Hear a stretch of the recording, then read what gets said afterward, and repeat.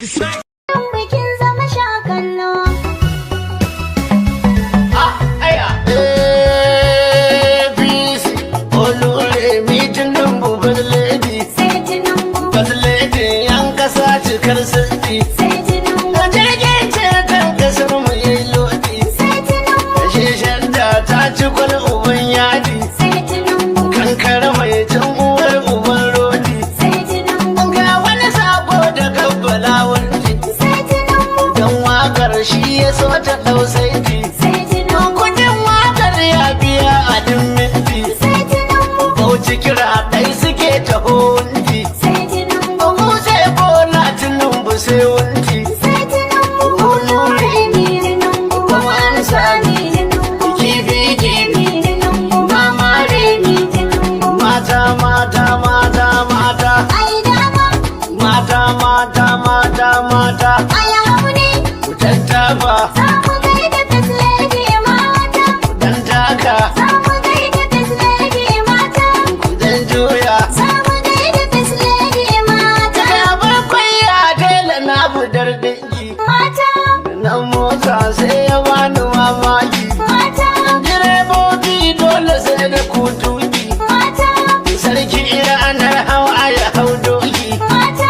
Ashe morewar kudi a kai banki. Ladies and gentlemen, this dance you're about to see now is called Tinubu dance. Are you ready to give me that dance? Oh yeah, everybody go say Tinubu dance. We go the dance. Tinubu dance. We go the dance. Tinubu dance. We go the dance. Tinubu dance. We go the dance. Tinubu dance. Tinubu dance. Give me the dance. Tinubu dance. Give me the dance. Tinubu dance. Give me the dance. Tinubu dance. Oh yeah, Baba dance. Oh yeah, Baba dance. Say, oh yeah, Baba dance. Wait, oh yeah, Baba dance. Listen, Tinubu dance. We go the dance. Tinubu dance. We go the dance. Tinubu dance. We go the dance. Tinubu.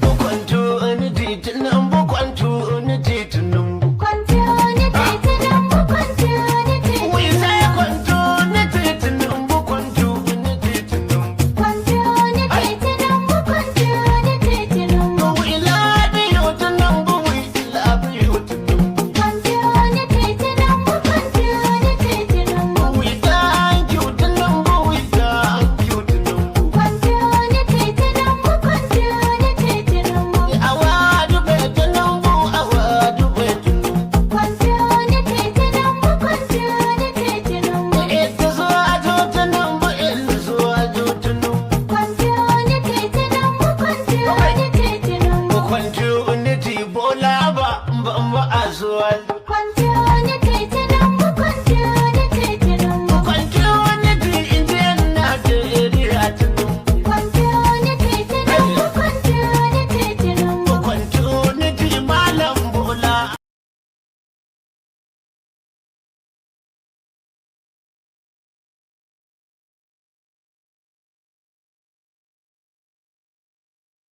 Buhari is dead and buried in a shallow grave in Saudi Arabia.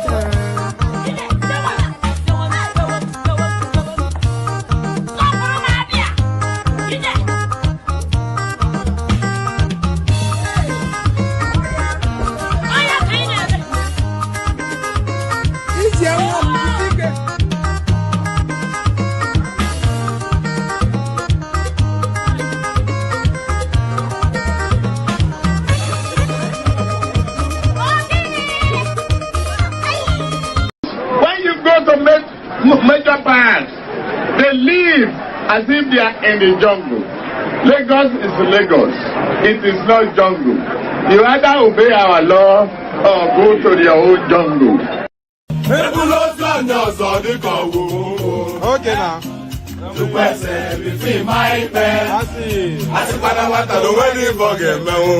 Okay.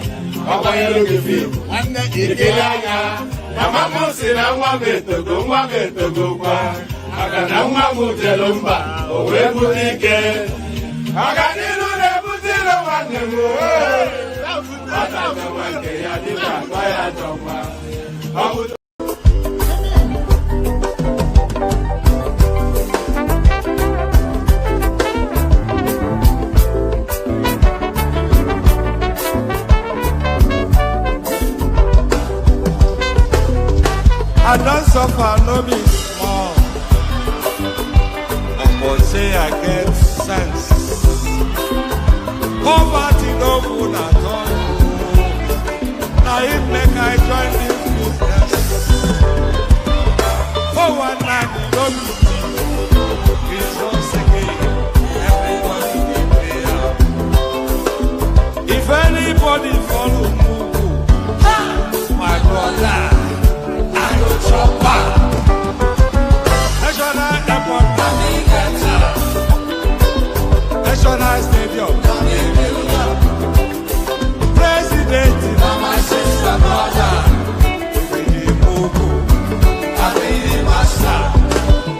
Oyibo man, I go chop your dollar, I go take your money, disappear. For one time in love it.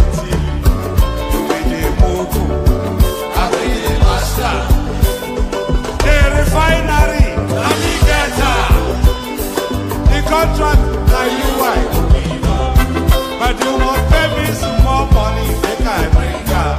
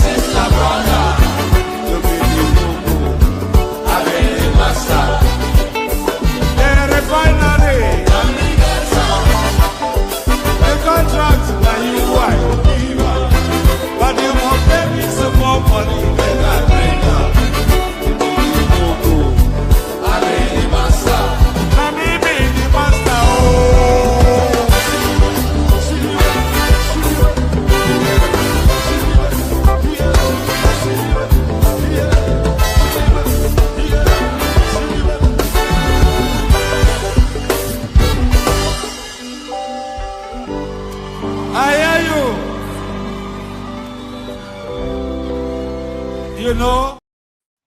And there it is right there. So there, pardon me. So there it is right there. Here I am right here. There you are, wherever it is that you are. So that means here we are. So if you are there and I'm here, but we converge under the magic of the internet, then here we are, all gathered in one assemble.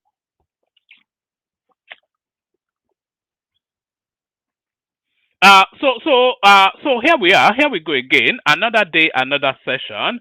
Not quite regular as clockwork, but somewhat clinging on to it for dear life, more the case. So good day to you and all that. Good day to you. Good to be your company or that. Hope you've had a wonderfully glorious day, cascading, crescendoing into yet another session. Your friendly neighborhood or you are laughing man. One man went to mow. So one man went to mow the eagle lands again. The eagle lands as a land with some regularity. You know, that's the best way to describe it, isn't it? With the consistency just completely gone now. It's just, you know, I do. The spirit is willing, but the body does not handle it anymore because by the time I get that window of opportunity, I'm so spent that, you know, sometimes I even set it up, then I take it down again. But that is where we are in. We're in a somewhat of a funk on the platform at the moment, but we're still holding on to it just for dear life. Good day to you. Good to be in your company. All that. Hope you've had a wonderful weekend. Another week kicks off, and that is what they call the tapestry of life. The tapestry of life. Cyclical, cyclical, repetitive. You know, it's just. You know, if you can ever be of independent means, I'll encourage you to be of independent means. You know, there is absolutely nothing worse than working a job. You know, I cannot think of anything worse than that in life. You know, that's a wasted life right there. If you're working a job, then it's a wasted life. So what life do you have? You go in and log in at 8 o'clock, 9 o'clock, wherever it is. Your boss hates you, you hate him, but you pretend as though, for the purposes of civility, everybody is out to stab each other in the back. You are back home by whatever, you are back in bed only to repeat it again. The weekend goes so fast, and then you are back in that cycle again. And before you know it, 25 years is gone. It's a life sentence, isn't it, really? If you can be of independent means, you know, by fair means or foul, you know, you have to go and make your own bag, make that bag. You know, whether you want to start trading crypto, whether you want to even go rob a bank, whatever it is you need to do, be of independent means. There is no faith worth in life than working a job. Um, so no matter how much you are paid, by the way, or you are well paid and all, you know, if no matter how much you are paid, you live to the size of your paycheck, and that's how life is, and that is why you're constantly broke. So let's say, for instance, you are on $150,000 a year, or pounds a year, whatever. So you have that big out commensurate with that amount. You have that lifestyle commensurate with that amount, and you, like the guy that is on 30K a year, you are still broke mid-month, just like everybody else, only to then revert to the credit to the credit cards, and then cycle that month again. Repetitive, monotonous. It's like a slow death, isn't it? Working a job. All right. So I didn't even mean to start like that. So I just open my mouth and I just hope that the wrong things don't come out. That's usually how it works. But never mind all that. Good day to you. Good. Disregard all that. Irrespective of all that. Good day to you. Good to be in your company. All that. The protocol still remains the same. Click on the like button, just as I invite you to do so. Do so. If you are not already subscribed, please do. If you want to come and join me on the screen, there's a hyperlink that says StreamYard. First line item in the comment section. Click on that. It will bring you into a studio space. As soon as I finish fleshing out the body of the talking points, I'll let you onto the screen, and then I'll engage you in conversation. That's how it works. You know, it's a dialogue, not a monologue. It's an exchange of the rubbing of minds, as they like to say in Nigeria. We rub minds here. So like, share, subscribe, click on the hyper, and please do share. I'm not there are no indications that not one single person actually shares this platform. We have sufficient enough people that watch it with some regularity, but not a single soul shares it, because the numbers don't reflect that the streams are actually being shared. So share it if you can. There's a share button there. Click on it. It will pop up a box, and then within that box there's a menu of your social media spaces. So click on there and just pop the links in all the groups. that you belong to on social media, and let's see if we can double, triple our crowd. Start to see something like a growth. So start to see something like a growth. So like, share, subscribe, click on the hyperlink that says StreamYard, super chat towards the stream. That's very, very important. Super chat towards the stream. The dollar sign at the bottom of the whatnot, on the YouTube channel, certainly the dollar sign, and on every other platform, the equivalent of that, super chat towards the stream. And of course, say hello in the comment section as well. As you're coming in, say hello in the comment section so I can acknowledge your presence and say hello back. So the people already documenting their presence here, we have as ever the first always to document. As ever, Agbado Omotinubu. So that's Agbado right there. And that's Gladys. Oye Oba right there. So good to see you, Gladys. We have who else do we have? We have Adewale Olusegun. So good to see you, Wale. That's Agbodo again saying hello for the second time. Ufuoma Michael is there documenting himself. That's Chioma making a cameo appearance according to her. The excellent Hassan is in the house as well. So as you are coming in, say hello in the comment section so I can acknowledge your presence and say hello back. And that is Adeleye Mohammed right there. So good to see you, Leye. So keep saying hello in the comment section so we can exchange the pleasantries and we start on a civilized footing. So let's start on a civil footing. Let's just get straight into it. We launch straight into it and we kick it off with this one. So it's really all matters. It's going to start to ratchet up very quickly now. The build up to the 2027 elections. We're coming to the end of this year. And by the time dawn breaks on 2026, it will be full-blown election all the way through to the ballot box. 2027 elections. Details of Goodluck Jonathan's meeting with David Mark in March. So I'm not quite sure what this means actually, this headline. 2027 election, details of Goodluck Jonathan's meeting with David Mark in March. So now, Goodluck Jonathan, to all intents and purposes, is being courted by the PDP.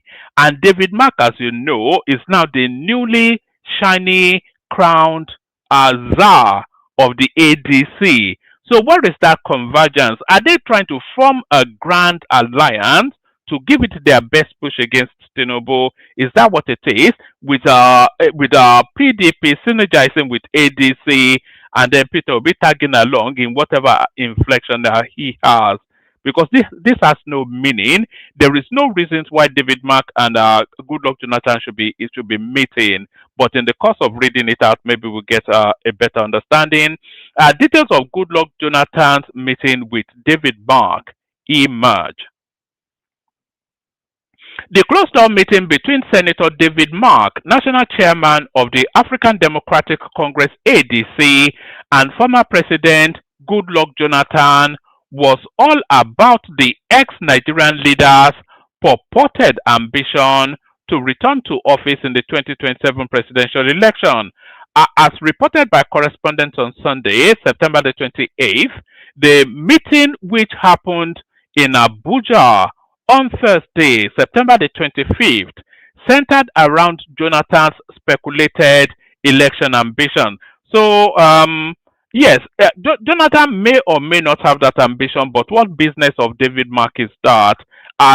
Jonathan is seeking to straddle a completely different horse, different from the one owned by David Mark. So, quite what concerns David Mark there. It gets a lot more confusing. I think by the first quarter of next year, we start to see a greater understanding of exactly how all of these things are being positioned.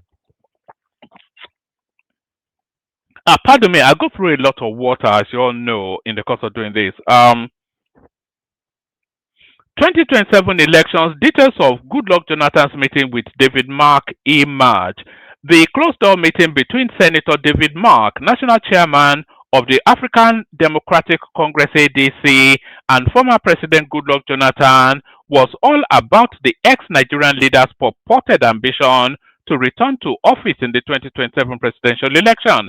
As reported by correspondents on Sunday, September the 28th, the meeting, which happened in Abuja on Thursday, September the 25th, centered on Jonathan's speculated 2027 election ambitions.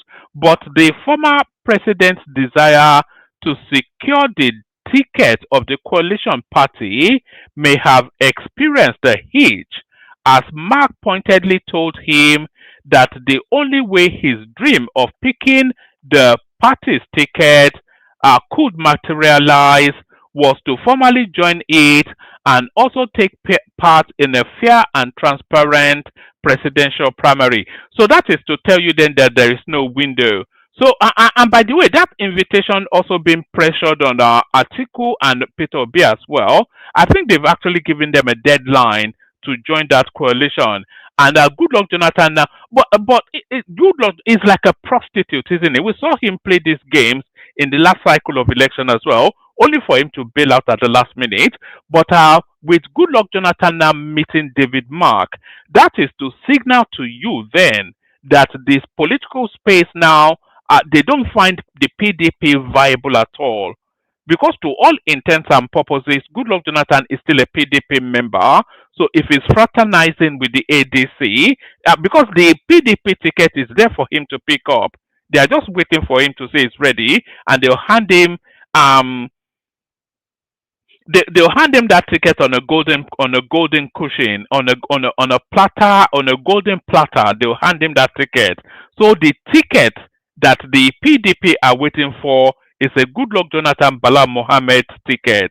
But if Goodluck Jonathan is fraternizing with the ADC, that is to tell you then that he has no confidence in the PDP, and that is as damning a condemnation as it possibly can be. If their own former president and one of the senior is essentially the leader of that party, if the leader of the PDP is fraternizing with the ADC, begging them for a presidential ticket, that is to tell you then that the PDP is dead and buried.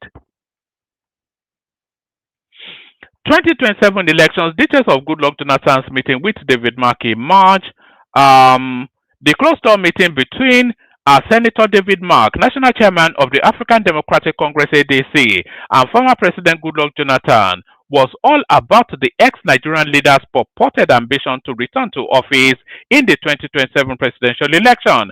As reported by correspondents on Sunday, September the 28th, the meeting, which happened in Abuja on Thursday, September the 25th, centered on Jonathan's speculated 2027 presidential ambitions. But the former president's desire to secure the ticket of the coalition party may have experienced a hitch, as Mark pointedly told him that the only way his dream of picking up the party's ticket could materialize was to formally join it and also take part in a fair and transparent presidential primary. So a fair and transparent primary is to tell you then that that ticket goes to Atiku Abubakar, because nobody is beating Atiku Abubakar in a primary. Peter Obi is not wealthy enough to contend a primary with Atiku Abubakar. Goodluck Jonathan is not wealthy enough to contend a primary with Atiku Abubakar. In fact, the only person wealthy enough to contend that primary in the ADC with Atiku Abubakar is probably Rotimi Amechi, who is significantly richer than Atiku. So if it's going to be an open primaries, is either going to be Wike first, Atiku second, or more likely Atiku first, Wike second, and it doesn't really go beyond that. So if they are telling him that he's going to be primaried, then that is to tell him then go back to PDP. With Jonathan failing to get the commitment from the party's national chairman, the two statesmen agreed to meet soon to review the matter. According to a source, Jonathan's audience with Mark could be an indication that the former president is not keen on running on the platform of the People's Democratic Party PDP. A highly praised source who was privy to what transpired between Mark and Jonathan, said the ADC chairman ruled out automatic ticket for any aspirant or aspirant. Mark's response was said to be not too convincing for Jonathan and his strategist. The source said his host was pleased to welcome him to his residence. He told him to join the ADC if he wants to contest. It was clear at the meeting that the PDP is not a likely option because of the plethora of cases and infighting. So far, the only option for Jonathan is to join the ADC. Mark was, however, quick to tell him that there will be free and transparent primary elections. Asked of the meeting's outcome, the source said they would meet in due course to review the matter. So, they will meet in due course to review. Why would he even go and embarrass himself in that way? Is the thing. Rather than go to David Mark so publicly and personally, he should have sent emissaries so that they can go and sound out that space. David Mark can tell his cronies to get lost, and then he still maintains his dignity. But then, of course, Goodluck Jonathan and dignity, they are two words that never really exist in the same sentence.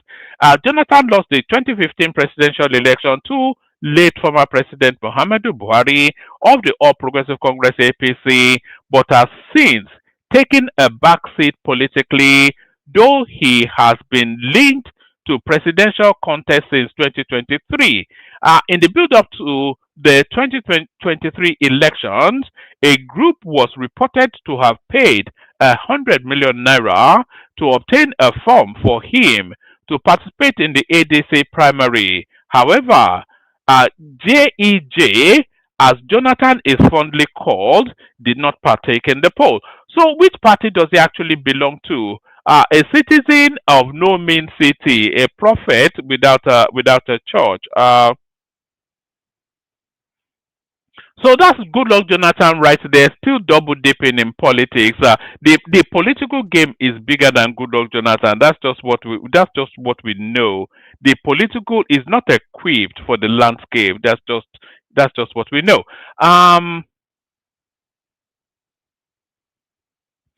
All right, let's go on from that. There's not that much in the news cycle, by the way. I think we've only got about 3-4 stories, but let's go on to this one. This is Peter Obi disrespecting the new Olubadan of Ibadan land. Not Peter Obi. Why Tinubu Atiku call Olubadan my brother?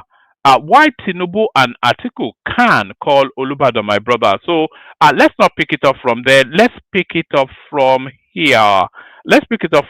Justin, Peter Obi speaks amidst backlash for calling Olubadan my brother. So Arifinyeti Poju, you know, Arifinyeti, the disrespect is now from that obedience space towards the southwest. The insults are getting too much for him to have the temerity and the audacity, and that's my own personal king, by the way. That's from my own domain.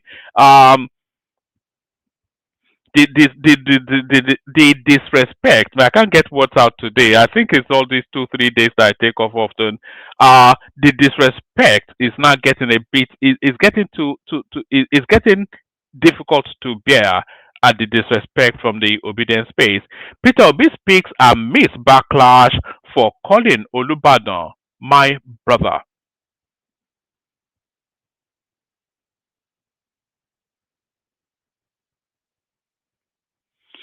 Peter Obi, the presidential candidate of the Labour Party in the 2023 elections, on Sunday morning, September the 28th, said he has tremendous respect for Senator Rashidi Adewolu Ladoja, the newly crowned Olubadan of Ibadan land. Correspondents recall that Obi came under criticism for calling Oba Ladoja 81. That's not his space in the hierarchy of Olubadan, so that's his age. Correspondents recall that Obi came under criticism for calling Oba Ladoja 81 my dear brother in his congratulatory message to the former Oyo State governor turned first-class monarch. Obi in a post Obi in a statement posted on X, formerly known as Twitter. When are they going to drop that formerly known as Twitter? We all know what X is.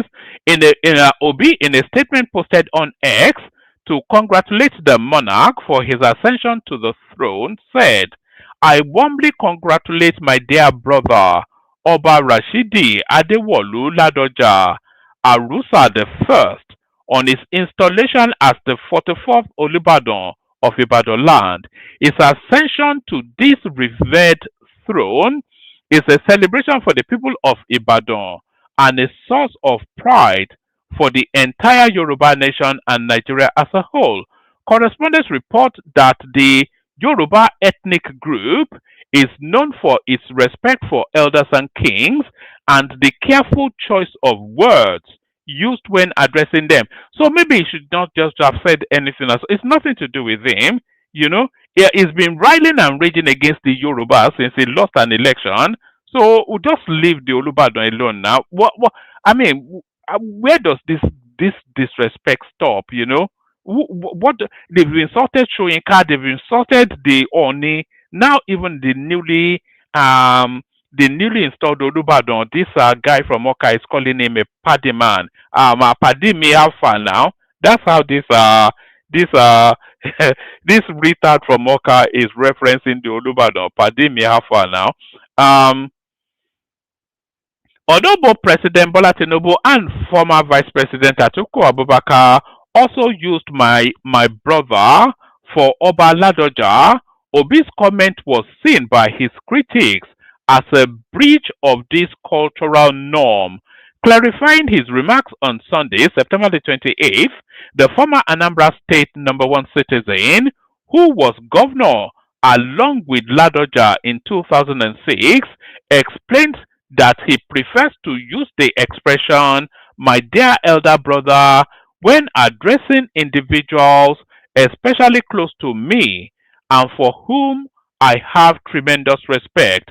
The 64-year-old presidential hopeful stressed that his words were born out of untrammeled goodwill.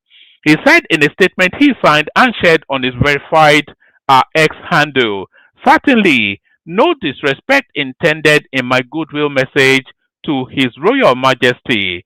I felicitated with my dear elder brother." So he's added elder now, but still, maybe just don't call him brother at all. You know, maybe just don't even say anything. That's just the thing, you know, because I don't even think he intends really a disrespect, but it doesn't have the cultural, you know, nuances that is required, because there's a delicate balance of respect and culture within the Yoruba web. And somebody like Peter Obi, he could never understand that space. So maybe he should just not say anything at all. He said in a statement he signed and shared on his verified Twitter handle, "Certainly no disrespect intended in my goodwill message to His Royal Majesty. I felicitated with my dear elder brother, the newly crowned His Royal Majesty Oba Rashidi Adewolu Ladoja. I have read the concerns of those aggrieved by what they considered inappropriate addressing. I respect protocol and authority, and I try as much as possible to adhere to them. However, those who follow me would have noticed that I often prefer to use the expression "my dear elder brother" when addressing individuals, especially close to me, and for whom I have tremendous respect. I always refer to His Royal Majesty Igwe Alfred Achebe, Obi of Onitsha, as my dear elder brother in the same affectionate manner. In matters of wrongdoing, motive is important. I assure all that my words were born out of untrammeled goodwill. Correspondents reported that the obedient movement refuted claims suggesting that Obi is uncertain about. Okay, so this is a different space. So they're still telling us it's with the Labour Party. So that's Peter Obi right there, just committing a cultural faux pas. Not Peter Obi. Why Tinubu article can call Olubadan my brother? Hamsat explains. So let's take this one here. Yes, Odishola Hamzat actually came out on this one, and it was quite forceful in his condemnation of Peter Obi. Broadcaster, or is it Odishola or Oriyomi, not Orishola? Broadcaster Oriyomi Hamzat said President Bola Tinubu and former Vice President Atiku Abubakar can call the newly crowned Olubadan of Ibadan land Oba Rashidi Ladoja my brother. Correspondents recall that Hamzat said Obi disrespected the Yorubas, noting that even the president did not refer to the monarch in such a manner. Hamza said the 2023 Labour Party presidential candidate Peter Obi is not in the category of those who can call Olubadan my brother. He said Tinubu and Oba Ladoja served as senators during the Third Republic and later became governor in the same political season. According to Hamzat, Tinubu and Ladoja were contemporaries in Nigeria's turbulent democratic journey. He stated this via his X handle whilst replying to a user on Sunday, September the 28th, 2025, when Oba Ladoja was unjustly impeached as governor of Oyo State in 2006. It was Tinubu, who happened to be the governor of Lagos State at that time, who played a pivotal role in mobilizing political and legal support for his reinstatement. That bond, tested in the heat of struggle, is what makes Tinubu's reference to Oba Ladoja as my brother both natural and culturally appropriate. Mind you, Atiku was vice president at the time and was present at his Imperial Majesty's 60th birthday. That shows that both Atiku and Oba Ladoja have some kind of history as well. On the other hand, Mr. Obi lacks that history, that closeness, and that cultural context. Reactions as Hamzat defends attack on Peter Obi. I think this man is a reasonable person, but I don't know if he is one of Ronu gangsters. Obi and Kabiyesi Ladoja contested to be governors at the same time in 2000. So this is a case for the defense now, because of course, usually back and forth on Twitter. I think this man is a reasonable person, but I don't know if he's one of those Ronu gangsters. Obi and Kabiyesi Ladoja contested to be governors at the same time in 2003. Obi was rigged out, which he later won his case in 2006. And mind you, both were impeached in 2006 and later reinstated. Another commentator, is it culturally appropriate in Yoruba tradition for a young child to publicly disrespect the Oba of Lagos by pulling his beard? What is your perspective on this matter? Oh, there's an image of I'm not quite sure if it's photoshopped or not, but there's an image circulating now of Sheyi Tinubu. If anybody has that image, actually send it to me via Twitter. There's an image of Sheyi Tinubu messing around with the Oba of Lagos, pulling his beard and all that. So I think that's what's being referenced here. Is it culturally appropriate in Yoruba land for a young child to publicly disrespect the Oba of Lagos by pulling his beard? What is your perspective on this matter? Does the fact that the child is the son of Tinubu grant him the right to disrespect traditional rulers such as the Oba? Are they peers of the same age to justify such behavior? So another one carries on. It says photos of Reno Omokri on Facebook. One, Obi of Onitsha. Two, Chief Olusegun Obasanjo. Three, Chief Ayo Adebanjo. They were all addressed as my father figure in different times by Peter Obi, but an 81-year-old revered first-class king of the largest city in Yoruba land was addressed as I think um the Oba would actually be Obasanjo's contemporary, because I think Obasanjo is about 89 and this guy not this guy but the Olubadan of Ibadan land is 81. So he's in his 80s and Peter Obi is what, 64, and is calling the Olubadan of Ibadan land Paddy man, Paddy me, my pally. My pally. I heard them. They made you an Oba. Um, photo from Reno Omokri on Facebook. One, Obi of Onitsha. Two, Chief Olusegun Obasanjo. Three, Chief Ayo Adebanjo. They were all addressed as my father figure at different times by Peter Obi, but an 81-year-old revered first-class king of the largest city in Yoruba land was addressed as my dear brother by Peter Obi. The entire Yoruba race will remember. I think so. The politics kicks in. So here is the last one now. Just the last one I'll be reading now. So here's another commentator. He says, "I love as you sit down explain rubbish. The president, who should know better as a Yoruba man to respect the I don't know what this word is. The condemned Livian 81-year-old Yoruba man is given a pass. Uh, Yet a man from another tribe that doesn't know much is latched on. It shows it is not about your culture after all. Hatred for one supersedes your culture.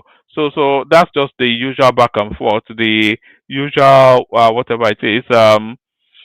Recall that Obi visited the Olubadan designate Oba Rashidi Ladoja at his Ibadan private residence in Oyo State capital on Sunday, September the 14th, 2024.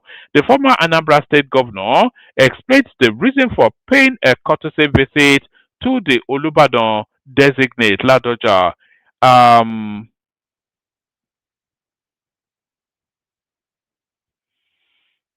Right. In a previous story, correspondents reported that Peter Obi was dragged after he referred to the newly installed Olubadan of Ibadan land, Oba Rashidi Ladoja, as my brother. Reno Omokri, who reacted to this, argued that Ibadan predated the colonial era, which should not be compared to towns without heads. Omokri said the position of the Olubadan should be respected and wondered if Obi could address a monarch in the north in such a manner. Can you imagine Obi referring to the Sultan of Sokoto as my dear brother? Wọ́n máa ta ẹ̀jẹ̀ lẹ̀ ni without a doubt wọ́n máa ta ẹ̀jẹ̀ lẹ̀ ni. Imagine him referring to the Sultan of Sokoto as my dear brother. All right, on to this one. Works Minister Dave Umahi hints at presidential run. So yes, if we were to have a president from the east, I think a lot of people will warm to the idea of Dave Umahi. You know, because he has crossover appeal. As we're laughing, I see you there, Ola pumping or Alo pumping. So yes, if we were to have a president from the east, if it was somebody like Dave Umahi and or Charles Soludo, we'll be debating more policies than ethnicity. People like Peter Obi, they're just not suited because it's too ethnic. It's just too Igbo. That's just the thing. If we had like a crossover sort of Igbo, like Dave Umahi or Charles Soludo or even Kingsley Mogalu, I think we'll be discussing more their policies thrust than all this ethnic back and forth. Um,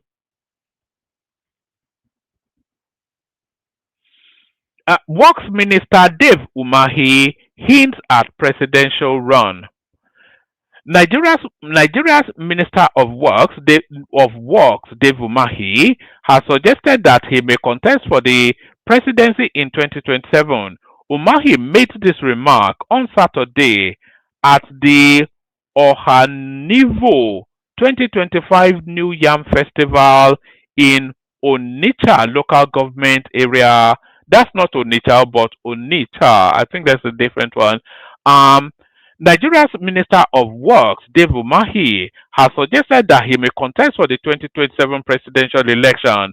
Umahi made this remark on Saturday at the Ohanivo 2025 New Yam, not festival, but festival in Onitsha, local government area of Ebonyi State.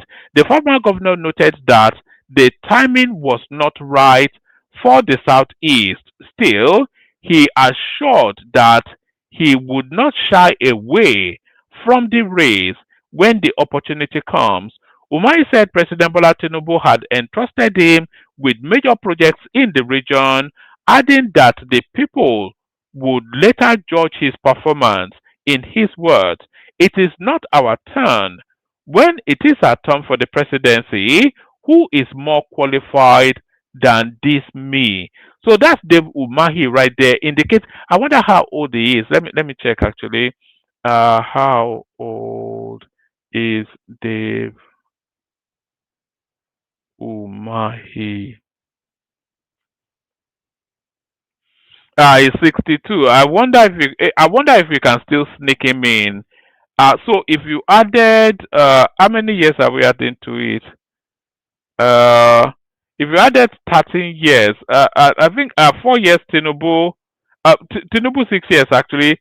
No, how many years is that? We're adding 14 years because Tinubu still has 6 years, and then they not get it for 8 years.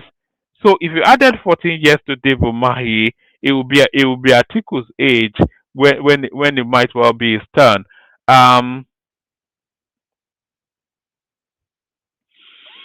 Works Minister Dave Umahi hints at presidential run. Nigeria's Minister of Works, Dave Umahi, has suggested that he may contest for the presidency in 2027. Umahi made this remark on Saturday at the New Yam Festival somewhere in Ebonyi State. The former governor noted that the timing was not yet right for the Southeast. Still, he assured that he would not shy away from the race when the opportunity comes. Umahi said President Bola Tinubu had entrusted him with major projects in the region, adding that the people would later judge his performance. In his words, it is not our turn. When it is our turn for the presidency, who is more qualified than this me? When the time comes, I will tell you what the president has used me to do in the Southeast and let Igbos be the judge. This is not the first time the minister is speaking about a presidential ambition. Back in 2022, Umahi had declared his interest to run for the 2023 election. So that there's so many. It'll be quite interesting. Actually, we'll leave this for the discussions. But what Umahi is saying there is pointing in a particular direction, and there are so many battles now, sort of unfurling in the side bettings of the presidential race. But we get into that in a moment. Is that all we have? Oh, all right. Let me give you one more. This one is just about the usual demolitions going on in Lagos State and the usual cries about that. Flooding. Lagos State government removes houses, blocking free flow of water in Lekki. Can you imagine? My heart goes out to these people actually. As much as you say that they should not be building houses there, can you imagine? Imagine how much it costs to even own land in Lekki, and then add on top of that building a house and then having that demolished. So the humanity in me just sort of it feels for them a little bit. Can you imagine? Am I losing my voice? Am I sounding a bit croaky? Am I coming down with something? I don't know. Let's see. I'm just downloading this for you. You may want to see this. Come on, come on, come on.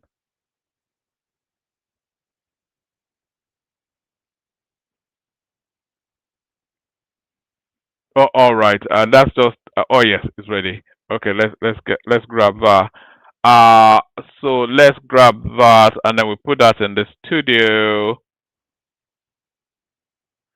So why am I not seeing any super chats? By the way, my poverty-stricken audience, as always, all of them are on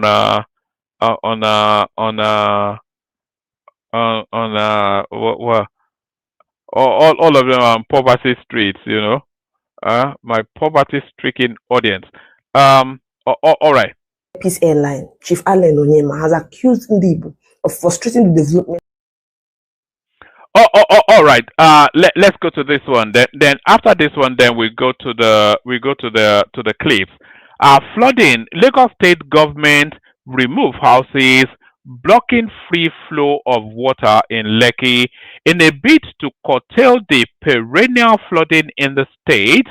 Operatives from Drainage Enforcement and Compliance Department of the Lagos State Ministry of Environment and Water Resources on Friday, September the 26th, commenced the removal of contravening structures blocking the free flow of storm waters along Ikota River alignment, Lekki Etiosa. Recall that during the week, the state witnessed heavy flooding that took over many people's houses, destroying their properties as well as cars of commuters. So that's that. That's that right there. So just the standardized flooding in Lagos State. So let me kick off the clips with a clip of that.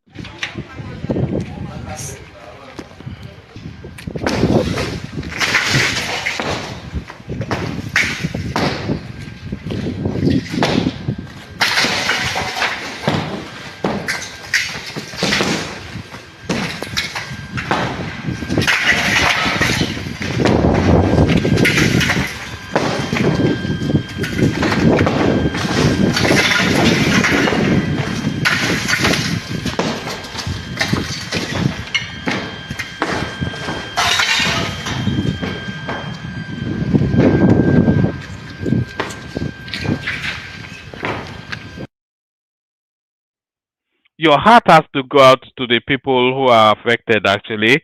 As much as they are flouting the law, and I agree that they should be demolished, but man, God, that's just cruel, man. So that's that. So now let's start rattling through the clips. Which one should we go for first? Let me play you this one. It's more of a light-hearted one. You need to look at your screens for this one. I'm not going to give you any preambles on this one. But my mouth was wide open when I saw this. Only in Nigeria can something like this happen. Pay keen attention. Dissolve!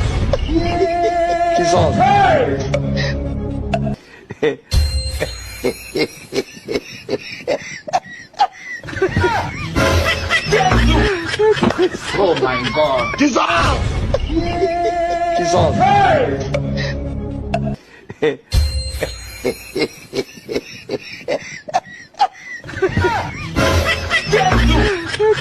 Oh my God. Dissolve!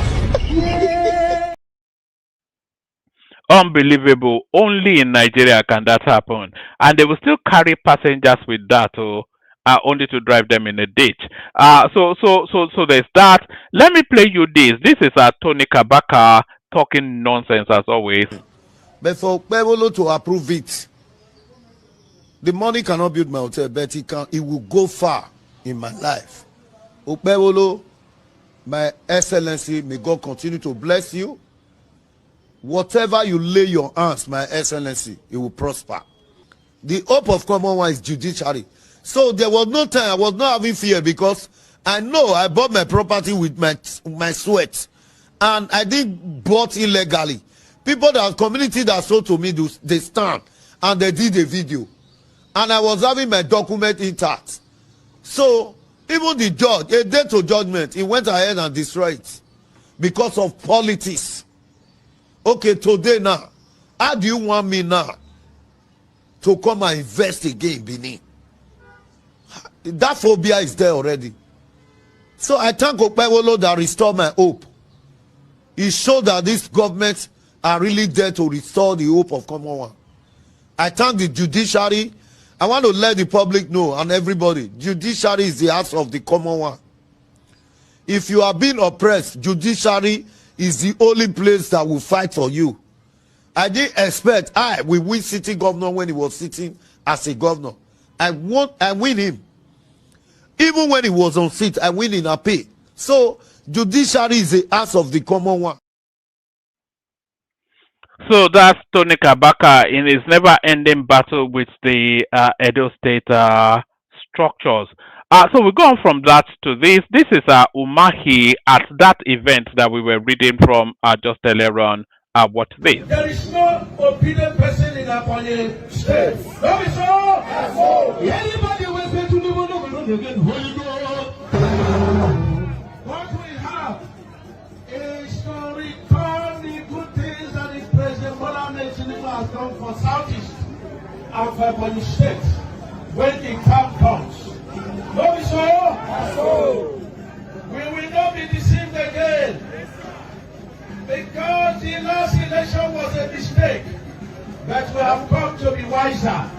Don't be so. That's so. I will not finish naming all that the president is doing for us. But you see the legacy projects.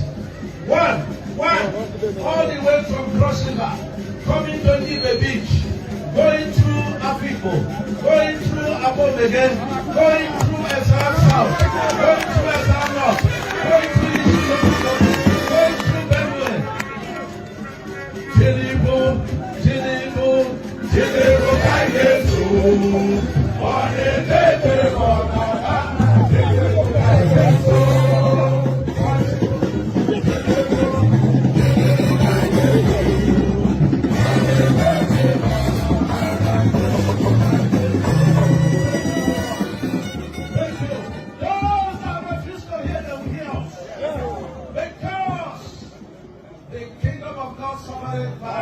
yes, sir. And then we are going to be very cordial to let our people know that people are darkly castle without knowledge. We want to be part of a united Nigeria. We want to be treated fairly. We want to be counted. And the president is doing that. So we have no reason not to support him. We have no reason not to support, Governor Francis Ogoniawibu. Let me tell you something. If you want to struggle for governor with Wibu, you have to do it on social media. Because you will not come here for the state to reap where you did not sow.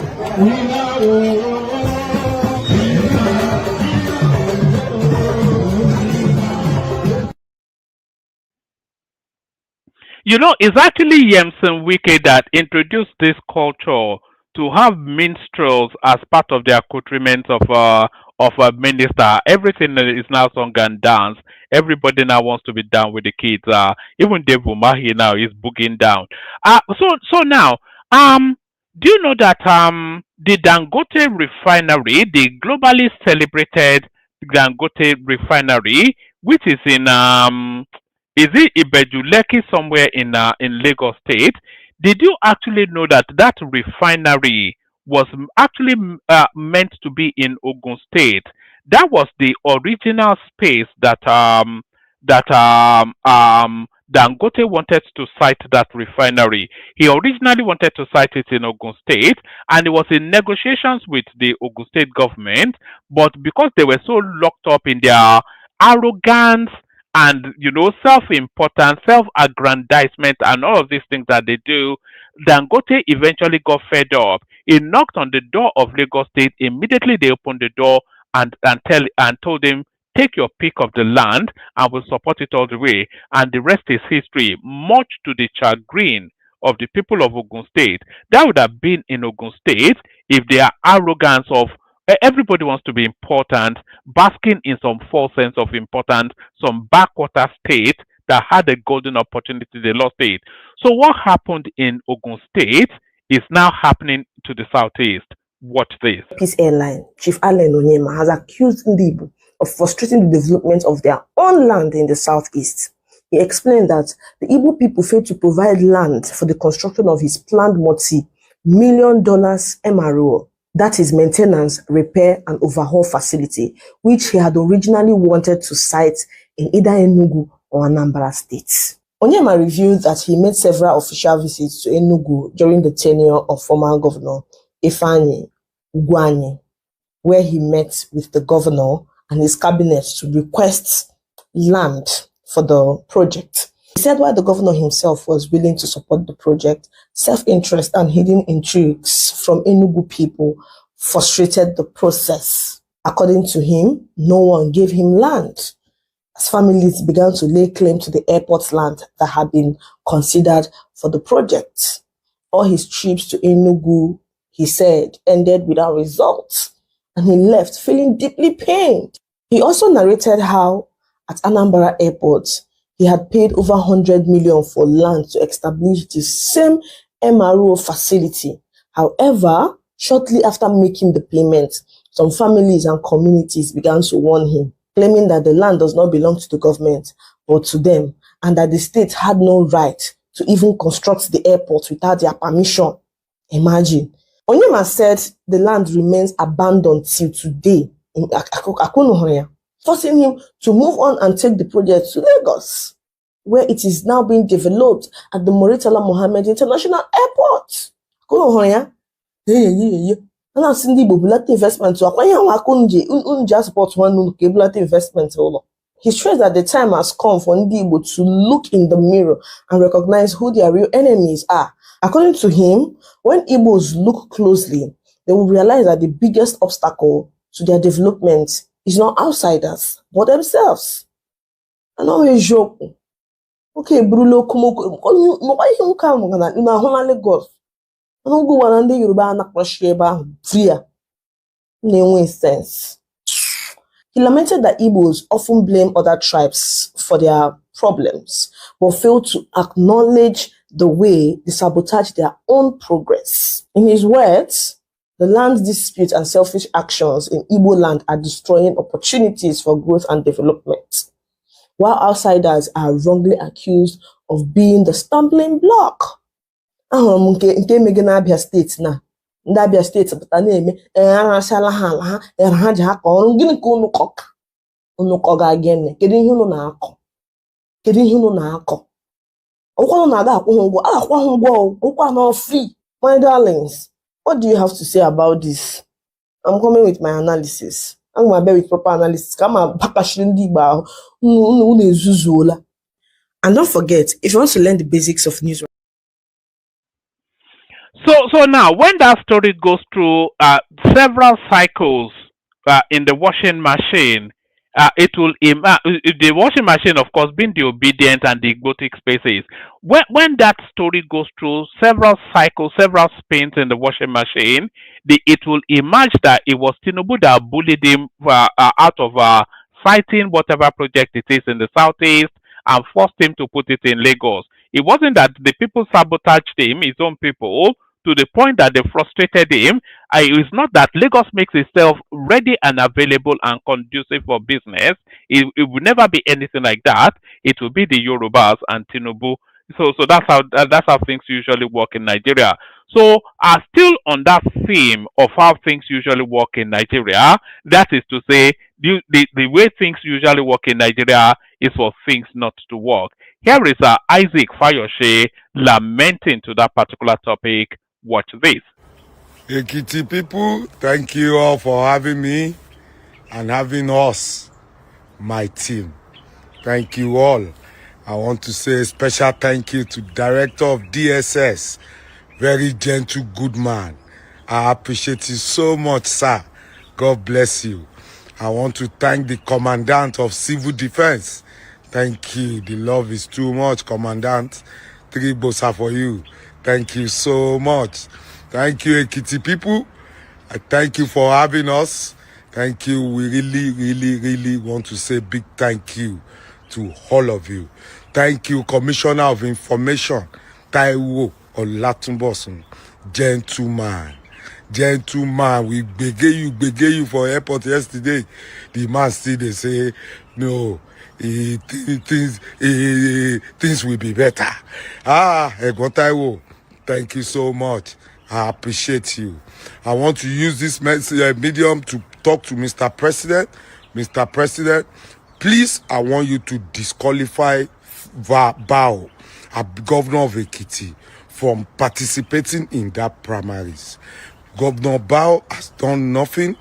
Mr. President, please send people to Ekiti to go and do that finding. Out of every 10 people, 9 will tell you Bao is a failure. How can we have a governor that used to be a PA to a PA to a PA? How can a PA manage Ekiti like that? Ekiti resources, a PA, he does not know. All he knows is how to share the money. He doesn't even know. He even put his billboard on a bad road, Baole Konsi, and you look at the road, you say, these people, they don't get brain. Abba. President Tinubu, I beg you in the name of God, look at what you have done in Lagos. Go to Ekiti, send someone to Ekiti to go and to just go and check and come back and give you a report. Bao is a failure, is a scam. Ekiti people have rejected the guy. And remember, 2023 Ekiti election was the first election. Those people gave you their votes.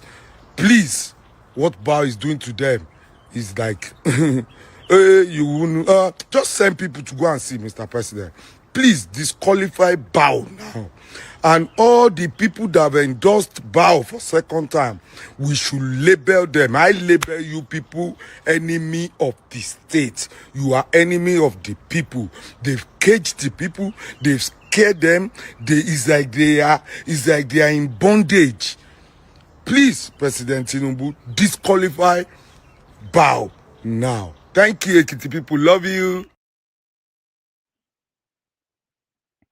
Oh, all right. So that wasn't actually the clip I wanted to play you, but let me play you this because I was on his page just earlier on in the day, and he's been in Ekiti, and he was just aghast by the level of rot and decadence that was just going on there. This is the EOC. The clinic door is behind. This cargo, this is cargo. The government, the federal government, nominated 6 states to have cargo. So the cargo you see in Ekiti is not that of the state, but the federal government. This is what they did, and it collapsed. So this very one at the iron forces. That's from federal. Look at the iron. Look at the iron. So if breeze or wind can blow this thing down, it's a standard job. Just wind. Yeah, it's a standard job. Please let's first of all take this pan. Former Minister of Aviation, you be thief. Look at my mouth. See the warehouse you built for Ekiti. It don't collapse. Look at your sink here. Look at substandard job where you. Oh, all right, let me pause it right there. So that what you're seeing right there was what was meant to be a warehouse built by the federal government to service the cargo airport that the Ekiti government has built. So this is part of Hidi Sirika's legacy. He would have collected the full money for all of this and look at what he left behind. So that guy is one of the biggest criminals in the Buhari administration. I'm going to play a couple more clips. Like I said, I spent a little bit of time on Isaac Farash's page just earlier on in the day, and these are some of the things I found. Confidence. Yeah. That we have, Okay, we have awarded all. So that means what we have done about that, we have completed about almost 200 kilometers. 600 million per kilometer. Yeah. That means No. What, let me. You No, have to if you look are at the. You have to look at. I see. Let us be very careful about the way we talk about things that are technical. Because you are not an I'm a engineer. businessman. Wait, we are a businessman, may Yes. not necessarily be an engineer. No, I'm a You see, businessman. this land, maybe like I told you the other time, that this land you are saying, because we are working on it, you can't just conclude that how we got to this level, that this is how much these people will spend on this, until you now evaluate the way it was before we get here. It is then you can now determine, they have spent billions on this. Okay, so and if you say in we short, have spent billions he on said this place, for the 200 billion they've spent on road, they've done 350. we have awarded. We have awarded. We have completed. They are ongoing. Some of them are ongoing. Some have been completed, and some are ongoing. These are issues you have to. Let me give my review about this. And be objective. Yeah, very. Sorry. And be objective. That we have awarded all. So that means what we have done about that, we have completed about almost 200 kilometers. 600 million per kilometer. Yeah. That means No. Let me. You have to look at the. You have to look at. I see. Let us be very careful about the way we talk about things that are technical. Because you are not an engineer. I'm a businessman. Wait, a businessman may not necessarily be an engineer. No. All right. Let me play you this one as well. This one really shocked me. Ẹ̀rọ náà lú mi báyìí. Ó dàbí kí wọ́n gbẹ́ kànga sọ́nà ni. Ẹ̀rọ náà fà. And we have a former governor in this area that's supposed to tell Oyebanji to fix this road. Look at what people are going through on Afao Road. Is this nice? Is this normal? Look at our road in Afao. Ó dàbí kí wọ́n jù wá sínú kànga ni. This is Afao Road. Ẹ̀rí, ó dàbí kànga yé ni o. Bàdẹ̀ ṣe ń lọ látàárọ̀ láti rí gbogbo ọ̀nà torí gbúrúgbúrú torí jágbajàgba. Eléyìí is about 2 kilometers to Ado, and the road is very bad, extremely bad. And wà nù kànga, ṣé nù kànga ni ẹ ṣáà rí bí mọ́tò ṣe ń struggle. Ẹ wo driver, ẹ wo driver, ó fẹ́ yọ ọ̀gùn jáde, driver wá kọ́ra rẹ o. Ẹni jẹ́ ẹ wo mọ́tò tí rí o. Ṣẹ́yìn náà rí ẹ̀rí ṣẹ́rí báyìí. Ọ̀nà Àfà lélẹ́yìí o. Ọ̀nà Àfà ṣẹ́rí ọ̀nà Àfà. Former governor yé support bá o, ẹni kó wá ṣọ̀nà yìí o. Ẹ̀rí ṣẹ́ o, ẹ̀rí mọ́tò.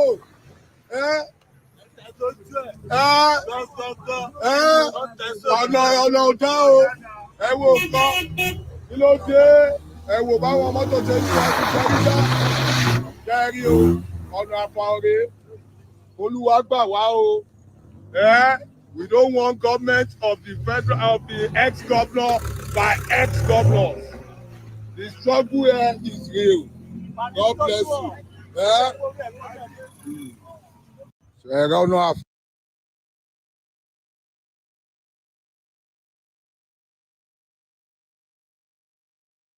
So there it is right there. So that's just one of the major artillery roads in Ekiti State. That's just off a main road. That's a major road in Ekiti State, by the way, what you're looking at there. But it's a real eyesore. But it's nothing unique or peculiar. Go to Oyo State, it's the same thing. Go to Enugu State, it's the same thing. Go to Gombe, it's the same thing. Once you come off the major high road, the roads in the interlands in Nigeria, they're all like this. All like this. Somebody got that contract and they would have invoiced maybe 10 times as much as it would have needed to build a standardized road. And all they ever do is to just clear the vegetation and just pour just a thin layer of tarmac on sand. and then they walk away. And this is what we get. It's unbelievable. And the governor in Ekiti State, as useless as it possibly can be, just complete brain dead half-wit. I sent a lot of these things to Folly B actually, who is also from Ekiti State. But is that it? What else do I have for you? Let me play you one more clip.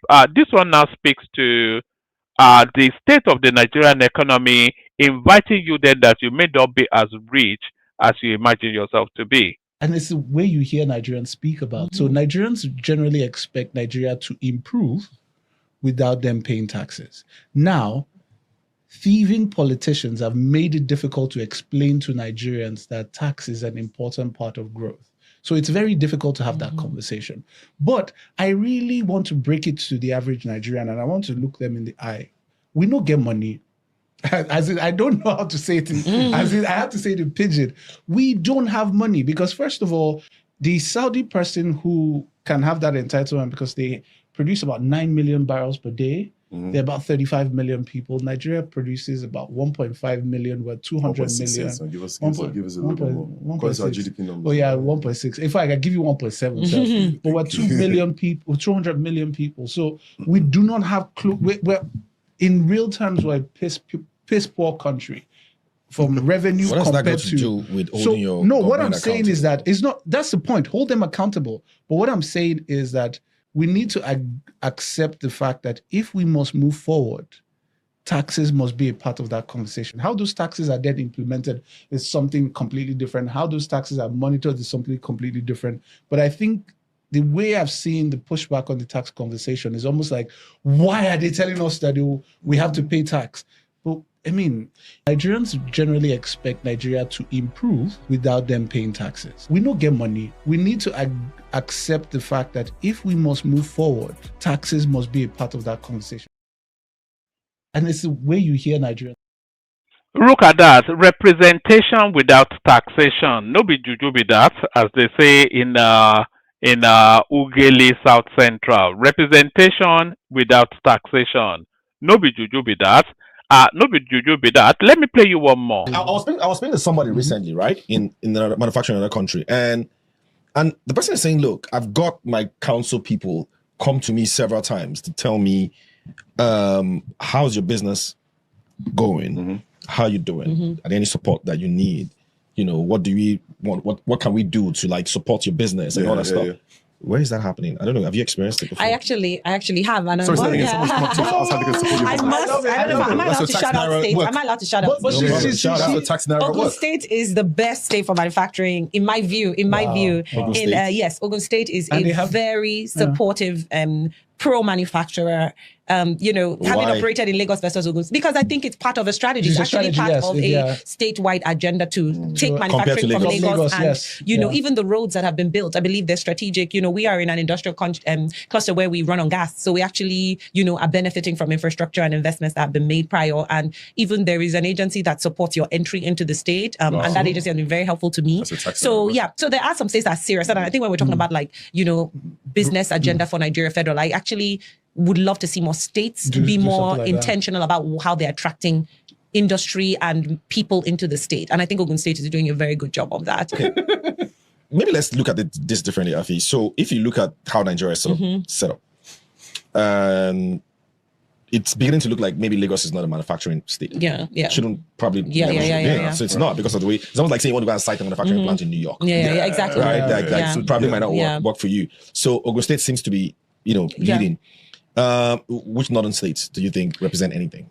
Kaduna is an excellent example. I can speak to, of course I have my best friend who operates out of Kaduna, and the government has even gone as far as building roads into her farm because of the level of impact that farm and factory has on the community. Kaduna, even before I ever started a factory, I went to visit the Indomie factory in Kaduna, and the previous governor before, Governor Rufai, was commended for supporting the establishment of that factory. I think that's Indomie's most automated factory in the world. Really? As when I went there, yes. In Nigeria? In Kaduna, yes.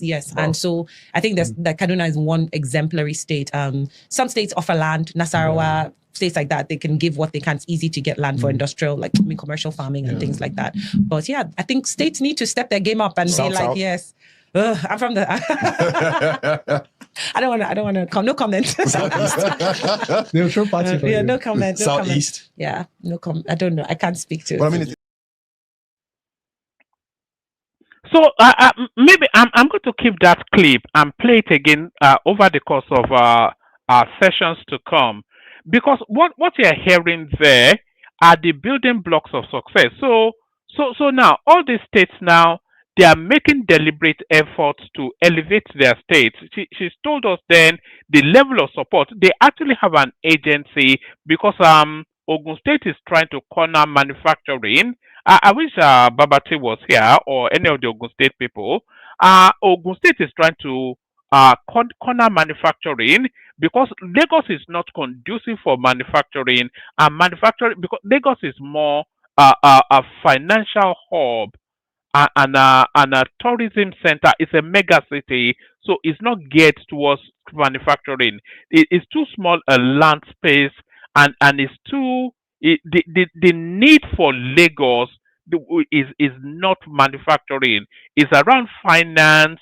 It's around entry into the country. It's around the best foot of the country being put.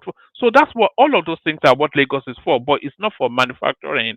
And Ogun State identifies that, and they have, because of the advantage of their close and Oyo State should be doing this as well, by the way, because of their close proximity to Lagos State, they are making deliberate moves to pull manufacturing out of Lagos State into their own state, and they've set up agencies. They've built in road structures. They've put in all of the accoutrements that makes ease of business, as just been described there by that lady. So they are putting all of these building blocks in place. So when these things start to germinate, people will then come round and it will. You know, they say that it takes 10 years to be an overnight success. Do you understand? All of these artists that just burst onto the scene and you say, oh, they came out of nowhere. They've been working in pubs and clubs 5-10 years, just singing to about 5-10 people, mastering their craft until they then come to that eminence. And this is what we're saying here. So these people now are putting all these structures in place. By the time these structures start to germinate and Ogun State starts to blossom, then people will accuse them that they were given some sort of unfair advantage. All of the money is being distributed now. A lot of these people are pocketing it. The only people that we're seeing making movements are Sanwo-Olu, Dapo Abiodun, who are suddenly woken up from bed. We're seeing it from Niger State, Bago. He's doing beats. I think we might be seeing it from Abia State as well. But the rest of them, look at Governor Adeleke. Look at the report that we just got from Ekiti State. What good could ever come out of Governor Adeleke? If we give him 1 million years in whichever godforsaken state he's from, what good can ever come from that? The one that he would be turbaning himself and driving around in horse carriage, horse-drawn carriage in the north. So this is the difference. You know, this is why they say it's very, very important who you elect as your state governor. If you elect a semi-illiterate like Adeleke and all of these ne'er-do-wells that we have all over the place, like even Uzodinma is starting to pick up a bit. Adeleke is the prime example of how not to do it. So there it is right there, the building blocks of success. Being actually still staying with Ogun State. Let me show you another example of those building blocks being put in place by Dapo Abiodun. I was actually going to make that one the last clip, but I'll play you this one just to hammer the point. Ogun State. And the answer to that is very simple. Ogun State is Nigeria's industrial capital, just like Shandong is China's industrial capital. We obviously have so many things in common. Ogun State is West Africa's trade gateway. We are the state that connects the financial capital of Nigeria, which is Lagos, to the rest of the hinterland. You cannot travel between Lagos, that has the busiest airport and the busiest seaport, to any other part of Nigeria without traveling through Ogun State. Either you are going by land, by road, by rail, by sea, or by air. We describe ourselves as what New Jersey is to New York is what Ogun State is to Lagos State and the rest of Nigeria. We are also the gateway to the West African sub-region because we have a border with Benin Republic. Benin Republic is the next country to Nigeria, and Ogun State has the longest border with Benin Republic. Ogun State is the number one in non-oil revenue in Nigeria, meaning that we generate more revenue from non-oil than any other state in Nigeria, meaning mineral resources. Today, we are the number one producer of cement in sub-Saharan Africa because we have an abundance of limestone. We have an abundance of silica. We are the number one producer of tiles and glass. As a matter of fact, we have a lot of Chinese companies that are producing tiles and glass in Nigeria. Yesterday morning, I met one of those very successful Chinese companies producing tiles in Nigeria. So there it is right there, the building blocks of success. So that's all I've got. I'll send the link again. If anybody wants to come in. We play the Kegites. We see what happens after that. Only water, where they see ma.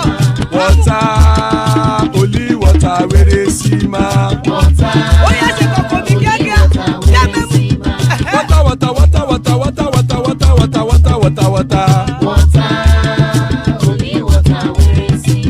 Hapa o naido. Hapa o naido. Hapa you don't come o.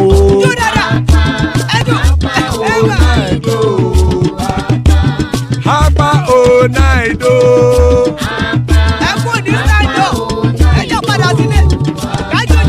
Oro kẹ̀kẹ́ ẹlẹ́mùyé o. Ilé sọ́díyà kẹ̀kẹ́ rẹ̀ ẹlẹ́mùrè o. Bobby master kẹ̀kẹ́ rẹ̀ ẹlẹ́mùrè o. Chief Failati kẹ̀kẹ́ rẹ̀ ẹlẹ́mùrè o. Eruku lẹ̀lẹ̀ ẹlẹ́mùdé. Eruku lẹ̀lẹ̀ ẹgbẹ́ ẹlẹ́mùdódò jàre o. Eruku lẹ̀lẹ̀ Ghana ti dé ẹgbẹ́ bọ́dì o. Ọmọ ẹlẹ́yẹ ẹyẹ o ó dilé o. Olúyẹ̀lá ẹyẹ o ó dilé o. Petrosodana ẹyẹ o ó dilé o. Petrosodunke ẹyẹ rẹ̀ ó dilé o. Ẹlẹ́kọ̀ ọ̀run mú ìní o.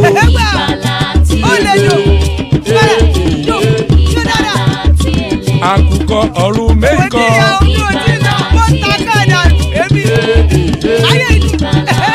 Ikú kò ní ríwà gbéṣe o.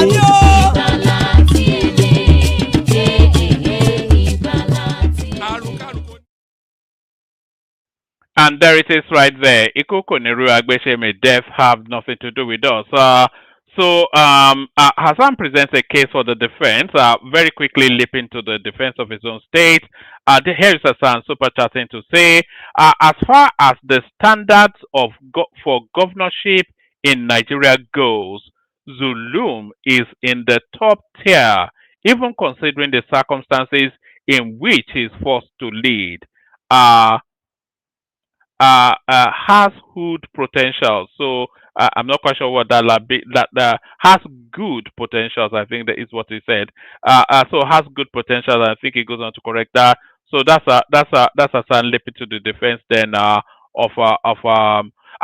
rate Zulum heavily as well, but I only rate Zulum in terms of him being able to tackle insecurity and bring some sort of stability to that space, but not in terms of development, in terms of putting bits in place for enterprise to blossom. I'm not quite sure that Zulum is doing anything for enterprise to blossom. He's too busy fighting bandits, which is the first step, of course.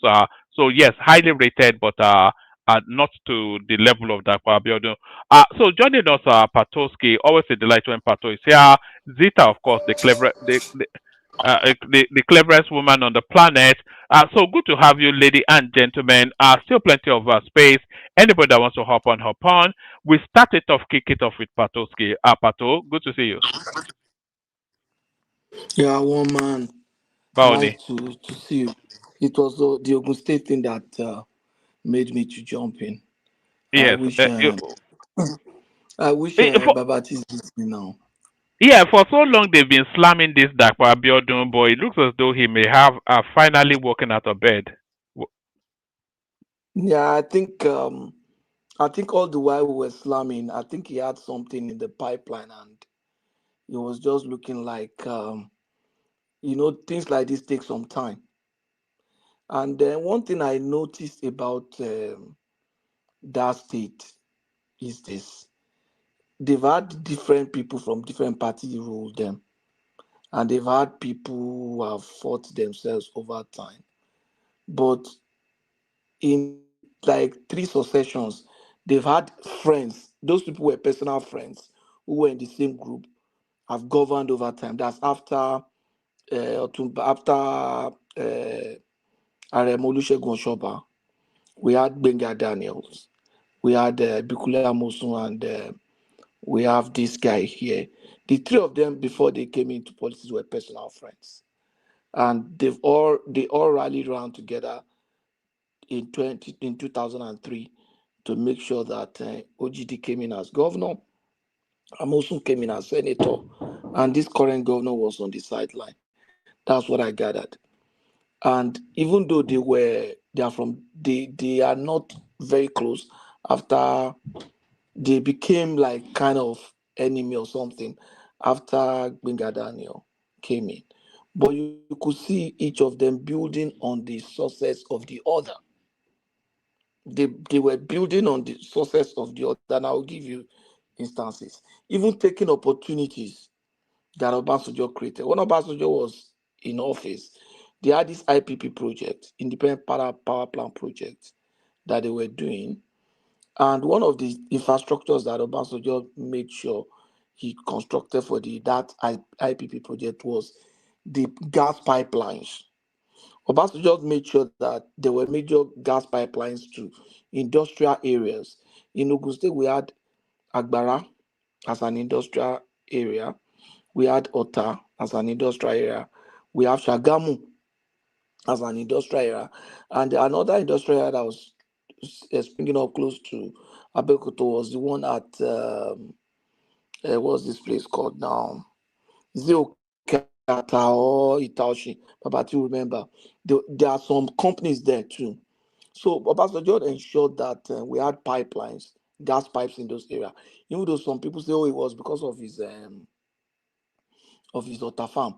But you will see that gas pipeline could be piped to Wapco cement, which is in Ewekoro, to Dangote cement in Ibeche.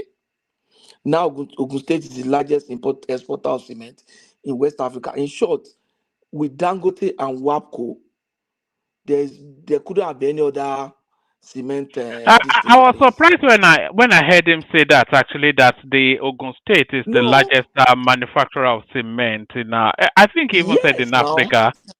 I didn't know Yeah, that because of the abundance of uh, limestone. exactly, and the limestone and gypsum. And even before WAPCO, what we have as before a week before Dangote, we used to have WAPCO cement, which was very popular. You remember then, in the whole of West, they were using WAPCO. So the two major cement factories, the major cement factories in Nigeria then was WAPCO in Ewekoro, the Benue Cement, and Nkaragu. And then I think we have another one in Okwila.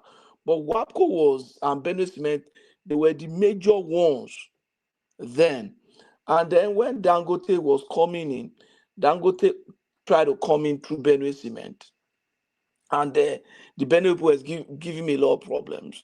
Eventually, he went to, I think he's in Kogi State now. He has one cement factory in Kogi State. But I think this Ibeche, the one in Ibeche, which is the biggest, is just I think it was by accident and through the effort of the government. I think one other he wanted to do it somewhere, But eventually, Ogun State gave him something better. So they moved it to Ibeche. That's the Yewa side of Ogun State. And that thing is doing very well. And that factory is close to Benin because the Yewa, they are just by the border. In short, there are people in Benin Republic that speak the same language as people from Yewa. So they are like, there are people who are, in short, there are some houses in Yewa. If you go from one room, you are in Benin. You are going to another room, you are in Nigeria. These are things I've seen. So you could see that locating the plants there is also a benefit and advantage for him. And there are times there were times I used to drive to Togo to go to Togo by road, and I will see Dangote Dangote cement truck that are on the way to Ghana, to Benin, to Togo, to other West African countries, Cote d'Ivoire. As at that time, those were the ones going by road. Some were going by ship and stuff like that. So that is one advantage they have. And then Shagamu is one industrial center that was started by Benga by Ibikunle Amosun, by attracting Nestle to that place. The Benga before then had dualized the road between Abeokuta and Shagamu. Before then, Shagamu, you could take you like about 1 hour to go to Shagamu from Abeokuta. When they finished that road, this is a major road from one city to another. You don't only dualize it, make sure there was street light on that road. So then I used to work in Lagos. I would leave Lagos in the evening and come back to my house.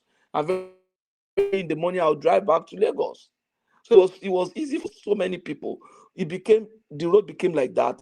And then before the Oshoba had worked on some internal road, even though those ones didn't last. But you could see efforts at trying to connect the state together. And then another thing that Gbengadane did was the Ogunguandon free trade zone. There were free trade zone. He built markets in Idiroko that were supposed to be export free zone kind of place, market where people could buy and just take out of the country, because Idiroko there's a major road from Idiroko straight, the same Idiroko links Benin. You could just drive. When I used to drive to Benin, then I would drive through Idiroko, and I'll just, when I get to the border, I present my papers and they open the gate, I just drive into Benin. So you could see that because of the strategic location of that road, Gbengadane had like export free market constructed it. And when he was doing that, people say, who's going to come here? This is a waste of money. So at a point, I was also going to be very critical, because at a point the markets were growing with weeds, and then he had a vision to do Ogundip Seaport. Then he had that vision to do Ogundip Seaport as far back as 2007. But the House of Assembly said, you were leaving. Is that not coming? Is that not coming? I heard that Dangote is about to put a deep sea port somewhere in It's Ogun coming State. out now. Yeah, it's coming out now. But what I'm saying is that OGD had that vision as far back 2007. The House of Assembly, because they were in an opposition caucus, frustrated that effort. You could imagine having that deep sea port back as far back as 2007. You're talking of about 9 years, or how many years now? No, 16, almost about 16 years, right? Do you look at the amount of resources and revenue the state would have gotten through that? And it was just frustration with Egbetokun was the speaker then. I don't know if he's related to this Egbetokun, but they were frustrating Daniel. Ogun State was very tense, but OGD had saw that vision then.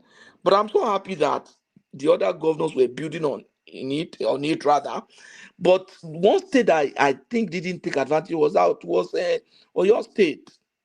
Oyo State has more population than Ogun State, so which means there is a factory there. They have more labor force. Things are cheaper in Oyo State, like food and all those stuff.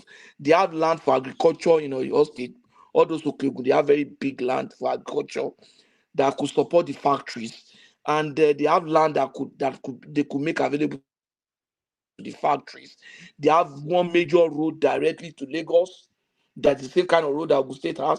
They have rail direct to Lagos. Same kind of road. In short, the only difference is just going to be about 20 minutes. If you are leaving Lagos, if you are leaving Ibadan Express and you are leaving Abeokuta, it's almost going to be the same thing. Because for you to even connect that major road to Lagos, you would have driven like 20 minutes to get to Shagamu. If you are driving from Ibadan to Shagamu, it's just going to be about 20-30 minutes too. So you can see what I'm saying. But I don't know what's happening to them. I don't know what's happening to your state. I think they need serious-minded people to run that state. No, Shea Makinde has been a total failure. I cannot think of one thing that he did in the 8 years that he wants to be president. He's just a ridiculous guy. I wouldn't say it's a total failure. I wouldn't say it's a total failure, but I think I wouldn't say it's a total failure, but being an engineer, I think I have a better expectation of him. I have a greater expectation of him. Look at big things happening in Niger State, in Kaduna State, in Ogun State, in Lagos State. Look at the advantage he has. You know, Oyo State is one of the. It's a global space. It's a restive, historic, important, not just Nigerian space, African space. And he gets to straddle. He can't even do anything. There's no sign of any meaningful. Is it not it's the epicenter of the Yoruba people now? Is it not the epicenter of the Yoruba people? Those are stories now. What do you mean? Yes, What do you mean now. epicenter? What do you mean epicenter? Is the progenation of the Yoruba now? Where did they Is that not where they came from? If it means if you say if that's where they came from, it does not mean that the other states cannot partake it in capacity. Yeah, no, but what I'm what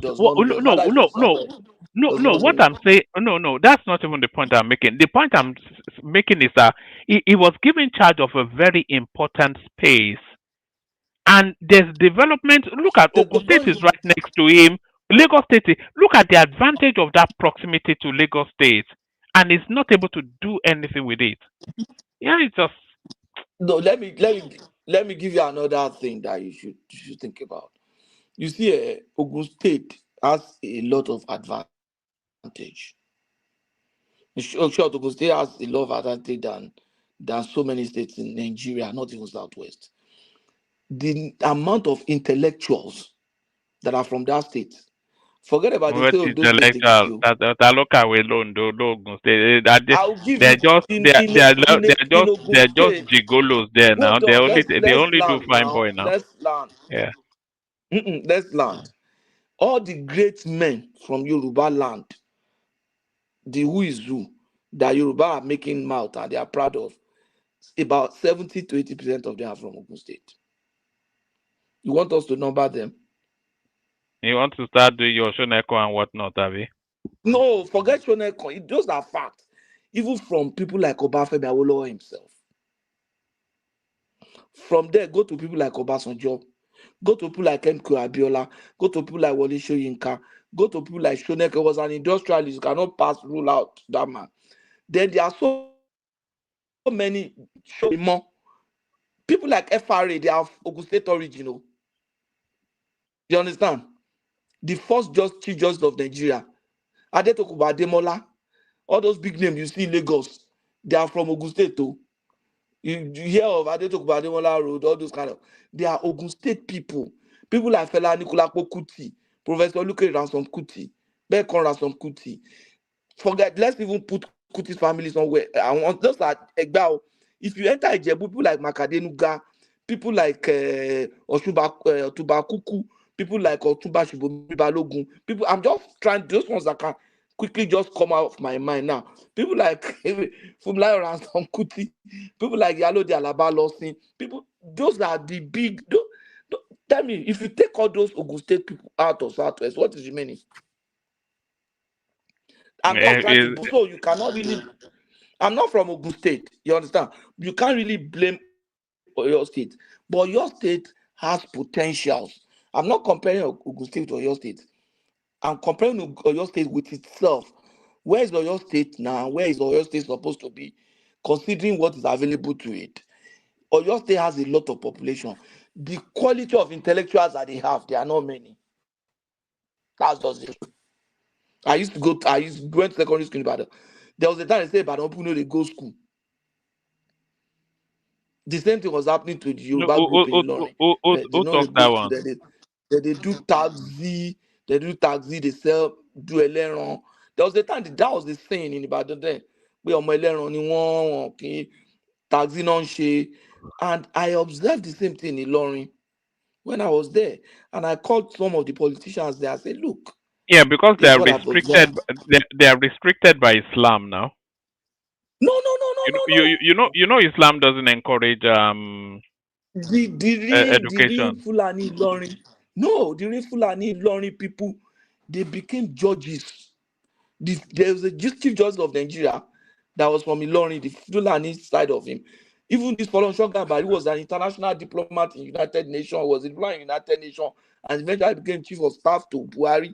You have so many Fulani group in Ilorin, but just cover that the other people, they don't go to school, they just do all those. So I called them, I said, when in this my office, since I came, when I have Igbo guys on my street in Taiwo, if you used to Ilorin, Taiwo Street, you have shops, that's where they sell things. And Igbo guys are there. When they come to my office, they say, sir, I need money. If you can give me money, we want to buy this building, we want to import this. They come with ideas and stuff. And when the other Yoruba group, when they come say, Oga fun wa ni nkan, Oga fun wa ni, you understand? They are just coming there to say, give us something. But the Igbo guy comes to me and puts a business deal on the table that will benefit my bank and that will benefit him and stuff like that. And in some instances, I look at them. And if I could do something, I push it. After all, I also need it too as a bank. So it's the quality of, what am I saying is that it's the quality of people too that are running that state that is very key. When an intellectual person comes to run the state and is putting things across, the opposite, look at the problem they gave to Ajimobi now. Ajimobi said, look, I want to do things right. There should be way we do things right. You understand? But they would rather prefer somebody like Akala. You understand? But Ajimobi made some impact there. This guy also, I want to believe he has some things in the pipeline. And hopefully we will see them as we continue to go on. But I am very proud to have something that has to do, to have an affiliation with Ogun State. And some information that I've even heard about Ogun State, which that is not even here, and the kind of feedback I'm getting is very, very, very, very big. Very, very big. I'm telling you. They have some textile factories and garment making facilities that is coming to Ogun State. Those, from what I heard, is capable of generating about 1 million jobs. That's too big for me to now wrap my head around and think, okay, But is there infrastructure to support it? Is the thing? There's no infrastructure in Ogun fantastic. State They now. have. What do you need? What kind of infrastructure? Is it not just some backwater No. state? They have how can you say it's backwater state now when you are talking of your state, you call Ogun State backwater state. They have youths now. Let me give you another instance. Do you know Ogun State is the state with the highest number of universities in Nigeria? As we speak today, Ogun State has the highest number of universities. And if you say higher institution, has the highest number of higher institutions in Nigeria. As we speak today. And it's still growing. And you want to call that backward. You understand what I'm saying? So you see that those things. Well, are you not a product of Ogun State? Are you No, Ambabati you see, I'm from Oyo State. It's not as if yeah, I'm being biased, but but your backdrop is Ogun State I'm now. You giving are you just facts. you are We have the ancestrally from highest. They Oyo have the highest. yeah. Hold on. I was born in Oyo State. If you want to know that, I was born in Old Oyo State. Precisely now, I will fall into Osun State. Yes, you know, if it's citizenship by birth, you be an Oyo man, and you're I will even say throwing I'm your Osun myself. you're throwing your own home state under the But what bus. I'm saying is, no, but let's speak the facts. The fact that Oyo State has Ogun State has the highest number of universities in Nigeria. The fact that I was born in Oyo State will not change that. Those are facts. You understand? Those are facts. Ogun State even has specialized university for education. They have a university of education that is just focused on education. For a long time, they had the University of Agric, now a federal university. They have their state university. They have so many private universities. I can't even count them. This is what I'm saying. They have so many private universities. And they have very good secondary schools. Very good one, both public and private. Day Waterman College is there. They have a sport academy that is very thriving, that is privately owned by Segun Odegbami. They have so many things going for them. And they used to have one of the best technical schools, Abe and Olobe. Now they are working on them. Abe in Yewa and Olobe in Abeokuta. They call it Olobe, but it's a technical school. And they are beginning to work on all that. And they have like 6 ICT polytechnics. As far back as 2007. Those were visions that OGD started those ICT. We said, no, it's not going to. Those ICT polytechnics are functional now. And they are doing very well. Now, Federal Polytechnic Ilaro is now a university. So you are talking of 2 federal universities now in that state. So the phenomenon is big. And I can't wait for somebody like Yayi to become governor in Ogun State. It means that we have not seen anything yet. By the time somebody like Yayi comes in there, that state is just going to overtake so many states. As we speak now, just like Dapo said, they are the state with the highest number of non-oil revenue. A governor is saying that. Another governor will say he did beauty. That's the only thing I can point to. This guy has not spent 8 years. This Dakpa Abiodun that will say, oh, and you see, you need to see the way they criticize him also. Because by Ogun State standard, the expectations are higher. But can you compare this guy with somebody that said he did only factory, did beauty? No. Oh, that is supporting education. Oh, they have the highest education. You want to compare that to a man who's governing a state with the highest number of university, that have 6 ICT polytechnic, that has, so what is the education that they have compared to a state with a man sitting on 2 federal university, 6 ICT university, 2 state university, a university of education. Now they will have another teaching hospital, 2 teaching hospitals very soon, because the Catholic University Teaching Hospital is going to be in Abeokuta. And then the Federal Medical Center is going to become a teaching hospital for University of Federal University, Abeokuta. So you will be having let me bring you this because I can University too. hold on, like, cause I cannot abide this propagandizing. It says Nigerian states by their GDP. Nigeria's wealthiest states by GDP, based on various sources from 2002 to 2004, include Lagos, Rivers, Akwa Ibom, Imo, and Delta. Lagos leads significantly, driven by its position as Nigeria's economic center with strong trade and investment. Other prominent states, Rivers, Akwa Ibom, Imo, are key players in oil, energy, and agricultural sector contributing. So this is the hierarchy. Lagos the richest, so of course we know that already. Rivers the second richest, we know the reasons why. Akwa Ibom also, we know the reasons why. Imo State also, we know the reasons why. Delta State also, we know the reasons why. Anambra State is number 6, richer than Ogun State. Ondo State is richer than Ogun State. So Ogun State is number 8 in a scale of so don't worry about all this. Ondo State, Ondo State is an oil producing state as well now. Let's have a look at it. Let's look at it now. Ogun State is not currently not an oil producing state, but Ogun State has got very big. They have gas, and there's a plan to build. But Anambra State is not an oil producing state. Let me land.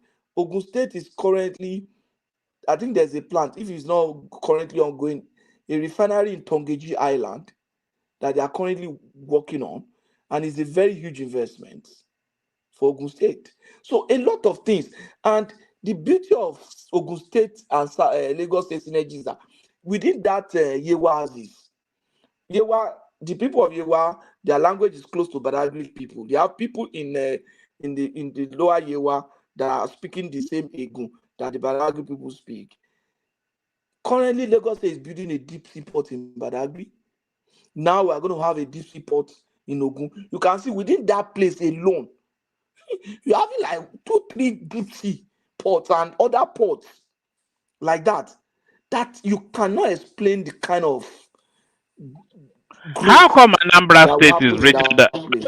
how come Anambra State is richer than Is there? Ogun State? How come Anambra Anambra State, State is because of the industry now. Anambra State has a lot of small scale industries now, whether I would like it or not. But what is really hurting me and paining me is that this hit at home and the insecurity that is taking place is killing the industries in those states, or not allowing the industry to maximize their and realize their potentials. I'm telling you, do you know that? Do you know the kind of this is we spare parts market? Do you know the volume of transactions that takes place there? Most of the time when we want to start expanding, or that we're doing branch expansion for, which bank was I then? Those are targeted locations. You will see a bank has like 2-3 branches in a particular market. The same market too. The same bank has like 2-3 branches there. Because of the volume of transactions that used to take place in Onitsha market. I used to go as far as Aba to buy stuff, Ariara market, to buy stuff from Ogun State. So that place has potential, but they have opened their eyes like this. And one young boy is just destroying everything for them. Can you imagine for how long, in years now, that they paralyzed businesses on Monday? Do you know how much they would have lost? Even without loss, somebody should actually do those figures. They should put a dollar tag to this, or a naira tag to this it at home. Endless trillions they would have lost, because the Southeast is all about enterprise and business. A day out of 5 days, you take one out, because they're very Christian over there, so they probably don't work weekends. And these people, oh God, it's unbelievable actually. And it's been going on for years. Anambra is also an oil producing state. You know that. Which oil is in Anambra State? No, they give but Ogun State has mineral resources now. They probably have. Ogun State has bitumen. They have limestone, probably the largest concentration of limestone anywhere in the world. That is being taken now. They are using it. Don't be surprised. There are other places that have limestone and Kogi. If you know the amount of mineral that is available in Kogi, you will scream. You will be shocked. That Kogi state that you are seeing, the amount of mineral there, you'll be stuck. Tama plants. One of my friends, who's a politician in Kogi state, the guy was looking for opportunity to build Tama plants. That Tama plant that Davido's father is building, I don't know where it is, but I suspect it's likely to be in Kogi state for electricity. So it's huge. Those states, I don't know if they are lucky to have people, the intellectual people. Those states are another state that has a lot of potential, and I don't know what that guy is doing. They have very rich soil. Those states has never had a governor. The closest they got to was Obaseki. Oh, Shomole was useless now. It was only Obaseki that seemed to be a bit literate. Even though they say this guy is not doesn't speak English. But the one that can read and write. The one that can read and write is Adeleke. I want us to give him time and see what he will do. He looks like what can he do? He can't read and write. What can he do? Somebody that can't read or write. If he can't read and write, but he produces results. So you would say, how can he produce results without when he's not able to read and write? Now, from what he has done now so far, what has he done? He just goes around criticizing what Obaseki did. He will be going around in some waterlogged area. You are just trying to. Let me just make my point. I'm only trying to stay something in that place. But the point is that the feedback I'm getting is doing its best. But what I'm saying is that Oyo State needs to, when they are going to the poll again, they should take their time and think of what can we really do to make things better for our people. I know the cost of living in Oyo State is cheaper than Ogun State, so that should be one of the things that will attract people. I don't know what's happening to their industrial estate. They have only industrial estates, and I think they have which other industrial estate do they have now? Can you imagine? That's the major one. No? Ibadan, people don't share to be to You can imagine that. You can't even think of towns, places like Oyo. They are not developing all those places. The Oyo, Atiba, all those places, they have with Shaki, they have very big, good land for agriculture. The land in Shaki and Okeogun is just like the northern, it's just like the land in the north, very plain. The same thing some part of Edo, their land very plain, like the way that vast savannah land you will stand and you'll be seeing distance, and so it's easy to use equipment for mechanized farming in those places. Those are the kind of land that they have. So the governors need to sit down and think and work at it. But I think Ogun State is doing well. Even in agriculture, Ogun State is not coming behind at all. The Yewa people have land, and the same thing with timber. In short, that state is blessed. That state is blessed, and they are blessed with people. They are blessed with people. That's just the truth. And we have not seen anything yet as far as Ogun State is concerned. I believe that when one of my friends that went to Abeokuta recently, the guy said, Egbon, you need to come and buy something here. And Babati has been saying that thing since. That my friend just came back like 4 months ago. He said, look at that. He has friends from US that are now working in Ogun State remotely. They moved. The guy rented a service apartment in Presidential Library, and they have service apartments in Ogun State. He rented a service apartment for a whole year. So anytime I think monthly he was paying about 300,000, which is less than about $300 monthly for that service apartment. And anytime he's working, so he's working from there. He had this Elon Musk. He has this Elon Musk internet service there that he bought and installed, and that's where he works. You can imagine working from Ogun State and be earning and working for a company in US. So he's earning his dollars. His total cost in a month is less than $1 million, and it's probably $1 million naira, probably making about $7,000 to $8,000, which is almost $9 million. So he has his lot of savings. Is there any time he travels, maybe decide to go on leave and go to visit his family, he puts somebody there. You just use it for Airbnb or use it for somebody to rent for the month, and he bills the person about 300,000 or 400, and the people pay like 400, 500. So he's still making profit on it. You understand? So and he said there are so many people like that, and that people are beginning to build such in Abeokuta because it's peaceful. They have the roads are good. The road infrastructure in Abeokuta is very good. I don't know of other part of Ogun State now, but since I left, they say a lot of things have happened. But from what I'm getting about Abeokuta, considering that state, the flyover, the structure.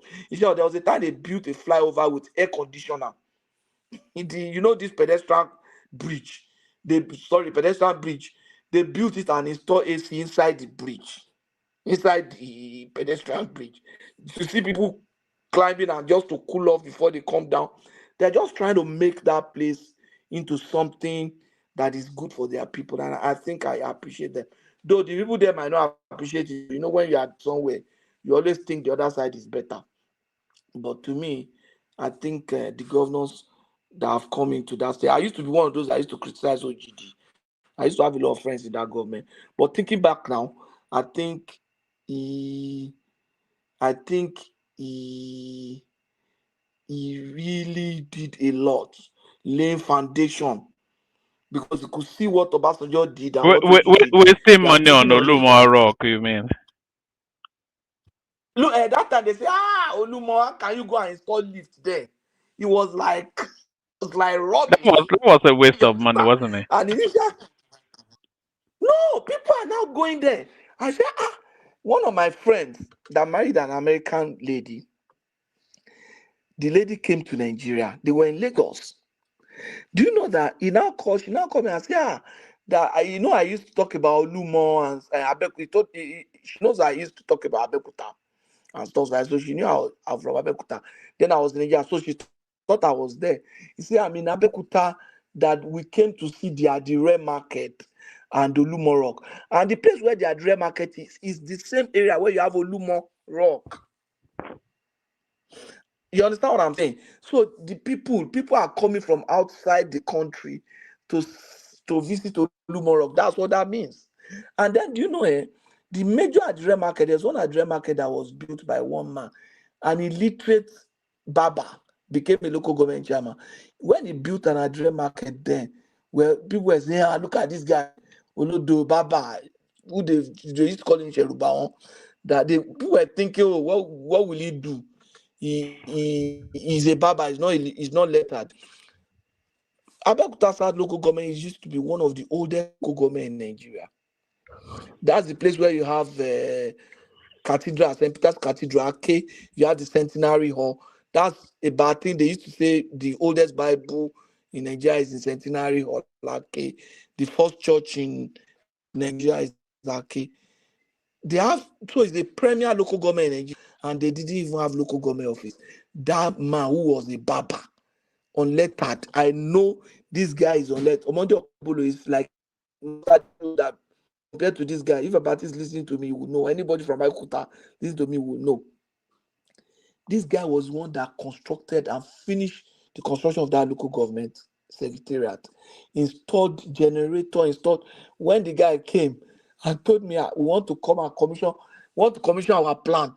He was talking of generator, came to our office then. Say, I've a commission plant to Alola. You know, you could see that even though he was not lettered, he had a vision. So the guy was one that built the Adire market in Itoku. Though Itoku Adire market was an Asian market that was evolving, that had been there for years. But you could see he did something, then he now went to build Ashero Adire market. Everybody thought that was a waste of money. But from what I'm hearing now, I think they might be able to make a better use of that place now. And that was an illiterate barber who was lucky to become a local government chairman that did that, apart from so many other things that he did in that state. I think they are lucky. That's just the point. The state is a very lucky state. And I think it's a state of intellectual. It's rubbing off on them. All right. Let me. Yes, we've got Zeta as well. Let me rattle you through some of the. Are you following the narrative of this woman that calls herself Mama P or something that was arrested by Julius Abure? Julius Abure. You're not following that. She's some social media lady that went to the chairman of the Labour Party. Policeman. How can he arrest somebody? Well, he effected her arrest. Apparently, she tried to assault him, and then he sort of had her locked up.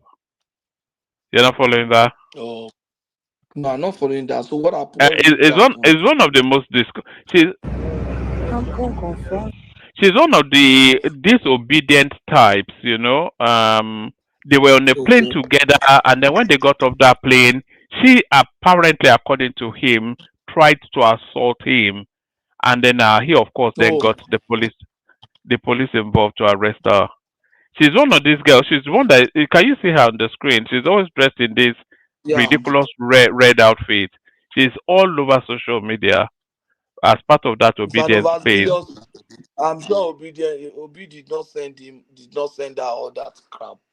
No, I'm pretty sure he didn't. But is the environment that Peter Obi has created, isn't it? No, Obi no send her make you go do all those kind of things.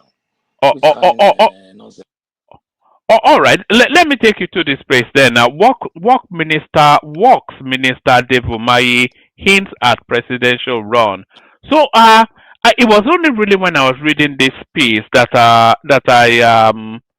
became aware that Dave Umahi actually contended in 2022 for the presidency. So he's indicating But he has presidential ambitions. What are you making of that, Dave Umahi for of course, president? we should expect that now. The guy is the guy ran, and I think it was one of those that stepped down for Tinubu in that election. And to me, if there's anybody that is going to come from southeast, I think Dave should be one of them. That's Dave Umahi should be one of them. And here goes, there goes. That means we have people. Well, We if we have have a people who sorry, let me ask you this. If we were to talk about realistic southeastern politicians that can actually be Nigeria's president, who would you say maybe the top two, three would be? Because for me, I would have no objection to a president Umahi or a president Soludo. for Soludo, I don't know. I don't think Soludo has proven himself that much. You understand? I think Umahi has done better. Look at Anambra is one of the oldest states in Nigeria now. Anambra used to be part of it's like Anambra and Enugu state is like Oyo state and Osun state. So you can't really say that Osun state is a new state. You understand? So Anambra is an old state. Anambra has a lot of things going. The people are very industrious. How can you be leading those kind of industrious people, and they are not, the result you have to show is just all this kind of thing? You understand what I'm saying? Ebonyi State is a very new state. Ebonyi State, the only thing that we knew then was for Abakaliki rice and stuff like that. But look at what that guy has done with that state. So if you give him a place like Anambra State, I'm sure what that guy is going to make out of Anambra, you'll be so surprised. But Soludo solution, the man, to me, he's not living up to expectation now. You know, in terms of the Tinubu administration, if you were to pick the top three ministers, I don't think this guy's name could be left out in terms of performance. Umahi. Yes. Yeah, Umahi is done very well, but it's because another thing is that it's because a lot of things are happening in his ministry. You understand? Tinubu, you can be a very good minister, but if you are not able to, this is a ministry that always have activities. One minister that I think should rank topmost is a minister that is governing a ministry that would not normally have a lot of activity, and that minister is Festus Keyamo. Yes, I would not Before now, disagree with aviation that. industry, apart from the controversy of that last one, aviation, when Femi was running it, and it was just a ministry right there. But look at the kind of things that is happening in that industry, the kind of changes, what Nigeria is doing. And luckily, God gave him somebody like Onyema, like a private sector person that is making a lot of impact. And that should attract a lot of other people to invest in that space now. And it's not as if it's going to kill Peace Airline, but it's going to expand because we still have a lot of potentials in that space for other investors. You understand what I'm saying? And look at what Yema is trying to do in Lagos now. So all those kind of things. So Keyamo is one of the best ministers he has. With Imayi, fantastic, but that ministry is a ministry that is always very active, even under military. Look at Mama Kotangura, was Minister of Works under Buhari, under Babangida, and he did very fantastically well. He was one of the most popular minister. And then you have even Fashola that time. Fashola was doing relatively well in I think it was during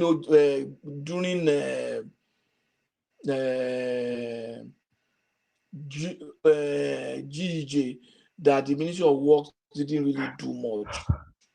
You understand? GJ didn't really do so much, but he tried his best though. But he didn't really do so much in that area.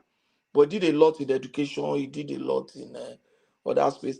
If thinking back, looking at Nigeria, if you want to compare Nigeria with other African countries, I think Nigeria has really done well. But one thing that Tinubu to me really needs to do is this. I was listening to the president of Ghana. Do you know Ghana brought down inflation You from mean 23% at the to... UN something? Yeah, I was shocked. Sorry, He it did brought what? down in less than 2 years. He brought down the inflation from 23% to about 11%. That is big. That's big. Yes, You want to but be rich. Ghana can be easily managed. It's more manageable than you know. No, It's no, just no, no, it's no, just no, a no, tiny no. little country now. Yes, we have a man who has managed a state that is bigger than Ghana economy. So we have a man who has managed other governors in a way indirectly. We have a man who has several years of political experience than the current president of Ghana. And you have a man who's running a state that has potentials than Ghana. You have a man who is managing with very intellectual and very committed ministers. Let me tell you, Tinubu has committed ministers. Oh. Tinubu has committed the current ministers that are in Tinubu cabinet. Which of them can you compare with Buhari's minister? No, the Show Buhari each setup minister. was just a joke anyway. He did Can you Sirika and all compare these people. Kiamu with? Can you compare He Kiamu did with Sirika. Sirika? Can you compare? In short, even Bengada Fashola that is supposed to be star is not matching up to Mayi now, because Mayi is an engineer and Fashola was a lawyer, so it's understandable. Can you compare the finance minister of Tinubu with that of Baba Buhari, or the central bank governor? I Can can't you even compare remember Kadoso with who his finance minister was. it's Buhari. one woman like that. After Funke Adeosun, it was one Kemi Adeosun, it was one minister like that, one Yeah, woman like Kemi that. Adeosun, yes. That woman that eventually married the former chief of air staff. Oh yes, I know her. Yeah. The Sadia Farouk. Was it Sadia Farouk? can you Yeah. can you compare can you compare them? Can you compare his attorney general with Tinubu's attorney general? Look at number of cases they've won in short time. Can you compare? So you can't really. Can you compare his SPT minister with Wike? Can you compare his national security advisor with who was the national security advisor during Buhari time? Was it not Mongono or something? You see, we don't even are trying to remember. No. It wasn't Mongono. It was Yusuf Buchi or something. Buchi. Look at that. Can you compare that with what Ribadu is doing now? You get what I'm saying? Can you compare his chief of defense staff with the current chief of defense staff? Buhari's administration was useless. There's not one person.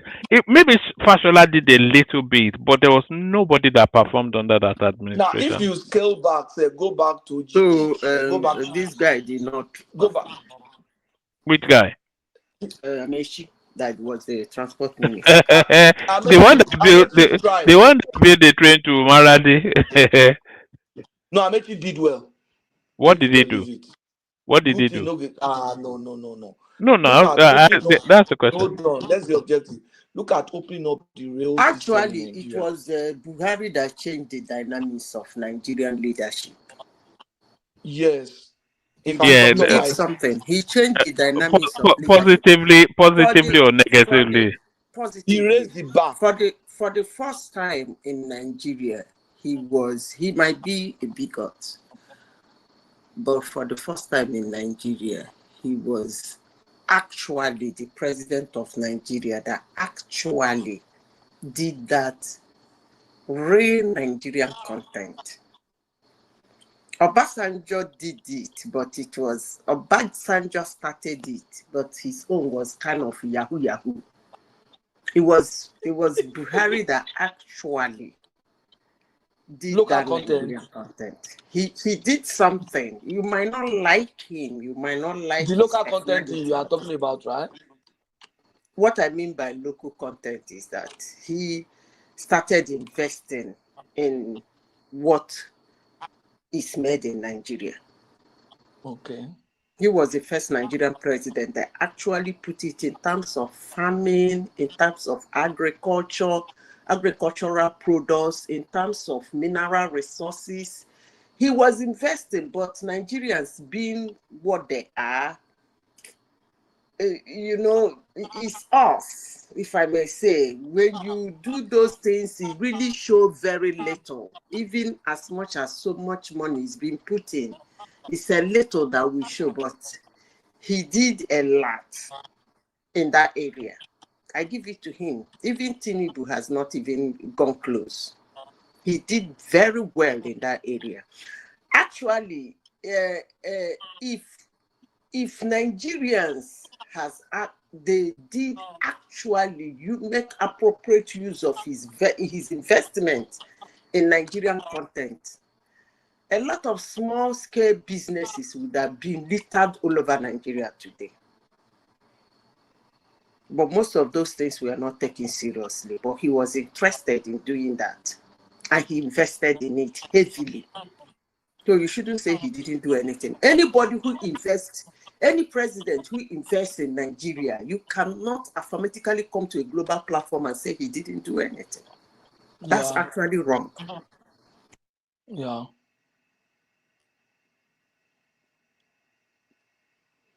Thank you, Jare, Madam Zita. You've so what I'm trying to say is that if you look at where we started from, Tinubu has a lot of people around him that I expect him to. He's doing his best, but he needs to work on that. If Ghana could achieve that, I was surprised. I said, "Ah, wow, I love this," but I love Tinubu with his achieving something. But man, that achievement with Ghana is doing well, and their currency has improved substantially. If you look at Bloomberg rating now with Ghana CDs, is is tremendous. I think Tinubu needs to do something on inflation. I don't know, maybe because Nigeria is a big country, maybe at times growth and progress it's likely to take a longer time than it's taking in Ghana. And then we have our own challenges, insecurity. The level of insecurity we are facing, Ghana is not facing it. So that explains some of those things. You understand? So the more the reason why that insecurity needs to be addressed seriously. I don't know what's wrong with our people. People need to stop buying themselves now. There's a limit to madness. You see, can I say something? Yes, madam. You see, Patrick, when a situation is allowed to become a business, it's actually very difficult to solve. When you allow an ugly situation in an area, you allow it to become a business, it's actually very difficult to solve. I know why I'm saying this, because I have watched insecurity in Nigeria in a smaller fashion, and I watched how it boomed and become something that is not controllable. Also, it will slip when it becomes a business. It's no longer a government thing. It becomes an environmental issue. That's the word I will use. I don't know the better word to use for it. I'll give you instances in Nigeria. Apart from the main security in Nigeria that Boko Haram started, and then somebody's mic is cracking. Is it yours? Maybe it's mine. No, it's not mine.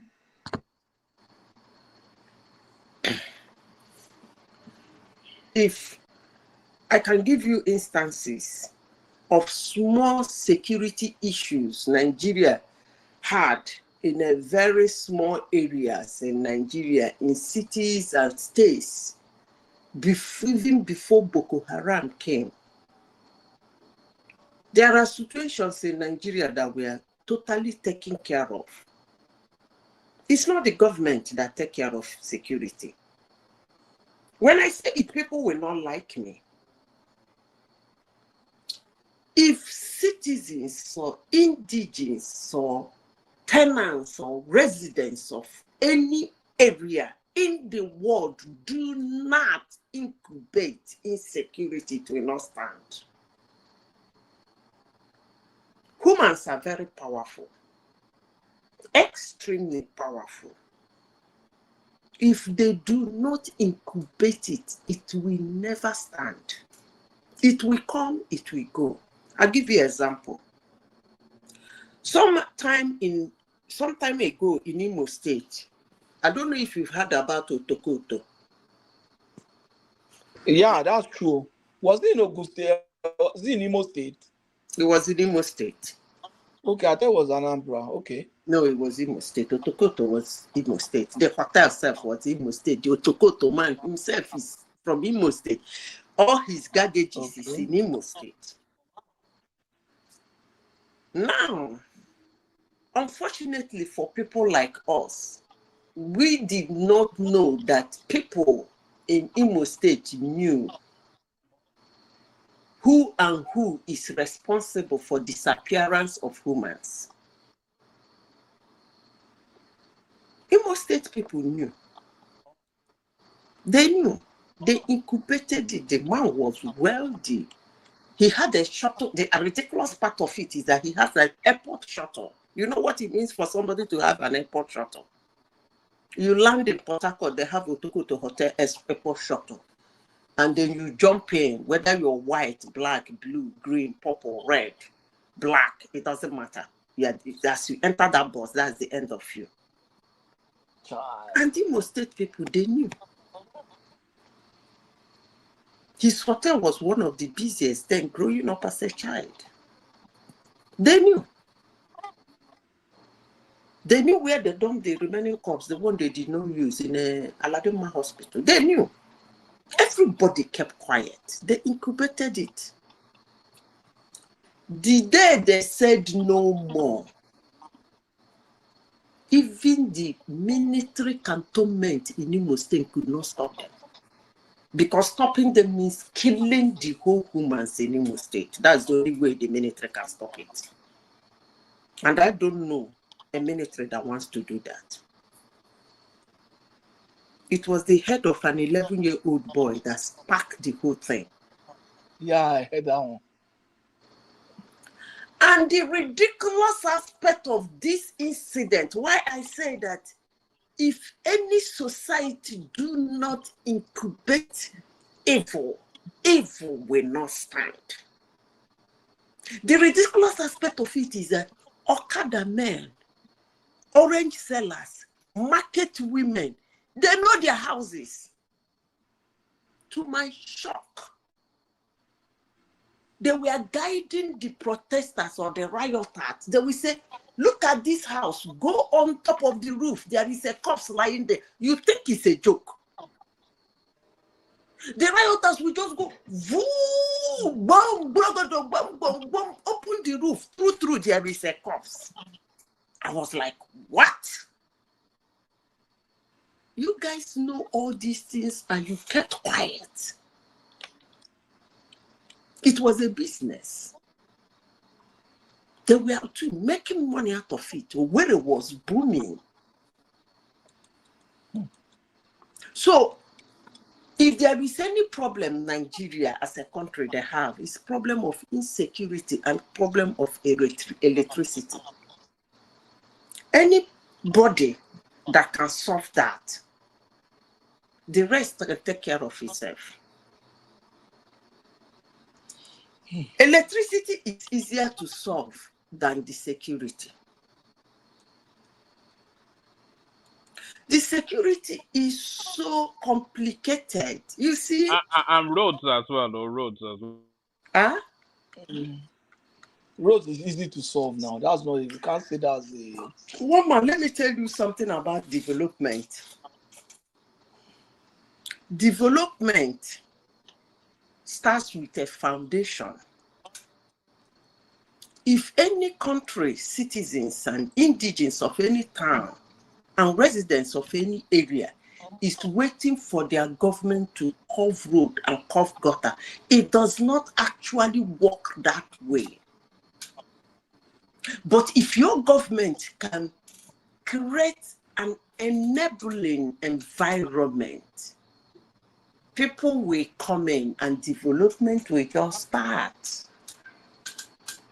I give you an example in Nigeria, Lagos State. The Yorubas in Lagos, over the years, they created what I call market environment. Because maybe they believe that Lagos is in a place that can reach outside of Nigeria. So they created that market environment. It's an enabling market environment. People started coming in. The skyscrapers you see in Lagos State were not built by Lagos State government. Are you talking about the banks, the skyscrapers, the high-rising banks, the high-rising business offices, and high-rising this and high-rising that? Of course, it wasn't built by Lagos State government, but they gave what is called an enabling environment. Here, they said it's all about welfare. This place is one of the beautiful places to live in the world, most quiet, peaceful, blah, blah, blah, blah, blah. But let me tell you something. When it comes during the thick of the winter, where we are about to start approaching now, if you go to business districts and what they call nice neighborhood, you wake up in the morning, you are paying your thousands of dollars for electricity, for all manner of tasks. But you come out in your house, everything is done in the morning. You see those business environment, the business district, you see how decorative is illuminated, because those periods are not, it's totally darkness. So it's the total darkness period. Those places are well illuminated. It's not the government that did it. But they created an enabling environment for those people to come there and line up in that beautiful mountainous streets to create that beautiful site. So those ones we are asking will actually come normally. Because if Lagwaja and Lagwaja International State Company build an industry in Okuje, and the road from let's assume, I'm just giving an example, I'm not saying there's something like that. The road from Ibadan Highway to Okuje is very bad. Trust me, Lagwaja and Lagwaja will build that road because they need it for their business. That's how it works. More especially in developing countries. But in the developing countries, people can't just go and infringe on public property because they think it's bad. They go through the right channel to get things done. And I think you are breaking off. I'm not hearing you. Oh, okay. Am I better now? Can you You're hear me? still. I can hear him okay. Can you hear him, Patoski? Yeah, I can hear him. Yes. Dennis Smith, then. No, I think it may well be somewhere where he has to use his headset. Is Bluetooth or something. Carry on, please. Now, I was saying that you can't just wake up and start constructing a road that is bad in the West because you think you need it for your business. You have to go through the right channel to get it done. And I understand also does the same thing in Nigeria. You can't just go because it's safety issues, some other things that that's involved. You can't do it because you think you need the road. It doesn't work that way. And in regards to insecurity, Maybe you are not Boko Haram, listening to me. Not Boko Haram listening. don't the people that invade those villages in the northern part of Nigeria, they come from the outside and come into their villages and hide people and do all kind of manner of destruction to the people. So Can I address what you just said? Let him land it. He's gone. It's dropped. All right. Carry on, Zeta. First of all, there is nowhere in the world you wake up and start building road because your company is there. But you're gonna build the road anyway if you need it. All you need to do is to go to the right channel, tell the right person in the government, look, this road needs to be constructed. They will be excited. More especially, as I said before, developing countries. You sign the necessary papers and then they help you, guide you through the axis, because most towns have already have their road map. They will guide you through the axis where the road will pass into your company. That is one. Secondly, what you said about people in the north being invaded by outsiders, I don't really think so. I don't think so. You know, I'm somebody who monitors something very well. If that invasion is even 50% outsiders, Nigeria would have gone agor by now. I don't think so. Why don't I think so? Because the Northerners, they do what they call brotherhood. So the people you are seeing as an outsider is not actually outsiders. They know them. They know them. For your information, it is really difficult in the present day world for you to ramp any country from outside, more especially in form of Malaysia. You don't try that. The country that gave you that pass to enter that country, we have questions. Go and see in the Sahara. Then we have questions to answer. Because what you are actually saying is that Niger is allowing people to come into Nigeria and commit mayhem. Maybe no, Madam, I'm not saying that. I'm saying people from other villages within the vicinity, that the people locally that are being invaded don't know about the background or know that they're not, they're not related. So they come from outside. So in other words, they're not really from that village or that community. So it's going to be hard for them to resist such, criminality, when it comes to the vicinity. That's what I'm trying to say. Let me tell you something. You know, I'm a village girl. Correct village girl, though. Let me tell you something. This thing that has been happening in Nigeria, we keep saying it's been happening for so many years now. It's not a one-off something. So there is no way people from neighboring village will ramp into another village. In one or two occasions, they won't catch one of them. Trust me. There are people who are expert in identification. One sight of you, they can identify you anywhere in the world. Even if you have put on so much weight or gone so much thing or had an accident that your face somehow became deformed, they will identify you. So if people have been ramping from another village into their village for so many years now, and they are not able to identify them and find out the village they are coming from and who they are, then I will affirmatively say that there is actually something wrong.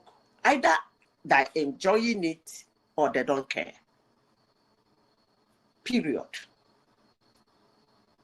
Because this incident is not one. Patrick, are you still there? It's not one. It's not two. It's not three. It's a I won't call it recurrence. Makes it like as if it happens every other day. It's every hour incident. They know how they come on different occasions. If it's happening since almost close to 15 years now, you should be able, that village should be, a villager should be able to know the way, the format, and in which they come from time to time. If they have different means of coming, they should have known by now. You know why I'm saying this, Prince Daddy? Do you remember that time a general was killed in Plateau State? Do you remember? Did you follow that story? Hello? I think I heard about it, but I didn't really follow the story. Patrick, are you there? I'm here now. Was it Alex Bade, that chief of defense staff? That was killed. It was during the time of this guy, the one that has snakes as his pet. What's that man's name? That's what? Burotai. Burotai. It was during the time of Burotai. That the general was killed. Yes. They killed the man somewhere between Niger State and Plateau State. I followed that story. I've forgotten everything about it, but I remember one thing. They killed I think I remember that officer now. They killed him, they buried him. I remember it too, but I can't recall his name. They throw the car inside one lake like that. I want to bring out something for Prince Daddy. To tell you, to ascertain my first statement when I started this submission this morning, I said, if you do not incubate it will not stand. And when insecurity or a situation turned an ugly, use the word ugly situation, turned into a business, it's difficult to manage. They buy this man, put him in his Corolla, in his 29 or 2019 Corolla. They put him inside and threw him into a river. So they threw him into a river with his car. He was inside the car. They threw him into a river. Nobody can do that without the collaboration of a villagers. Trust me. I do documentary. You cannot do that without the collaboration of the villagers. So the military came looking for this man. They went mad. It was like an insult in their person that they cannot find the man. They cannot have a clue on how that man died. They ransacked the whole village, searched everywhere in madness. One day, these people came, this Nigerian military that people abused, well-trained, wonderful people. When they want to work, we know how much Nigerian military are trained. They came with a soccer. Immediately they landed with that soccer. The whole village went rioting. I couldn't believe that. They started the rioting, demonstrating, throwing stones at the military men. I still have the video in my eyes as I speak. They ignored them. They set up their soccer. And in that river, they were sucking away the water to the mainland. It took them 1 week. In fact, it took them 9 days to start seeing that car inside the water. It gave them courage. They continued. They go and read the story. And eventually they saw the car, the man's car. They pulled it out. The man don't rotten inside. And they went on rampage. As at the time that we were seeing the car, the villagers that were rioting started running. I still see those women. I still remember their faces. I still see them screaming, throwing stones at it. I still see them. And then I asked, when the interviewers interviewed them, they said that that water is the only source of water they have. And then, is it not a river? They blocked the other side. The military blocked the other side and was siphoning wherever their intelligence told them that that might be the place to look for the man. They did a wonderful job. When they found the man, they opened fire. The whole villagers were running scatter. Trust me, in Nigerian military, when they do that kind of thing, we no go feature reporter, but we got the information of what happened. They dealt with that village decisively. And they eventually caught the boys that did that thing. And the boys disappeared after they caught them. That was the end of the story. So what am I saying in essence? So the villagers knew that that man is inside the water.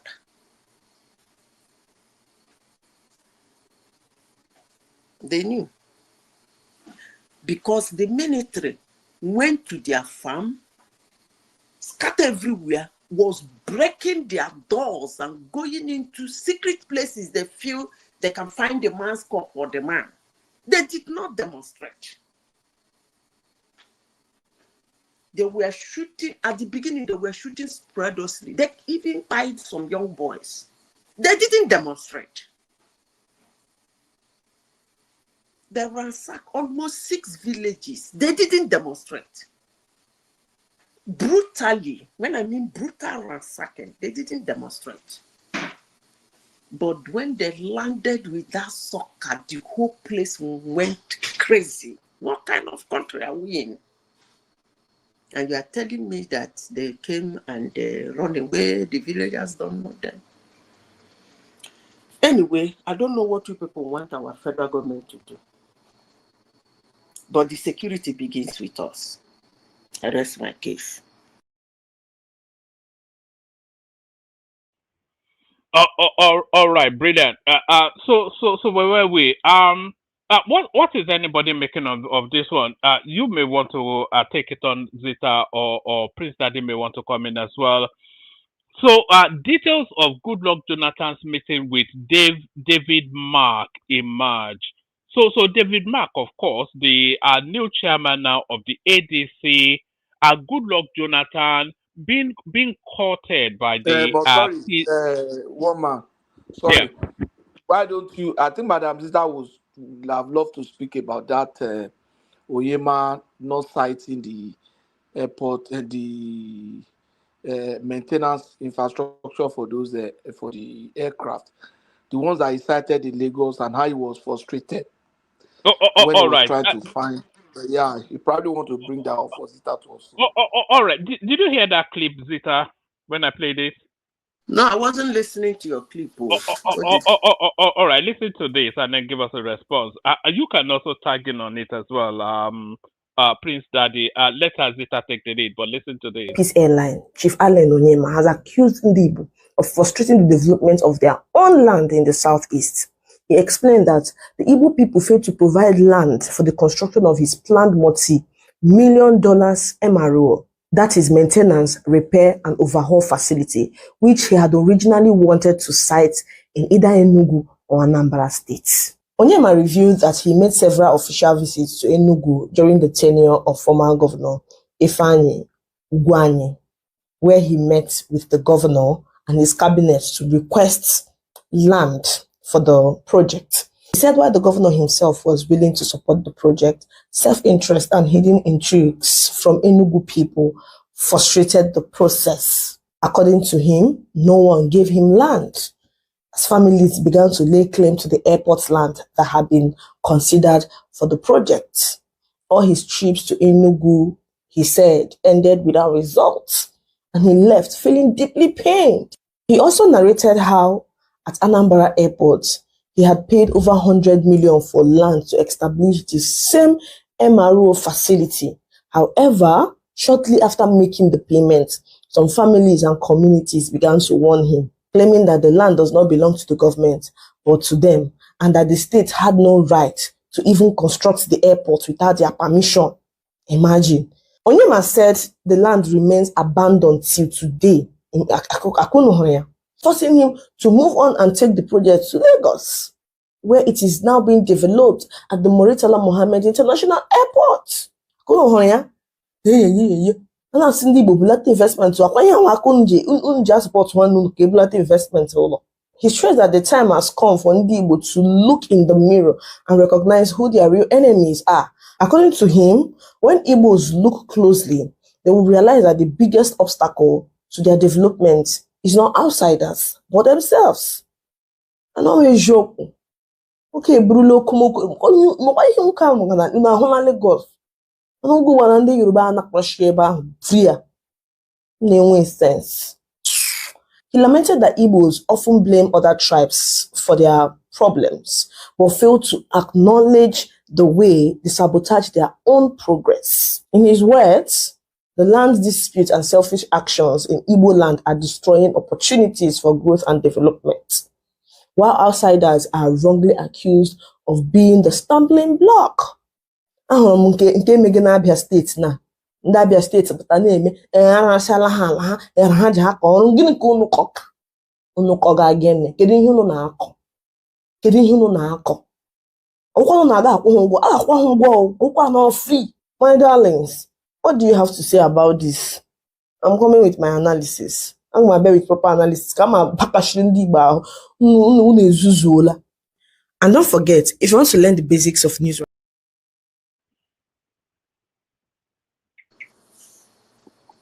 So that was that. So is this narrative, and it's not even peculiar to Imo State. We also had a similar incident with was it Osun State or Ogun State, where they wanted to side down Gota. But what do you how would you respond to that, Zita? Okay. The only way I can respond to it is exposure.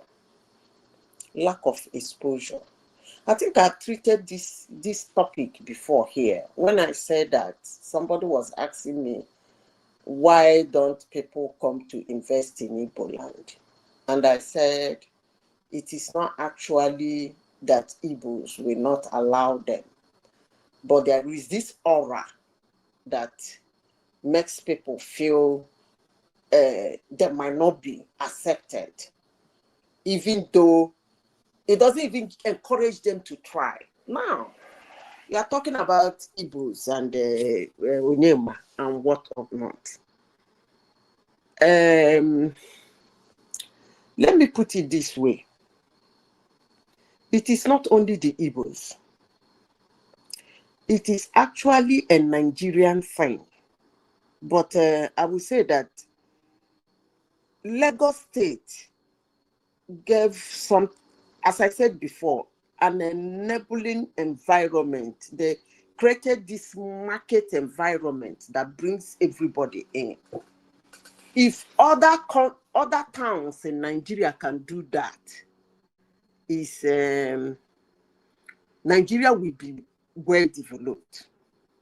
Now, Onyema going to Alibo to buy land, because it's not saying dash me land.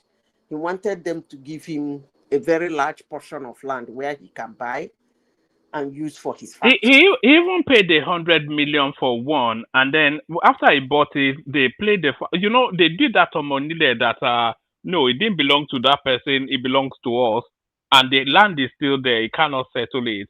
And in all of that time, he's found another space in Lagos and completed his project. Yeah, the thing is that one man, I may affirmatically call it greed and jealousy and bitterness, because I remember vividly the words I heard from Nigerians when Dangote launched his refinery. So it's not an Igbo thing. Most Nigerians could not see the effort the man made, the intellectual capability of somebody thinking out such a thing, the love for him to place it in his country called Nigeria, because any other country would have given him a land anyway. Nigeria is not the highest oil producing country in Africa. They have those that have more oil than Nigeria. He would have gone there and they would have welcomed it because they know what it means. It means job for their people. Nigerians were not thinking about that. They were busy shouting, only one man.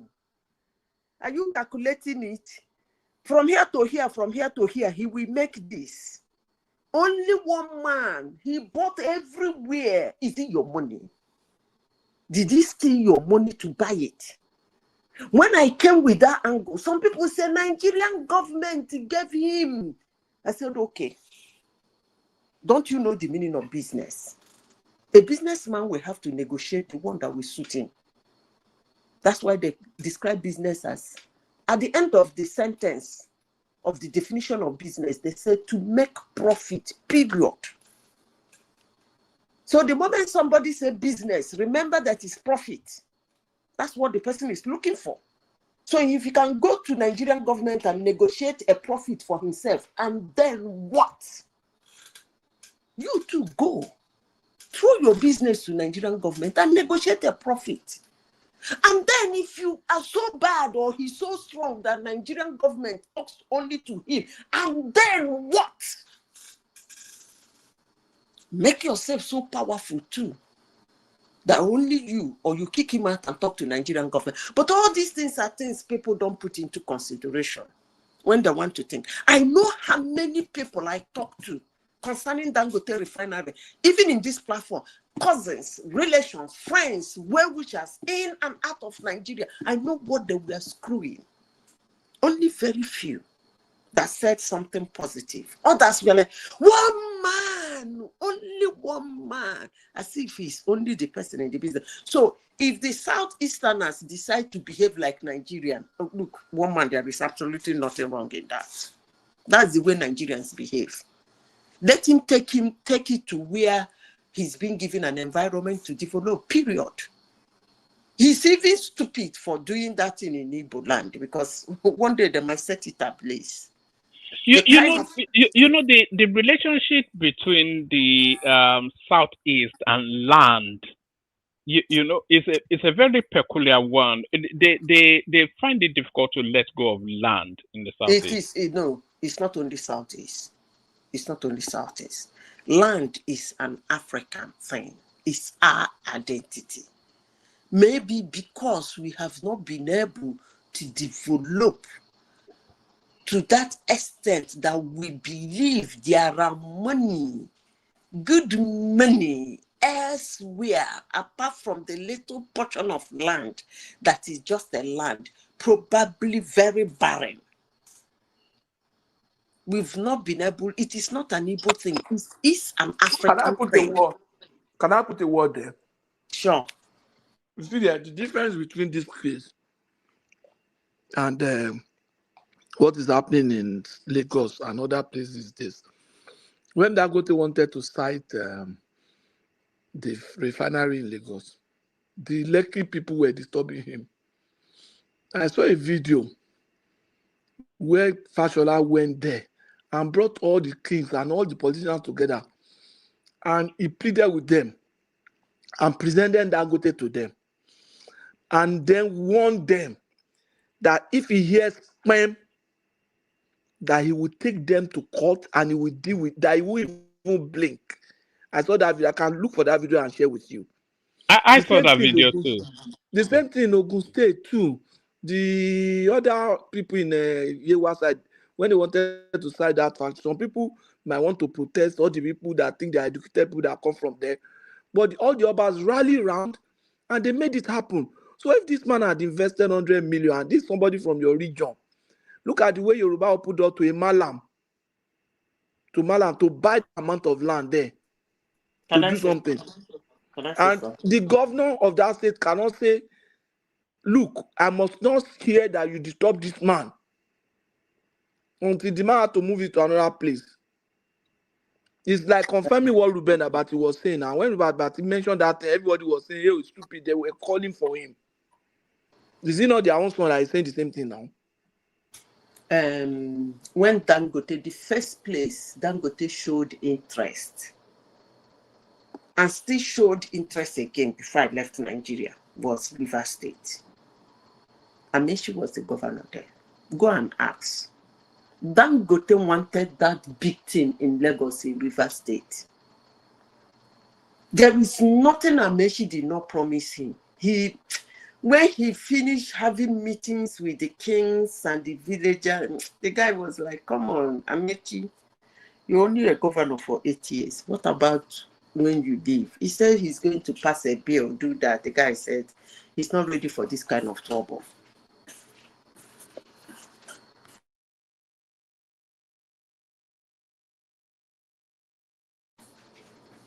Because the problem is in the land, not in the governor. Now, let me tell you, you think that thing Fashola said was what kept them quiet. No, that's not what kept them quiet. What kept them quiet is because the area in Yoruba land is struggling to make themselves the available market. And whenever market come, they want to kick against it. They will tell them this is market too. And the people will say it's true, this is market too. But in a place that have not seen market before, when you bring it, you are telling them this is market too. They will tell you, get away. Is it my own? Is it no? Look at this idiot telling me it's market. Which market? I don't want picking where go enter. Look, my picking not giving work for that kind of company self. He go work for abroad. So I hope I'm making sense. First of all, some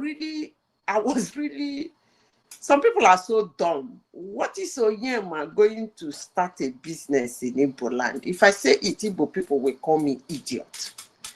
He is actually stupid to think of doing such a thing. I don't know what he wants to prove, that he is a lost son of Igbo land or what. These are people that with this chaos Nnamdi Kanu has caused there, one day they will set the factory ablaze. I am telling you, your workers will be going to work, they will be waylaid. It has happened to a lot of contractors of oil company. They waylaid them and buy them, all of them. So I don't see people who don't regard market for you to bring market in their land. If you go to Onitsha, Anambra State, those ones have created market. If you go to Aba, those ones has created market in their own small corner. So in those cities, if you bring in market, which you wouldn't have enough land for such a thing anyway, it will be welcomed. But the kind of business or the kind of factory he wants to build is factory you move into the interior. I'm not saying into far inside, into interior because of noise and all pollution and everything. So Onitsha, Aba, okay, you can have factories in those places because those people has created market. It's not an eyesore for somebody in Igbo land to go and buy 2 houses or 3 houses in Aba and bring it down and build a factory there. It doesn't really mean anything to them. They're okay with that because that's their environment. The whole of Aba is market. The same thing with Onitsha.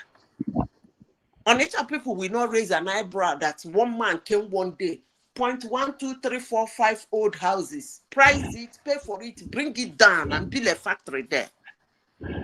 They won't raise an eyebrow. Why? Because that place has been treated as a market. I hope I'm sending message across. Because if you come and go to Nebuku and say, Nebuku people, give me land, I want to be, you are talking arrogant nonsense. And that's exactly what the man wants to do. They don't understand that. Because those environments are not created in the interiors. The same thing with River State. They want you to, if you present to them that you have money to build a factory, they want you to give them 90% of that. In fact, they felt you have 3 times that money to build that factory. So you should give them 2 and use 1 to build the factory. And they start the trouble with them. So it is what it is, one man. I don't think Igbo people behave differently from any other Nigerian. It's the same thing. Let's stop it, people. That's the way they behave. Unless Prince Daddy wants to chip in anything to that. I don't talk that one finish. That's the way they behave. All right. Can you hear me? I can hear you. Is there heavy background noise coming from me? Yes, it's like you dozed off. No, I didn't doze off. But I switched on the heater and it's somewhat humming in the background. Yeah. You know, we're now back at the stage of heaters. It's just the cycle of. Let me take you let me take you to this place. Dave Humayi indicating his intentions to be president at some point. He says How old is he? I was just checking actually. He's 62. Okay. He's 62. You know, so 62 to 12 years. is it 12 years or is it 14 years? I want to say 12. Tinubu, 6 more Tinubu, 8 more from the north, so that's 14 years, isn't it? But when he came out with this, actually, my reading of it is that he was indicating towards somewhat the vice presidential slot for 2031. You know, because a lot of people feel that automatically it will go to what's it called, the FCT minister Yemsin Wike. You know, but there's the argument to say that Dave Umahi will be the vice president in 2031. So that's what I thought he was politicking to with this headline. Okay, let me say this. Boma, can I ask you a question?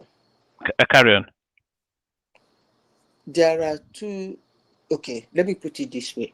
Are we looking for a president to deliver, or are we playing politics and ethnicity and region with our birthright? I think we play a combination of the two, don't we? I don't think so. Now, let me see. Ethnicity is integral to Nigerian politics. We play ethnopolitics. Okay, let me say this. You see, one of the reasons in 2020, if I have time, I don't know how much time I have. I want to deal decisively with this topic. One of the reasons when they lined the 4 candidates in 2023, one of the reasons I keep saying Tinubu will win that election, one of the reasons people think I'm a witch, I'm not, is because among 4 of them, he is the only one that has faced a complex society, who has ruled a very complex society. But when he became president to date, I begin to understand that Nigeria is even more complex than Lagos. The guy is struggling to manage the complexity of Lagos, of Nigeria, after managing the complexity of Lagos. Now, for somebody like people who come to one man platform to weep and cry about how Nigeria should be the best it can be in the world, I will remove ethnicity. Now, in Igbo land, we do not have a complex state. Believe you me, the whole 5 eastern states, none of them is complex. It's us and us alone. Even when we have northern settlements, like the market northerners that bring all manner of fruits and vegetables, they seem to stay on their own. They don't actually involve, maybe because of the way Igbos are, they don't involve with us. And even when they try, they are like pushed to one corner. Do your business and get the hell out of there. So it is not a complex society. It's actually disheartening that somebody who handled a complex society is struggling to arrange Nigeria.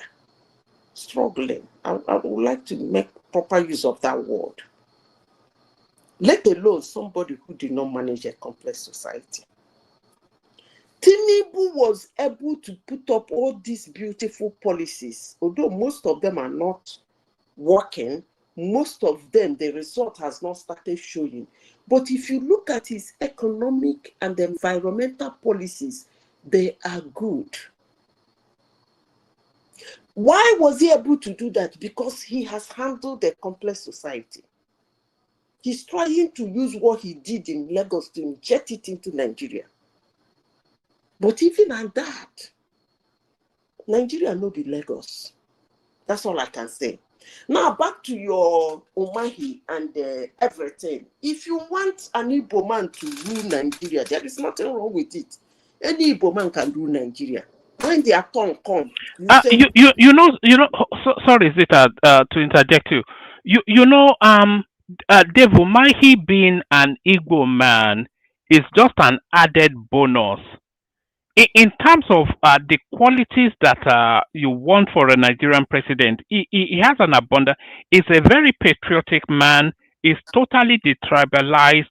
He insists on value for money. He works to the highest possible standards, and then he crosses all the geographical space. He's an industry expert. He has a history. What he did in is it Ebonyi State was a template. What is doing in Nigeria now is breaking. Is unparalleled or matched in the history of that country, completely reforming the way we infrastructure to the topography of that country. So there's nobody more qualified than him to be president. So the fact that it's just Igbo is just an added bonus because that ticks that box as well. It's a supremely effective man. okay. You called all his attributes, but you missed one thing, which is very, very important in leadership, more especially to lead a country. In all the things you mentioned, you did not mention anthropology. And that's the aspect I am actually looking at. That was why I mentioned Tinubu, I mentioned Lagos, and mentioned complexity. No matter how good you are, in fact, Tinubu's own is like an eye-opener to me. No matter how good you are, a complex society is a complex society. Because the way Nigerians behave. But now we have different levels of complexity. Now you're comparing Lagos. Tinubu was presiding over a bunch of Yoruba people for the most part. Lagos is a microcosm of Nigeria in terms of maybe ethnic representation, but in terms of power and control, it is not the same. So why are you surprised that Tinubu may be having problem in maybe administering Nigeria as a country? It shouldn't be. It shouldn't catch you by surprise. I'm surprised. Let me tell you why I'm surprised. Maybe you did not follow Tinubu when he was the governor of Lagos State. If you follow him when he was governor of the Lagos State, in as much as he has some few tribes in his cabinet as non-Yorubas, the leadership for the environment in which he is leading is a very complex one. Because when you come out and put a law, you are not putting the law for Yoruba people. You have to include the Hausans. You have to include all the representation of all the ethnic groups in Lagos. So that's why I said among the four, he was the only one that handled a complex society. I know why I said that. But for him to be struggling means Nigeria is even more complex than Lagos. That's what I said. By the way, if you say struggling in what sense? I don't know if he's struggling from my own point of view. You won't understand, but we're not gonna go through that route. Please, can I interject, please? Yeah, sorry. Before you interject, Patoski, can you check private chat? Yes, sorry. Good to see you, Joel. Coming, yeah. Thank you very much. The issue here, one man, is I was listening to Zita before I came in, and I could not fathom why. I mean, it's been her and it's her opinion, and I respect that. One man, I posted something on the comment section. I said I rather vote a Ghanaian as president than Umahi, and I have my reasons for that. And I don't want to, because if I give my reason, it's like I'm going to take much of her time. But this will, give a prelude to what I'm going to say, later on in the show. As for Tinubu and what he did in Lagos State, I have told people, yeah, you might, these things are in the eyes, like they say, beauty is in the eyes of the beholder. When I go to the new, like I said, I've always said on this show, when I go to the new area, which is the Lekki axis of Lagos, I do not see governance. I do not see leadership. And even with the demolition going on in Lagos State today, demolition is not a sign of a good leader or a sign of a state that has good leadership. It has shown over time, because at the time it started with this, it's the marketplaces and dirts, and now they're encroaching. They're getting into areas that ought not to be. People that have their papers and still got the buildings demolished. So one man, when you talk about how Tinubu ran Lagos, or how Tinubu ran Lagos, I do not think that he ran Lagos well. And I can also see the reason why, according to Zita, that she is struggling. You cannot have all the major posts in Nigeria given to one tribe. You cannot do it. And now I heard that INEC chairman, the new INEC chairman, is going to be from the Yorubas stock. So are you asked why you are struggling? No, there's the reason why you're struggling is quite there, and everybody can see it. Thank you very much. Hold on, Joel. Can I interject as well? Yes. Sorry, just give me 1 microsecond, Remy. Good to see you.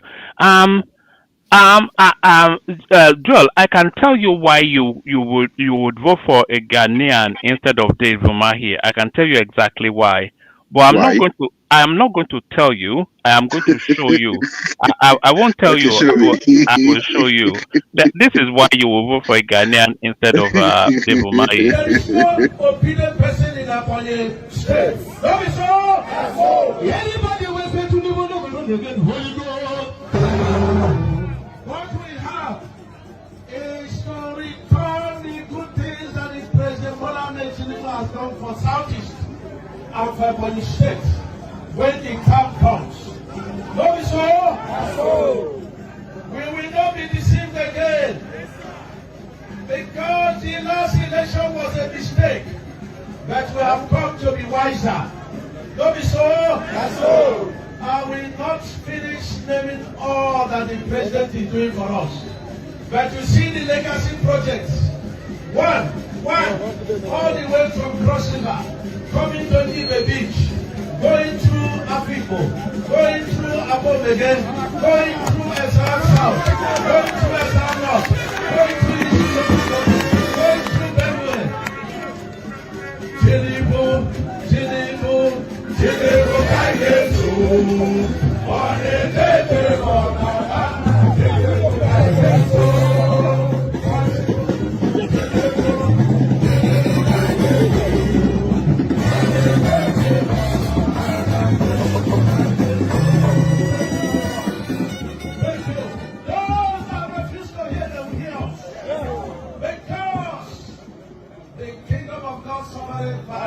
Yes, sir. And then we are going to be very cordial to let our people know that people are backing council without knowledge.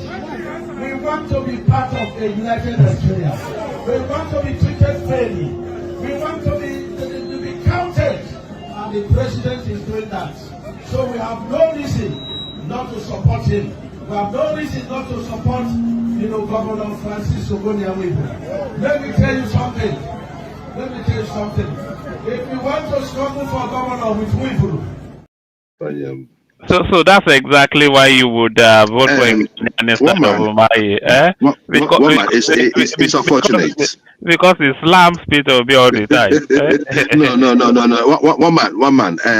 The mere fact that he calls Peter Obi shows that he knows that Peter Obi is a force to reckon with.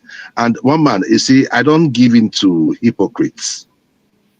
We are going to beat Umahi in his own polling booth.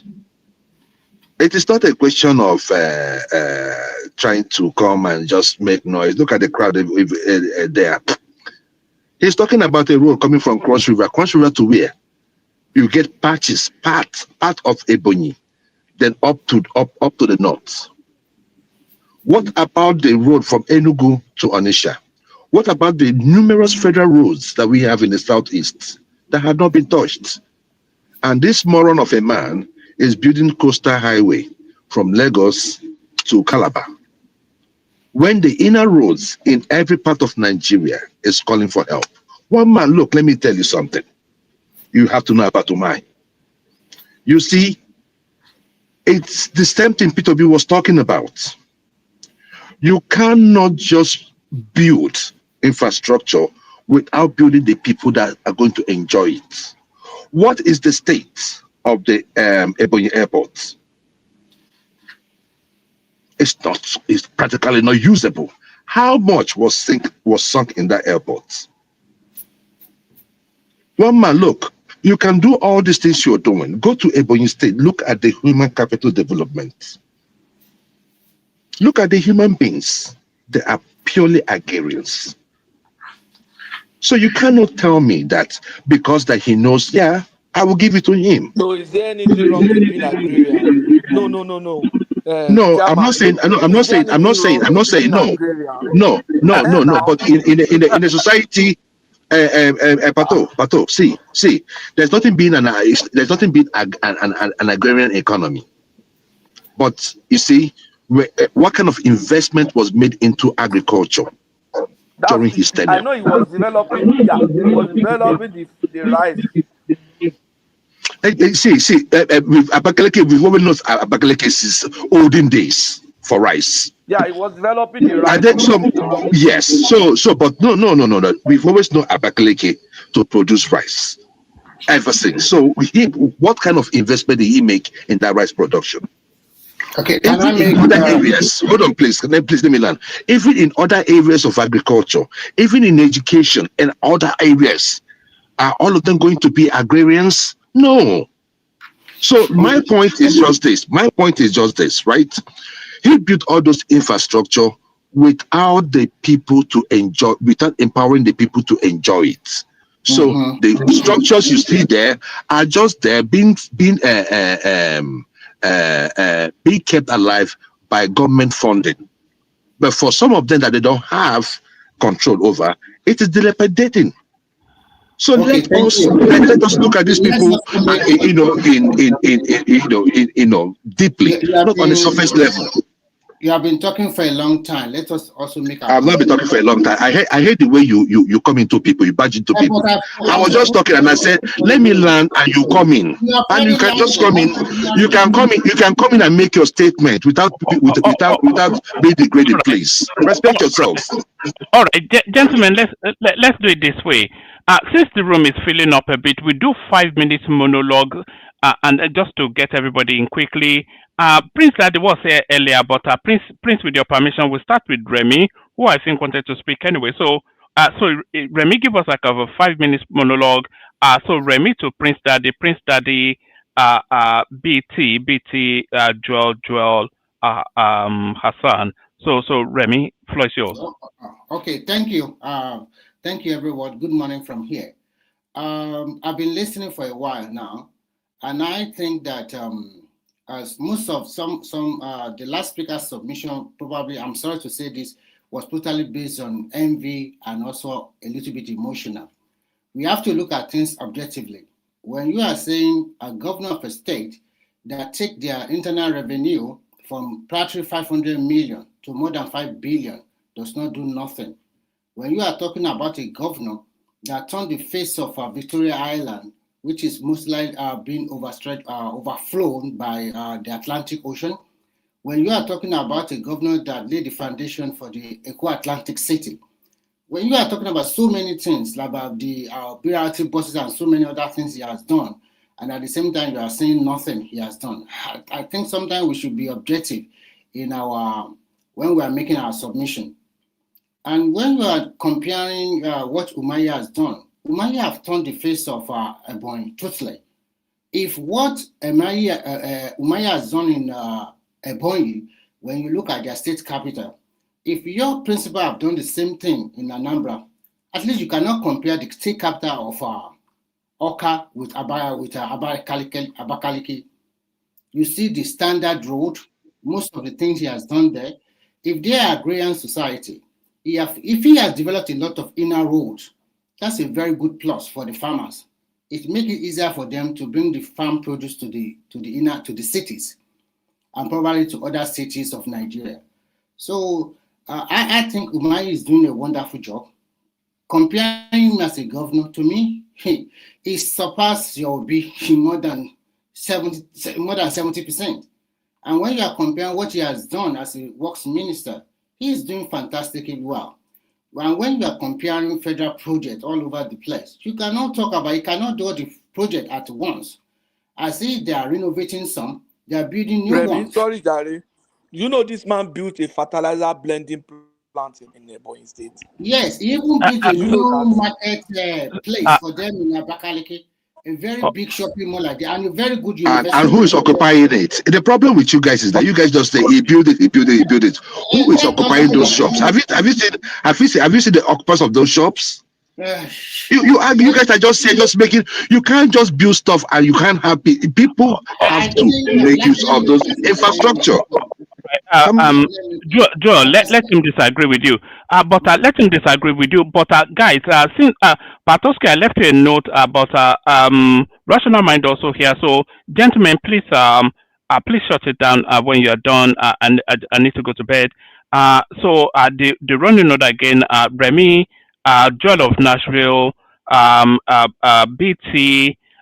Remy rather, Prince Daddy, BT, Joel of Nashville, Hassan. Rational mind there as well. One man. Just go to bed. Yes. At this point, I mean, you bypassed me twice on this program. I mean, no, I didn't bypass you. I went with the other people came in. How can you call it? I was here before Remy, but no, you were here before Remy, but Remy was pushing to speak, so I just had to. Yeah. You see, Nigerians, this is the problem with Nigeria. You see, this unfairness towards it.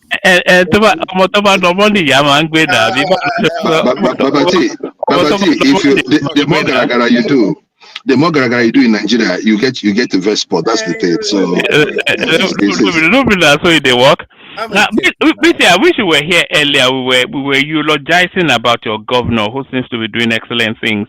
The super chatters, Tim Jack right there, and then Hassan rattles it off as he seems to be doing regularly now. So that's Hassan. That's Hassan. Hold on, that's Hassan. Let me just run this through. That's Hassan. That's still Hassan. This is Hassan who, this is not a super chat, but Hassan has been a signed up member of the platform now for a month. So that acknowledges that. So that's Hassan still continuing with the super chat. That's Ja Unzola who came in. And then that's Hassan who matches Ja Unzola right there. So it's pretty much Hassan, Hassan, Tima Jack, and Ja Unzola. So thank you to those. Still that space open. Anybody that wants to do that, do that. Yeah, you wanted to say BT before I bail. It was just one thing Pato was saying, and sorry, when he was talking about land issue in the east or that region. If people should take time to go and read the court case of what is going on with Ibom. It's a very sad because that Ibom thing was supposed to be in Oram, and they kind of they sabotage each other, where the Chinese company backed out, the French company also backed out. So it's not a lose-lose situation. You don't get what you want. I don't get what I want. So who won? Nobody won. So even the communities are kind of going after each other behind the scenes and destroying each other's opportunity to get the foreign investment. But it was to Pato's point about the land thing that they were saying. That's what I came on to say. But Remy, go ahead with your. Stay there so that you can speak on Ogun State. What actually brought it forward? Sorry, Remy, you're from Ogun State as well, so this probably equally applies to you. It was actually Patoski eulogizing about Ogun State. They seem to be doing great and big things now, bringing Chinese firms. And then there was this clip that we played. That let me play you the clip actually as I leave. I was speaking to somebody recently, right, in the manufacturing in another country, and the person is saying, "Look, I've got my council people come to me several times to tell me, how's your business going? How you doing? Are there any support that you need? You know, what do we want? What can we do to like support your business and all that stuff?" Where is that happening? I don't know. Have you experienced it before? I actually have, and Sorry, I don't know. Am I allowed to shout out states? Am I allowed to shout out states? Ogun State is the best state for manufacturing, in my view. Yes, Ogun State is a very supportive pro-manufacturer. Having operated in Lagos versus Ogun, because I think it's part of a strategy. It's actually part of a statewide agenda to take manufacturing from Lagos and even the roads that have been built. I believe they're strategic. We are in an industrial cluster where we run on gas, so we actually are benefiting from infrastructure and investments that have been made prior. And even there is an agency that supports your entry into the state, and that agency has been very helpful to me. So there are some states that are serious, and I think when we're talking about business agenda for Nigeria federal, I actually would love to see more states be more intentional about how they're attracting industry and people into the state. And I think Ogun State is doing a very good job of that. Okay. Maybe let's look at this differently, Afi. So if you look at how Nigeria is set up, it's beginning to look like maybe Lagos is not a manufacturing state. Yeah. Shouldn't probably. So it's not, because of the way, it's almost like saying you want to go and site a manufacturing plant in New York. Yeah, exactly. Right? So it probably might not work for you. So Ogun State seems to be, leading. Which northern states do you think represent anything? Kaduna is an excellent example. I can speak to. Of course, I have my best friend who operates out of Kaduna, and the government has even gone as far as building roads into her farm because of the level of impact that farm and factory has on the community. Kaduna, even before. And the answer to that is very simple. Ogun State is Nigeria's industrial capital, just like Shandong is China's industrial capital. We obviously have so many things in common. Ogun State is West Africa's trade gateway.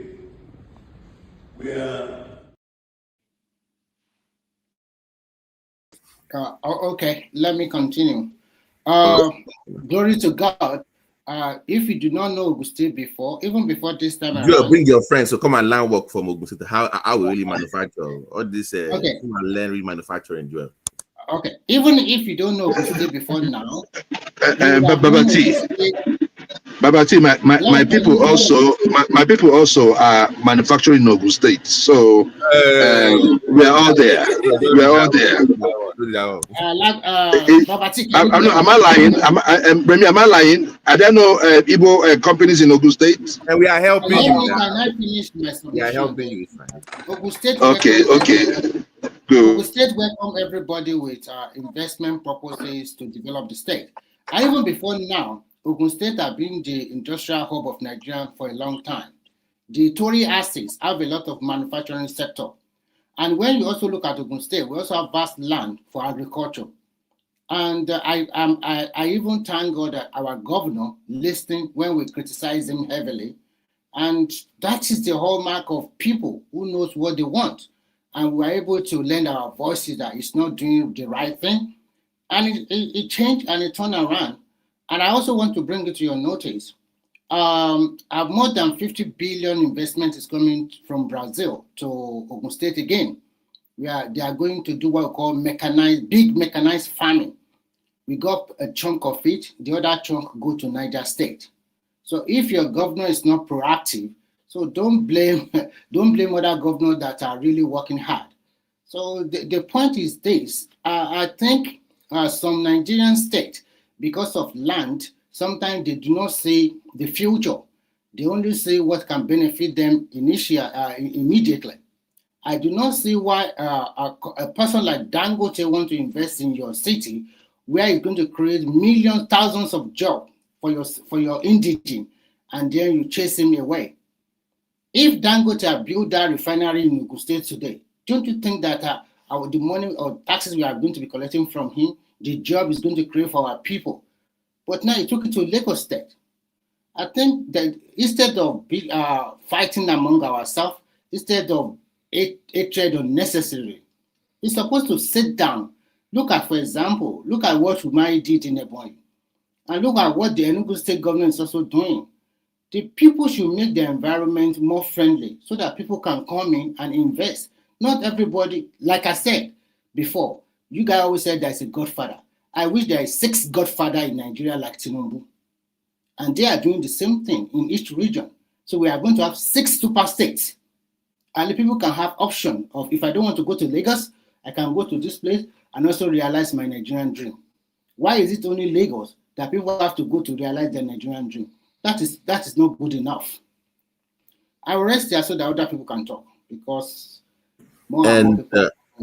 To the manufacturing thing, thank you, Elder Remy, for that beautiful summation. I mean, Ogun State being a very great state, doing well. But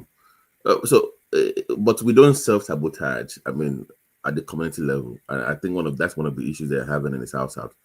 Even the Ogoni thing, if you follow that story closely, is more self-sabotaging each other. So, but if you need a real leader amongst you to resolve this community disputes and to bring people together and to see the opportunities in your own area and then expand on that. So I think that's just that's just part of having that. But Joel, it's all jokes aside. But because when people discuss manufacturing and production, they don't bring up Ogun State for I don't know, and people. So I mean, we've always been that even since the 80s. It's always been Ogun State, but we don't just go online and brag about our greatness.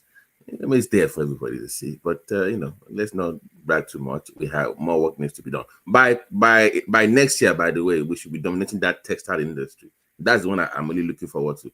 My friend from Kaduna is really angry. He said they were the ones running that thing in the 80s. That thing collapsed. Ogun will be taking over Africa very soon, and I look forward to that in that central axis and the opportunities that it comes to. But we need to work on those schools, Remy. Technical schools when it comes to, because you need those workers. So I really want to see why they will cite those ones are coming up now. We need to, and we need them now. Technical schools are coming up. Then the ICT polytechnics they have the one in Ijaba now. There's Diaba. But one thing I think, sorry to cut you, one thing I think, Joel, you need to notice is this. You see, some of those infrastructures that we are now talking about in Ogun State today, they were not just built today. This Oguduagwandon and all these free trade zones were built by Bengadane in 2003 to 2007. At that time, we all thought he was wasting money. That's the truth. We all thought he was wasting money. Now. The cargo airport, we thought, look at him. Babati, you remember one thing that he was trying to do? And I regret that they didn't allow him to do it. This deep sea port, he was trying to do it towards the tail end of his regime. And he needed to borrow money, and Egbeto and the rest were fighting and say, he wanted to see money. You can imagine if we had it then. Look at all the revenue we would have lost now. Now, the point is that all these things that you say, you build this one, who are the people there? Don't worry. That was how Begadane built one market on that Owode road. You remember that time? Free trade, export free zone. He built a market there. People thought it was a waste. But down the line, if you have the money now, build it. Yeah, so when the new come in the future, then people will take it. No Nigerian. Even though if you want some roads in your own area, I understand that. But the value that this quota road will bring to all Nigerians is way more than what you benefit from your inner roads now. but you must look at that long term. It's a long-term project that will benefit everybody. But to say they should not build it because of inner roads, I don't understand why you even think that way. But that why you are you must going to university? Yeah. Is it not for long term? Why can't you just go and learn one small trade for 1 year and start making money?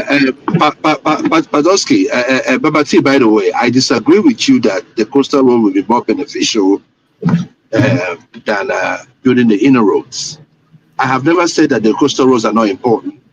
I'm talking about priority, and I've always maintained my stance on this issue. I have never said that they shouldn't build it, but I am saying that when I see the amount of trucks falling in Benin City, in the east, in the south, I believe that we should, build the inner road first, because that's where you have more people actually than your coastal Inner roads. roads are the responsibility of You understand what I'm government. saying? Responsibility I'm talking about the federal roads that are inner roads. Yeah. That's what I'm talking about. They are dead traps. They are building that. For me, sorry, Babati. That I think those inner roads belong to the federal government. The federal government should just hand off and give it to the state. No. Totally. There are some inner roads It does not make he's sense. talking about. Let's give you an example. That Shagamu Benin Road is a federal road. It's But being let me built tell now. you one. Let me tell you something. It's federal road. Let me tell you one thing. I'm Okay, even guys, driving. let me put in my 2 minutes so I can be done. Yes, I'm supposed to come. No, Let me just land this point. Let me land this point. That Lagos Benin Road, for example, is an inner road, but it's a federal road. But don't you think that when we build this coastal road, you can even close down that Lagos Benin Road and concentrate and build, instead of you now have a place you can divert traffic to still reach Benin and all those other areas. But also, if you how are many building that houses road do you now, think are under houses? What are you talking about? You close down Benin Shagamu Expressway because you build a coastal road? No, you can temporarily close No, it. he's talking about coastal for repairs, and people can do that. You can temporarily close it for construction. Because if you are doing construction, the traffic will not be very good on that road. But if you have an alternative road like the coastal road, it's easier for you to do that repair that you need They to are do on doing it. Lagos. No, Pato, they are doing the repair. I saw the video of Angola one today. They're actually building that Benin but they are using the concrete thing. They're not doing asphalt. The Which is Shagamu, good. it's being done now. I saw the video. The guy went there and was posting that they are building it, but they are using concrete. Now But they're not doing asphalt. Tinubu they try. I they criticize So Joel, they're actually building those things. Yeah, But they try. the reason why it's slow is because hold on. The reason why it's slow is because David Umahi does not want to go with asphalt. He wants to do concrete, the same thing that they're doing with the coastal road. So it might appear that it's slow, but it's being done. I've seen videos of that, of the YouTuber going to those construction. So that might not be too. But I'm saying that you can work and chew gum at the same time. But to me, the benefit of that coastal road, you have to do it even when it's difficult. You need that road to open up those that part of Nigeria. You need to open up those spaces for economic activities and But see, do you know that coastal road now they are doing construction in 5 states simultaneously now? I saw both the Cross videos. River, Ogun, we can see clearly now. They can finish that thing, because the difficult part is the Lagos part. Once you leave Lagos, that thing is just, you can just go like miles a day in construction. So for them to do 5, they can do 5 within 4 years. That would be an amazing achievement. That means that they can finish up this thing in 7 to 8 years then. So that would be. I also think because of the population growth in Nigeria, I think opening up this coastal road, they can deliberately encourage housing estate to go and build along the highway too, so that they can move a lot of people to. We can create new town or new city. Remy, town planning. You see, this is my worry with that thing. Town planning. We will not make the same mistake all over again. That's my own concern with all these new. They are opening up all these new cities now. But town planning, we will still have the same issue that we don't have in Lagos. The issue we are having is that the land belongs to the people. In some of these developed countries, the land belongs to the government. Even in China, the land belongs to the government. But when the land belongs to the people, you always see this argument that always comes up every time. Remy, listen to me.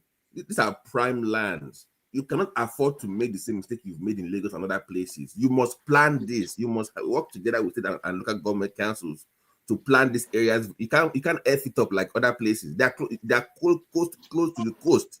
If you mess it up, you will pay the price. Yeah, you are right. You are right. Absolutely. Yeah. That is the price they are paying in Lekki now because they did not plan very well. See, every time there is water, everywhere is flooded. So, Remy, Yes, what you're saying is that Lagos State will keep quiet and watch people build houses. When the houses are completed, either people are already living in there or it's ready to be lived in. They'll go and pull it down. No, I'm not saying that. What I'm trying to say is that part of the fault the Lagos State should bear, because when these people, I don't know how they get their approval.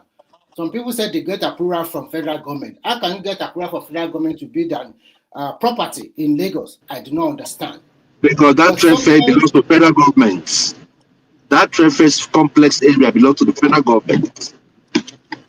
Not Lagos State. Okay, guys, I'm tired. Let me just talk. Okay, Baba, you can go ahead, please. Yeah.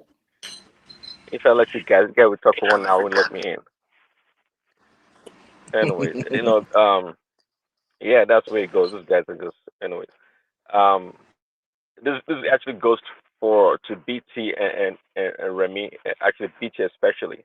So BT, just less than a year ago, you had me on the bandwagon, also criticizing Dr. Abiodun that is a hopeless governor. He doesn't do this and that. Is the perhaps the worst governor in Nigeria. And today, you all are giving Dr. Abiodun all the credit in the world. With everything going on.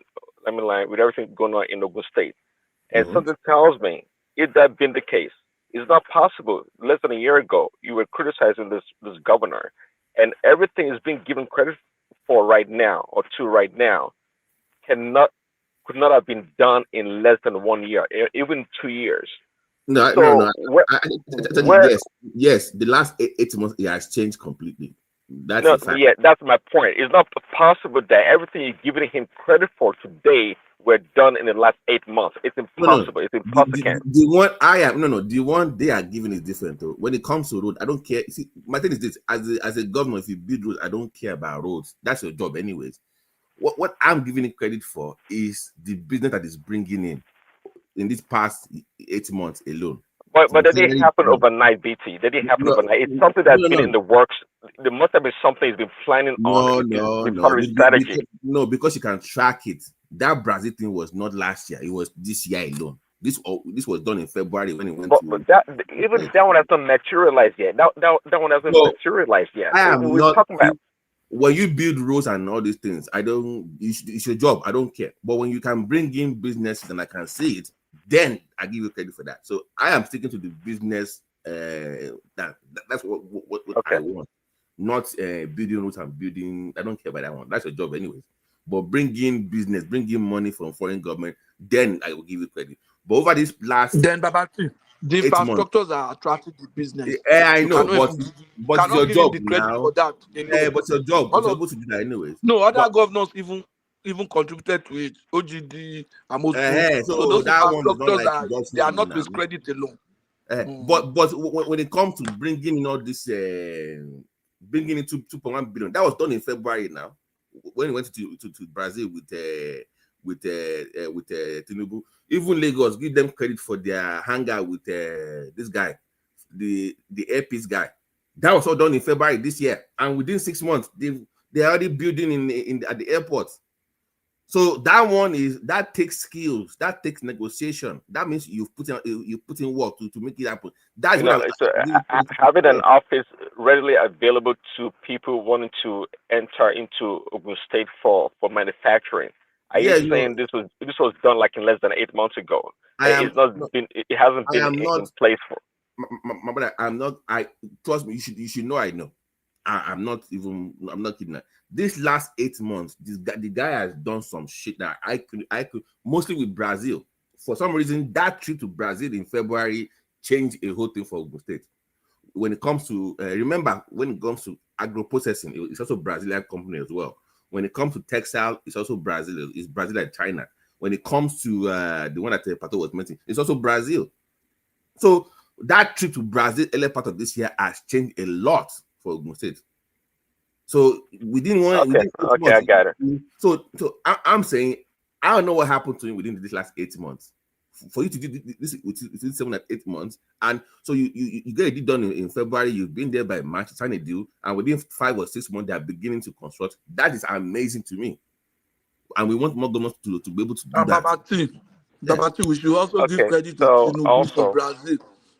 Please, Daddy, we should give credit to Tinubu for Brazil now, because yes, now I agree. Yeah, they are building that in. Joel of Nashville. Oyema, are you there? Joel, this guy from your side, Oyema. I'm here. That hangar. No, hold on. Pato, hold on. I said I'm here. I'm listening. That hangar.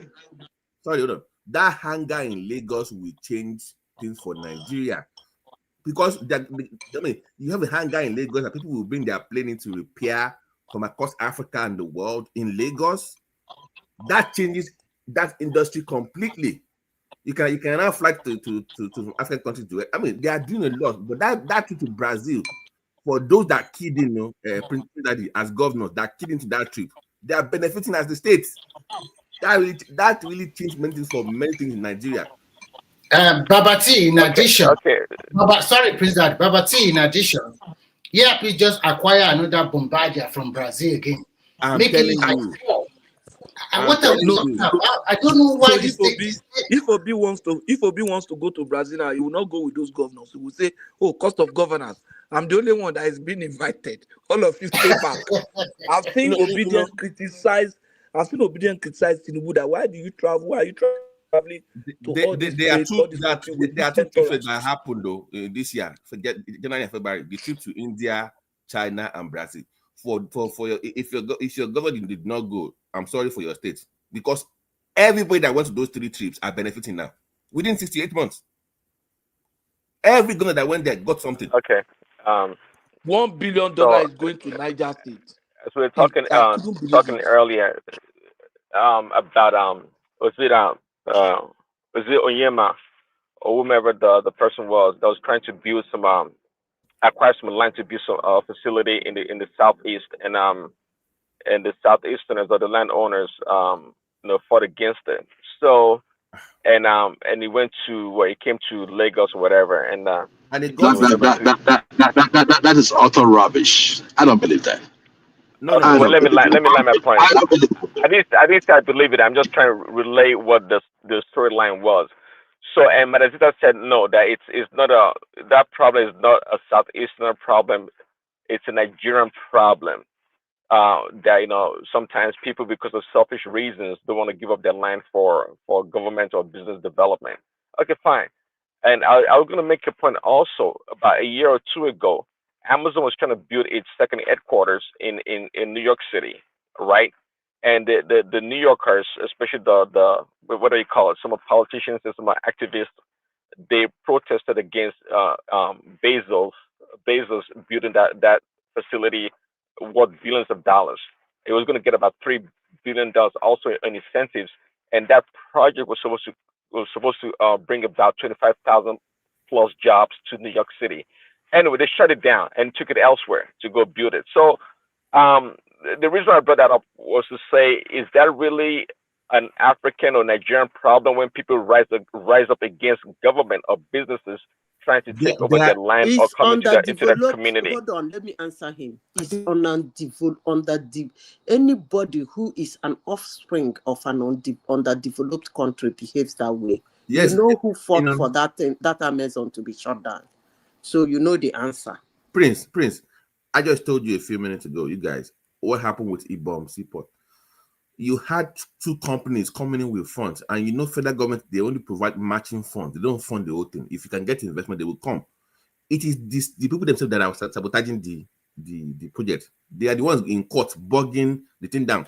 And if I want to invest in a project, They backed out now, not because of federal government, not even because of the state, but because of the community themselves. That's the issue. Babati, Babati, I believe that if the government wants to build, if they are serious about building a seaport in Ibom, they're going to do it. No, or on God, they're going to do it. In Lagos State, hold up, please. In Lagos State, when they were doing the coastal road, there were resistance. There were resistance, and the people were paid. Hold on, the people were paid. The people were paid. Okay, there is one that was. Yeah. So the thing there is that, see, I see this as a grand design. The one going to the airplane hangar being built in Lagos State, I see it as a design. All this talk about there was no land in the southeast. I mean, we keep hearing this mundane talk from people who've never been to the southeast. And in fact, I've heard one of us was saying that where is the land? And I'm like, no, Joel, in Imo State. Hold on, in Imo State. In Imo State. Hold on. In Imo State. In Imo State. Before you I go can far, tell you. Let's correct you. It was not the federal government that was saying there's no land. It was Oyema himself that said he went to Enugu and to approach them that he wanted to build. The governor Iguayi then was ready to give him land. The indigenes were the ones that were opposing him. So he had to go to Anambra. And in Anambra, he paid hundreds of millions of naira to acquire a land around the airport. After paying for that land, the indigenes were telling him that the state does not own that land, that he should be careful. He didn't tell us whether he got his money back or not. So at that point, he felt very insecure and he had to go with Lagos. It wasn't the federal people, it was Onyema himself, the son of the soil. I saw Pato. I saw the excerpt from so how you right? blaming But the issue is this. Now? I think the truth is not being said. Look, for someone like he was lying by saying hold on. For someone like Emso, hold on. For someone like Emso, right? She has a factory in Lagos. When she wanted to do the one in Ogun State, people were telling her, sorry, come to the southeast and build. She refused. Reasons best known to him, best known to her. So when I talk about this land issue, we also had that with orange drops. And we were saying, people look at the security problem too, beyond the land. In recent time, people look at the security problem. You don't want to go and put up a factory place where the term is the security. If you tell me security, I will believe. I will. Look, Patowski, I'm a very fair person, right? I'm a very fair person. If you are telling me that the reason why you don't want to go to the southeast, especially not the whole of Igbo State, but that axis, that Idato axis, Olo axis that has a connection with Anambra State. If you're telling me because of insecurity in that axis, you don't want to be in that axis, fine, I will understand. But what happened to Abia? What happened to Enugu? What happened to Ebonyi? So my point is just this, and someone was saying that it's because it should be close to where they have the flight. Oh, come on now. Enugu to Lagos to Enugu is about 40 minutes flight. Joel, so they can run it. Joel, hold on.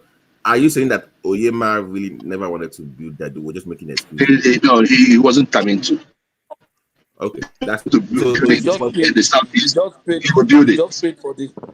paid for the land in. No, I'm only asking because I knew about that deal last year. Enugu, okay, that Enugu thing has been there since last year.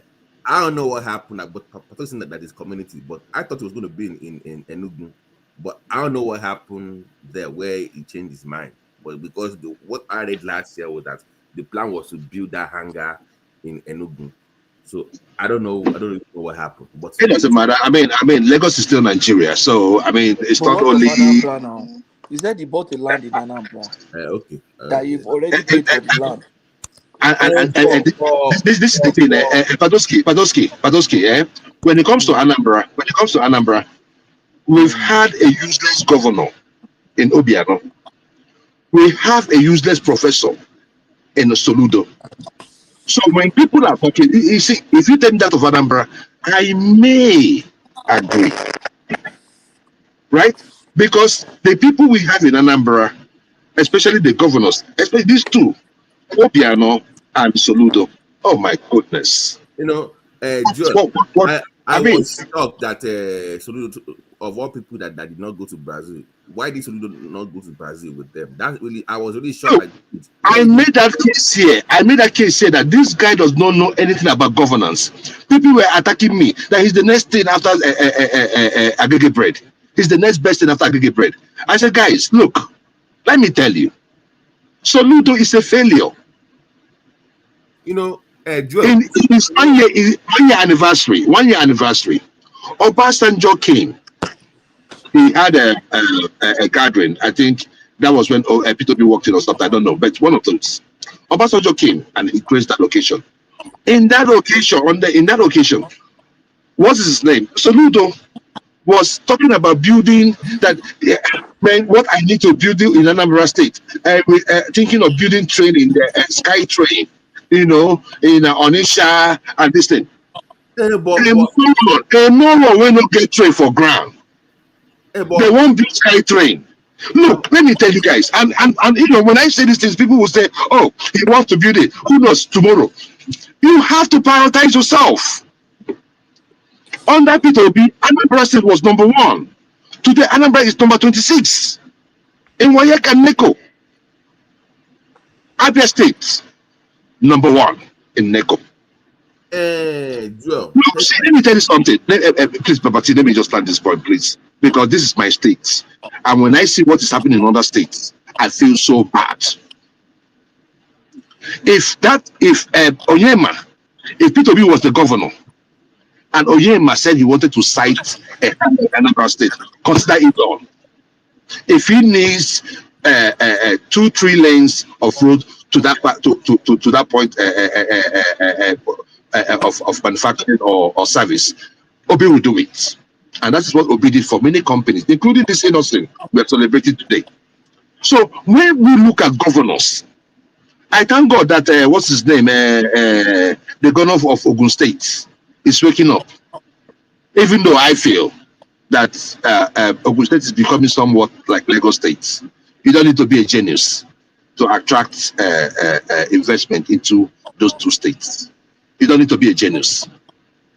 But when you look at the Southeast, I have said it, our biggest problem is leadership. It's not like I'm blaming any person. I'm not blaming any person. I have looked inwards from the people they call the local government chairman to our governors, to the House of State of, I don't know if you have any. They are a bunch of bloodsuckers.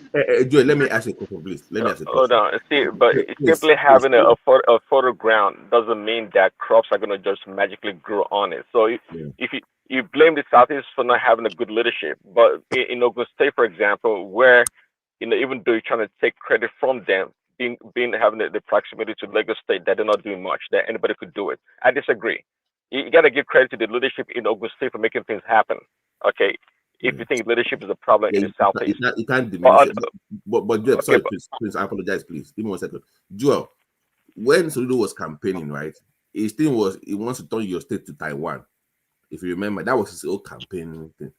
So what I'm asking is that why was it not then joining Tinubu on all these foreign trips? If you want to make your state Taiwan, you should be the one with him on all these trips. But I don't see him in Japan with them. Babati, no, they make me vex. Babati, no, they make me vex. No, they make me vex. No, you're talking about Taiwan, Japan, Taiwan. Have you seen the kind of food? You see. My ex-girlfriend. I'm asking. Let me explain. Make I explain. Give you my brother. Make I explain. Give you. It's spending me, and it's bothering me the way it's bothering you. Let me say this. Do you know that? Let me just add my point. Let me just add this point. Let me add this point, right? When you look at Soludo, right? When he made that promise of Japan, Taiwan, In my mind, I knew that it wasn't going to be possible. But at least give us something, not even close, even if it's 50% or 60%. I think that is even too much. Give us like 30-40%. And where am I talking about? What am I talking about? Let the roads have drainages. Let the roads have what they call it, a good landscaping. Look at the kind of food Soludo is building. Is that a road that is going to be in the Japan Taiwan? And it's almost going for his second tenure. So this is 4 years. 4 years is gone. 4 years is gone. You could not use one, not even one futuristic building. Not one futuristic building. No one futuristic building. Soludo did not build. Not one.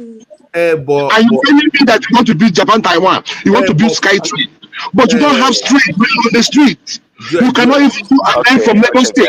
Guys, so let me wrap up. Okay, George, Please, let me wrap up. please, So on go the ahead, issue, everybody. on the last, I guess on the last couple of points, hold on. I watched a video about maybe 5 years ago or so, or maybe longer. It was about a southeastern guy. He has a YouTube channel. He made a video about a brand new market that was built in Abia. I can't remember the name of the market. It's quite popular. I think was Area markets. Okay, it was rebuilt from scratch. Okay, I think maybe that's the name. But anyway, the guy made a video, went around the market, talked about the new facility, how clean and everything was. But at the end of the day, the guy was disappointed, saying that it's underutilized. It was like underutilized in such a great manner. The guy couldn't understand it. That everybody runs to other places, Lagos and everywhere else. But here's a brand new market here in Abia State, and the marketers, the market people or the sellers are not occupying it. What is the problem? Okay, before I wrap up, I'm going to leave that. Hold on, Joe. Hold on. Let me finish. You can answer that question. That's a question for you, Madam Zita. And last I was going to say, somebody made a reference earlier. I think it was Patowski. You know, there's one thing about people that you don't care for, Joel, from Soludo to these other people. Anyone that the point here is that anyone that opposes Peter Obi, including his best advocate, Canada Concord, that was #1 advocate for Peter Obi in the last election that you've turned against because he's maybe saying things not favorable towards Peter Obi. So there's a pattern that's developed. Anyone that's ever gone against Peter B tends to be an enemy of yours or someone that you don't consider or regard. So you want me to respond, please, because you made two serious allegations, but it's okay. But anyway, Brandon, and respond. That's it. Okay. The issue is this. The issue is this. You also have to understand. Are you hearing me? I think somebody's making noise in the background. But you also have to understand the core of the obedient movement. We are not in it so that we can sing hallelujah for Obi all the time. We criticize him. We do criticize him even today. But many of them, no. We do. No. Padowski. 2 weeks ago. Hold on now. 2 weeks ago, I've always, if there's anything Obi did wrongly, I'll call it out, right? Not like the one, not the one that he said my brother, not my brother owned, my dear brother, and Reno was having an erection. But no. Hold on, Patowski, hold on. Make I talk my own, make I go now. When I don't talk things now, make I talk now. Let this man say something that is wrong. Hassan, just give me 1 minute. I want go work. I want go work. Time they don't break now. Talk. Go ahead, talk. Make I just talk my own.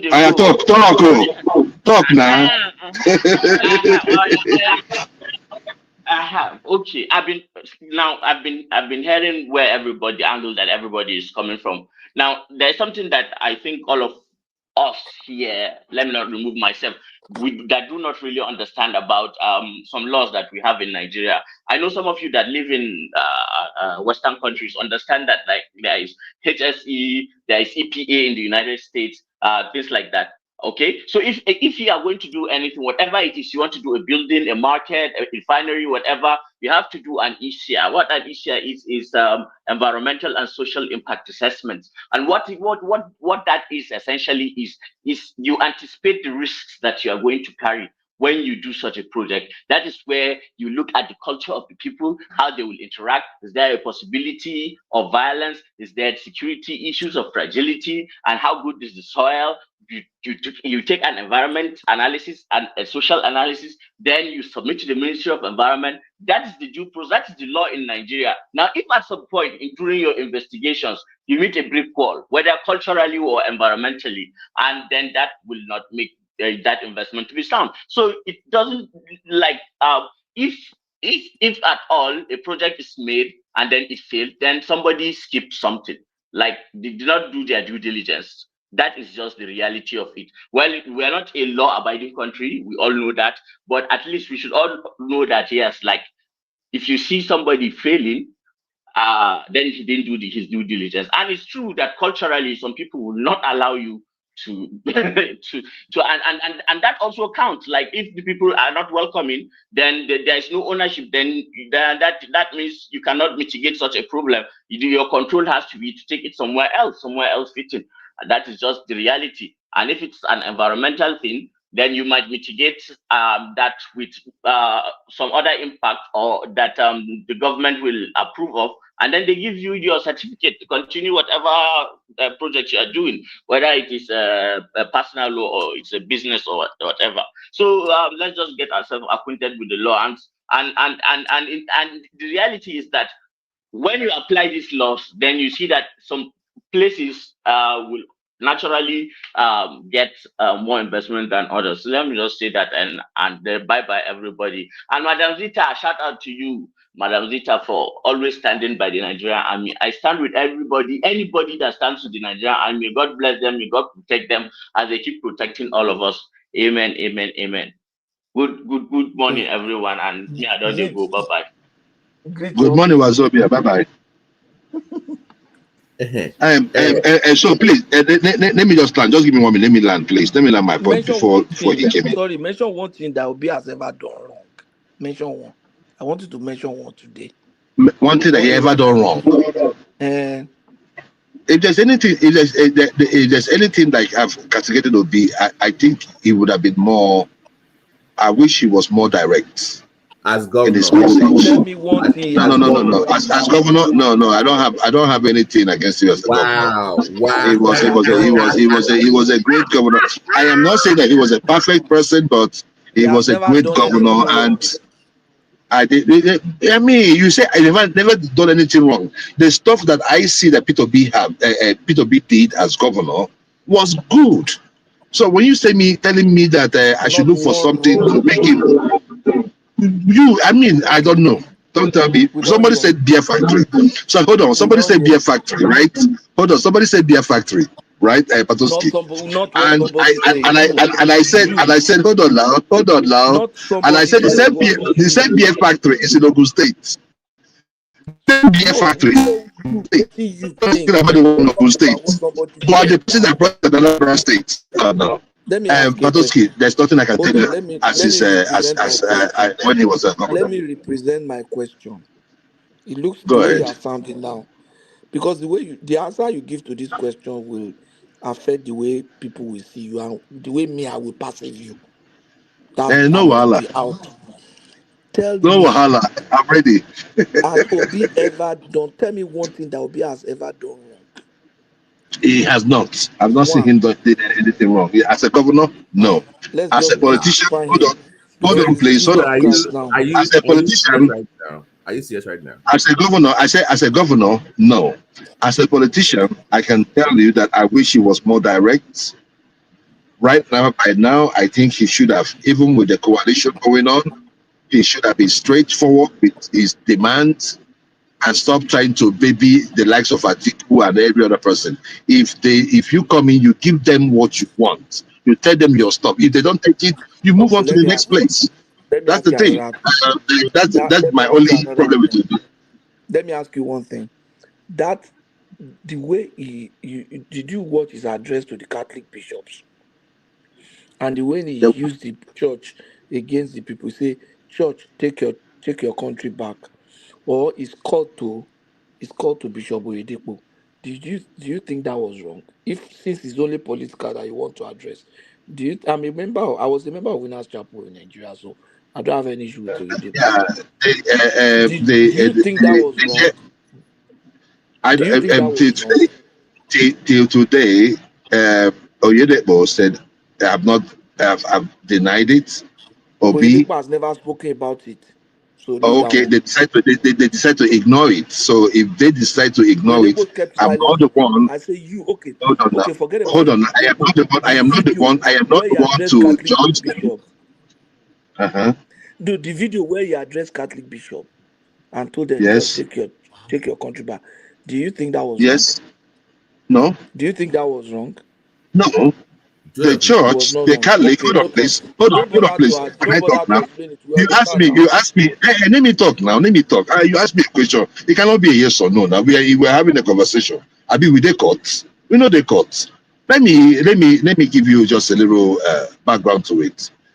The issue there is this: the Catholic people or Christians are members of Nigeria, and it is not only there that he said, "Go and take back your country if you are fair to He Obi said church. and fight He said yourself." church. Hold on, Go and please. take your country back. Hold on. The church is part of Nigeria. He said that to the youths. He said that on campaigns. Nobody talked about it. So the people in the campaign, who are they? They are lesser people. I mean, what could be more criminal than bringing in fake bishops to stand in as CAN members? If Obi had done that, you guys would have cut off his Hold neck. on. Did I not So condemn that? please, Me, I condemn no, that. no, But what I'm no, saying is they are trying but to not say enough. But you not didn't enough. see that statement as wrong. I didn't see We that are wrong. even making a case for it now. Okay. Oh, As a please. governor, Joel, wait, as a governor, don't do that now. You can't go to a church and say that kind of. Come on, that was wrong. as a What do you governor, mean? you are What do you leaving mean? Because he said that in various occasions. So But what are you going to call that? He no, is if telling you take back Biden, your country. The church take back your country. The youth take back your country. The elderly take back your country.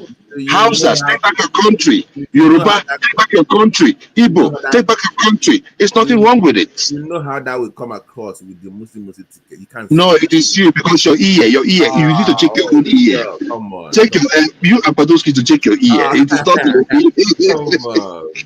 Listen, come on, be no check objective. your anyway, the check man your has never container. done any the man has never done anything wrong before in his life. So that's good. It's okay. But Padoski, I don't live with Peter Obi every day, right? So if you stay with him, like if I say, hold on now, let me use this scenario. Baba T and Patoski, both of you, I cannot come here and say in all honesty that you guys are great guys. I mean, from my conversation with you guys, I see you guys are great guys, right? But can I vouch for you? No, I wouldn't do that. I don't live with you. Because I'm not your wife. I'm not your side so can you piece. vouch for Obi Neither now? am I your Can you vouch brothers or for your Obi? siblings. Can you vouch for You Obi? say? Can you vouch for Yes, Obi? I can vouch. I can You vouch don't for live You with Obi. you don't know don't live him with him For, now, now. but you don't know listen now, him. listen now. But you Let don't me say live with something him now. now. I can vouch for Obi for based on what he did as a governor, what he does in his private life, what he does in his private life, what he does You in are his very private life. you are a I cannot laughable say. person. But you don't know him It's now. okay. It's okay. You can call me. I can be a caricature to you, but my opinion is valid, and I think I'm making my opinion You're loud actually and clear. protecting yourself now. As a public officer, which is what we are looking for, Obi has not done anything that will make me castigate him. In his Joel, private life, I do not live with him, so I cannot say.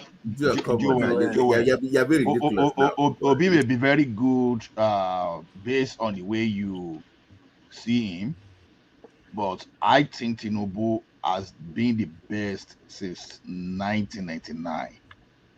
And The from the best in way what?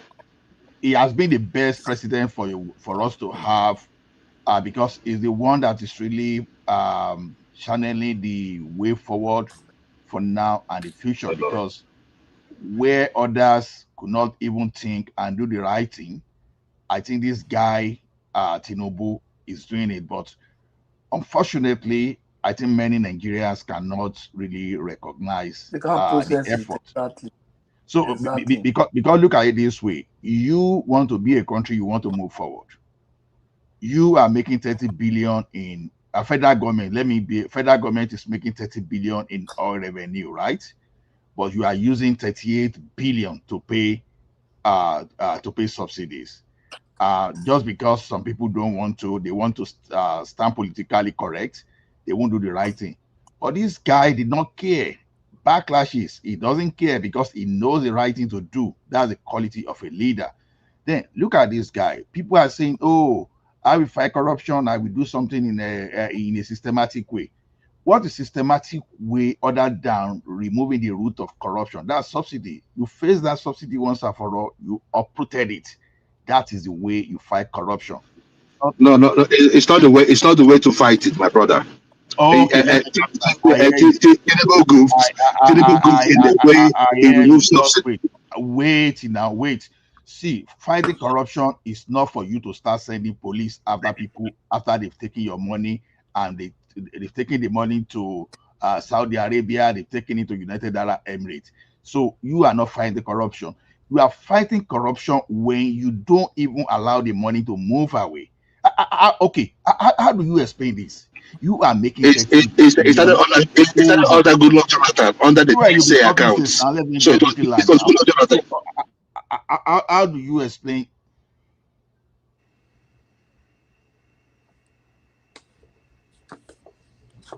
So how do you explain a situation? Hello, can you hear me? How do you explain the situation where you are making money, right? Because you want a mechanism for you to share the money that the country is making. You introduce subsidy. So indirectly, you are sharing the money that is supposed to be meant for road construction, infrastructure, education. You understand? Okay, now subsidy is a corruption mechanism. When you dismantle corruption mechanism, that's a way of fighting corruption. It's not by because you are tackling it at the institutional level. You are not running after one person or the other. Hello. Now, could they hear you? So okay, when we try to privatize a refinery, the corrupt people then they just make sure that they make sure that they could not privatize the refinery, and they still use that refinery since 2007 to just siphon money up to 2023. So the way to fight corruption is you go to the institution, you look at what is promoting that corruption, and you uproot the thing, and that's what Tinubu did.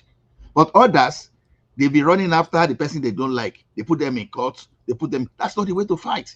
Because at the end of the day, we are not seeing the benefit. But look at the corruption this guy is fighting. Look at what they are doing with the money they are getting. That's the way you look at it. So is the one fighting corruption better than anybody since 1999. You may not believe it, but in reality, anybody that knows about how to design an organization will tell you that what Tinubu is doing is the best way to govern. Nobody has fought corruption more than this guy up to now. Thank you.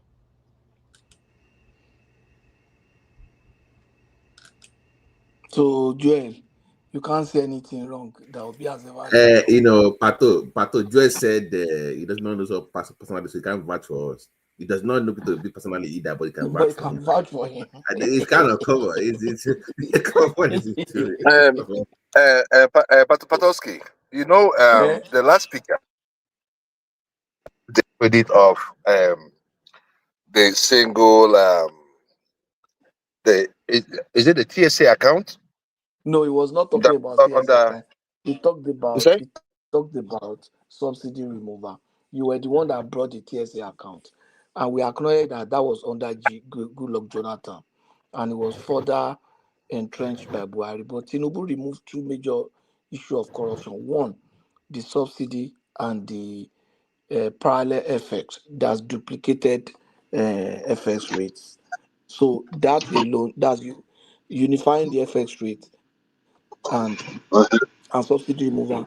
Those are very major corruption this thing. And then it stopped Yes. ways and means. It stopped ways and means. The one that Yes. Emefiele and Buhari was using. Those are very big ones. It's like biting the bullet.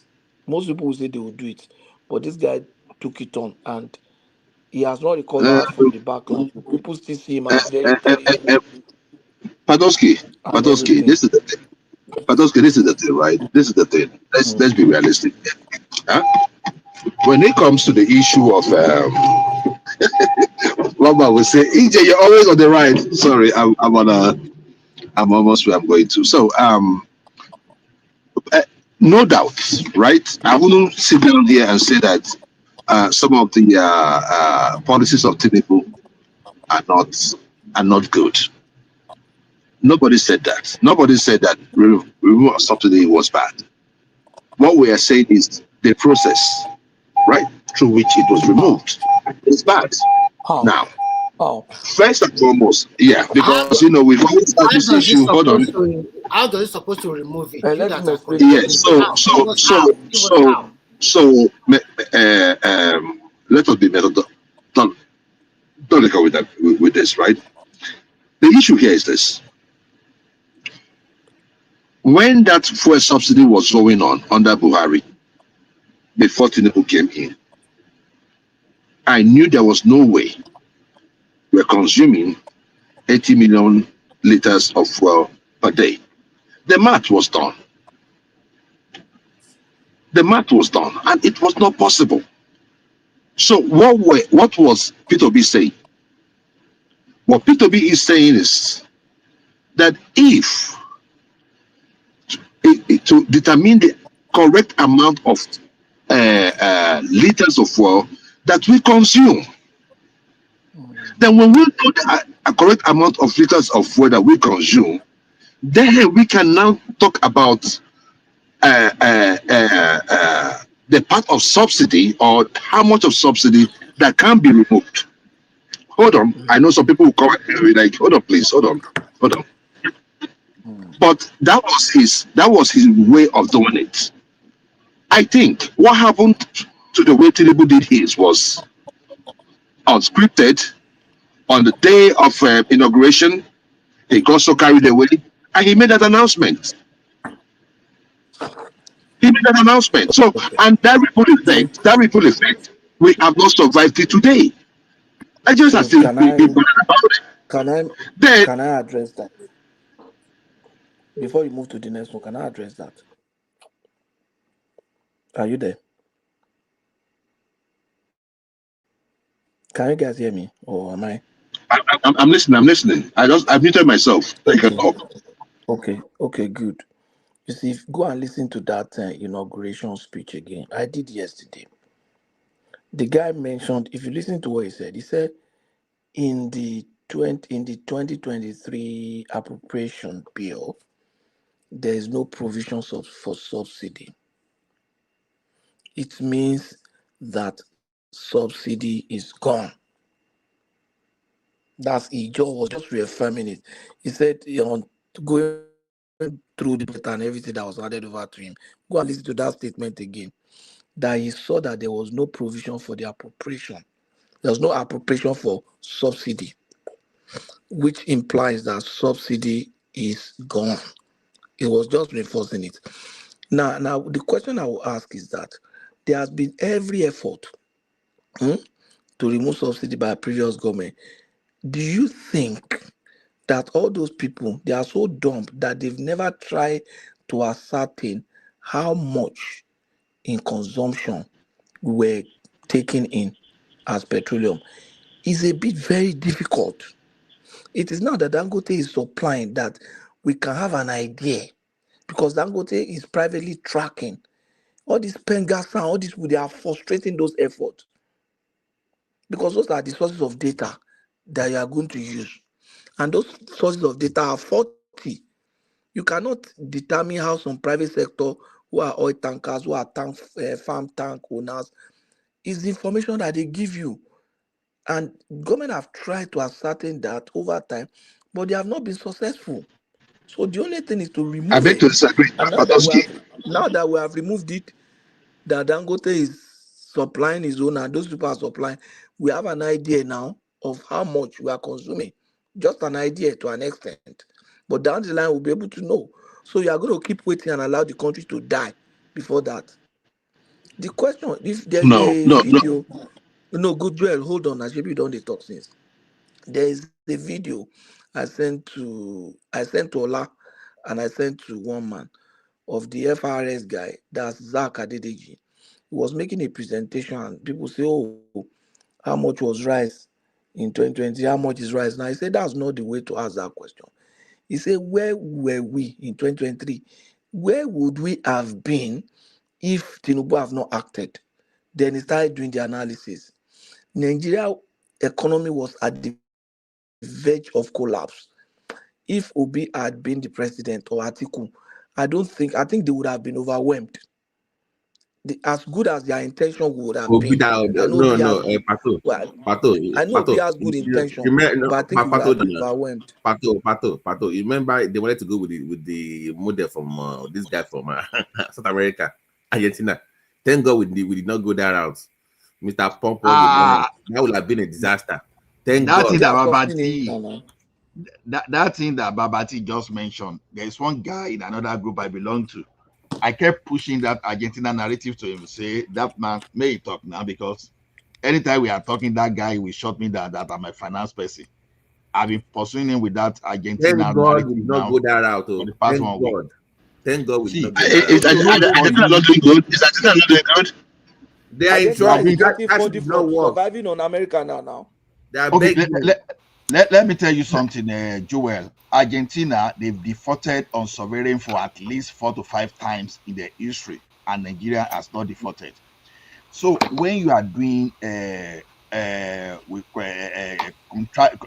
contractory fiscal in a developing country, it's not good, because now we are in a country whereby our human development index is very low, and you want to be doing contractionary fiscal policy. It doesn't work, because that guy cut too much. That was terrible. Thank God we not go to bill. Thank God. In economies, you understand, government has no business in what they call accounting savings. Accounting savings is when you carry your money, you put it in the bank. Economists don't see that one as investment. What economists see as investment and saving is when we put money in what is going to aid production. You understand? You see road, you build road. You build hospital, you keep people healthy. Those are the things that economists see as investment. You build schools. Patoski. You build schools. That's what they see as investment. So in a developing country where we've not maximized our potential, when people are still looking for a job, you don't go and save money. When you are saving money, it simply means that you are only seeing the early, those people that have made it in that economy. Those are the people you are helping, not the poor one. You are not lifting people out of poverty, but you are trying to save money. You understand? So every sign that Obi has shown in the past is telling us that he is not built to handle this position. That's why I'm saying that since 1999 so it's back to save money. Is that what you're saying? I want to know where you're coming from. No, is it back to save money? Ola, let me help you. Where is the money to save? Ola, the question is this: if Obi is the president today, from that 2023, the simple question is that where is the money to save? We are servicing our debt, 98% debt to revenue. Where is the money to save? Most of the lenders, they don't want to lend you money anymore. They are tired. So the one you're borrowing today, where are you borrowing it from? Relax. The reason why they borrow you money is that because they see potential. If you do not know, Nigeria economic growth now is 4.3%. And to that, we are able to also increase our reserve, our external reserve to almost about 42 billion. So is that a part of saving? No, that is not. Well, what I'm trying to tell you is this: they see potential. Increasing your external reserve is it not part of savings? Let me finish. Let me finish. You come in. with that two single decision this man have taken, it has able to solidify Nigeria economy. Now we are be able to stabilize the economy. The next thing is growth. The forecast from World Bank is about 3.3%. Now it's about 4.3%. We can see more investment coming into Nigeria because they now know that we have a government that they see that transparency, they see that future prospect, and they are able to invest to come into your country. Remy, sorry, before you guys go ahead, we have one more hurdle in Nigeria that is blocking investment. I get all this monetary stuff. We have one more issue: labor unions. We need reform, please, because the way they are doing that, Remy, if that man can be going through this wahala, that strike now. That's the end of foreign investment. Imagine you and I, regular people that want to invest. That group of all people, look at what they're doing to them right now. Imagine. I think it's the right time to National Assembly. You must reform that labor union in Nigeria for people to come in and Remy, please, let me ship one thing. So Joel asked a question the other time that is it bad to save? You understand? I will tell you that it's not entirely totally bad to save, but you must know the type of money, how you are getting your money, and what's the quality of source of that money. Okay, look at it this way now. You are getting money from oil. The fact that oil contributes like most of your forex is showing you that there's a problem of revenue in your country if oil is the one that is giving you major forex. When you go to United Arab Emirates, when you go to Qatar and other countries, you find a different situation, right? Now, when you are getting money from oil only, it simply means there is a problem with others because you are not exporting cotton, you are not exporting the finished cocoa products, you are not exporting other things. So it's only oil. It simply means that people are not getting job. And why are they not getting job? No infrastructure to meet that job. You understand? Services in Nigeria, we are not even at the point we are supposed to be. So if you address all those things, it simply means more money, because what Tinubu doing now is addressing all those things that will bring more money. He did that in Lagos State, and we are getting more money. So by taxing people senselessly. Wait, Joel. Those things are political statements. I will tell you. Don't you pay taxes? No, Joel, don't you pay taxes in Tennessee? Don't you? No, Babati, that's not even the problem. For you to pay taxes because I have a job too, right? Joel. Hey, don't tax jobless people now.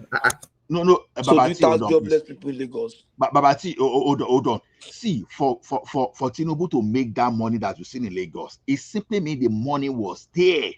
You will not make money if that money was not there. It's not excessive taxes. Those money were going to individual pockets. That is what you are missing there. We're going to individual pocket because you won't just put structure in place to monitor tax and you get billions like that. No, it doesn't work that way. It simply made the money was there, but just going to private pockets. That was the situation. Now, when you address all those things now, this is how government save money. Government save money by building what they call sovereign wealth. When you build sovereign wealth now, you will now use that one as a form of kind of foreign investment. You know, you target some kind of. To you, we can waste time already. Okay. Maybe I'm just wasting time. Padoski, everything he said, Obi said to. Hold on. So what? If you want to know whether I was listening to you, ask him. What was the last thing you said? Okay. The guy is busy preparing his defense. The guy is busy preparing his defense. Padoski, you see, this is the issue. Can never be wrong. I said Obi was not wrong while he was in public office. I stand by it. If you, do you know? Yeah, that is me. I don't need to know. I don't care. I don't care. No, Obi should Obi made mention of the sovereign funds, right? You see, this whole thing, right? We always make economy look like it is rocket science. It's not rocket science. Right? I was reading Argentina. I was reading what happened in Argentina. We were here talking about Argentina. But inflation in Argentina is about 2%. But Obi was for it now. Right? Hold on, please. Hold on. And they said, because I'm just reading, he said, by firing thousands of government workers and slashing spending in different areas, including welfare research, and he has shrunk the bureaucracy and balanced the budget for the first time in more than a decade. Just like you guys are giving cutting in some slack. That what he's doing. Hold on, my brother. That what he is doing right now will be felt in future. What Milei is going through in Argentina is not because of his policy is so bad. It's because that the country has to go through that shock in order to start making progress. So I'm going to still give you. I don't think his policies are wrong. So if you say Obi is going to bring in what Milei is doing in Argentina into Nigeria and it's going to make Nigeria bad, no. That it went bad in Argentina doesn't mean it's going to go bad. But the fundamentals are the same. No, we have to go down. No. Have you read the New York Times breakdown analysis of this of his policies in Argentina? So look at go and look at the New York Times breakdown of the analysis. He shrunk the I'm looking at New York Times.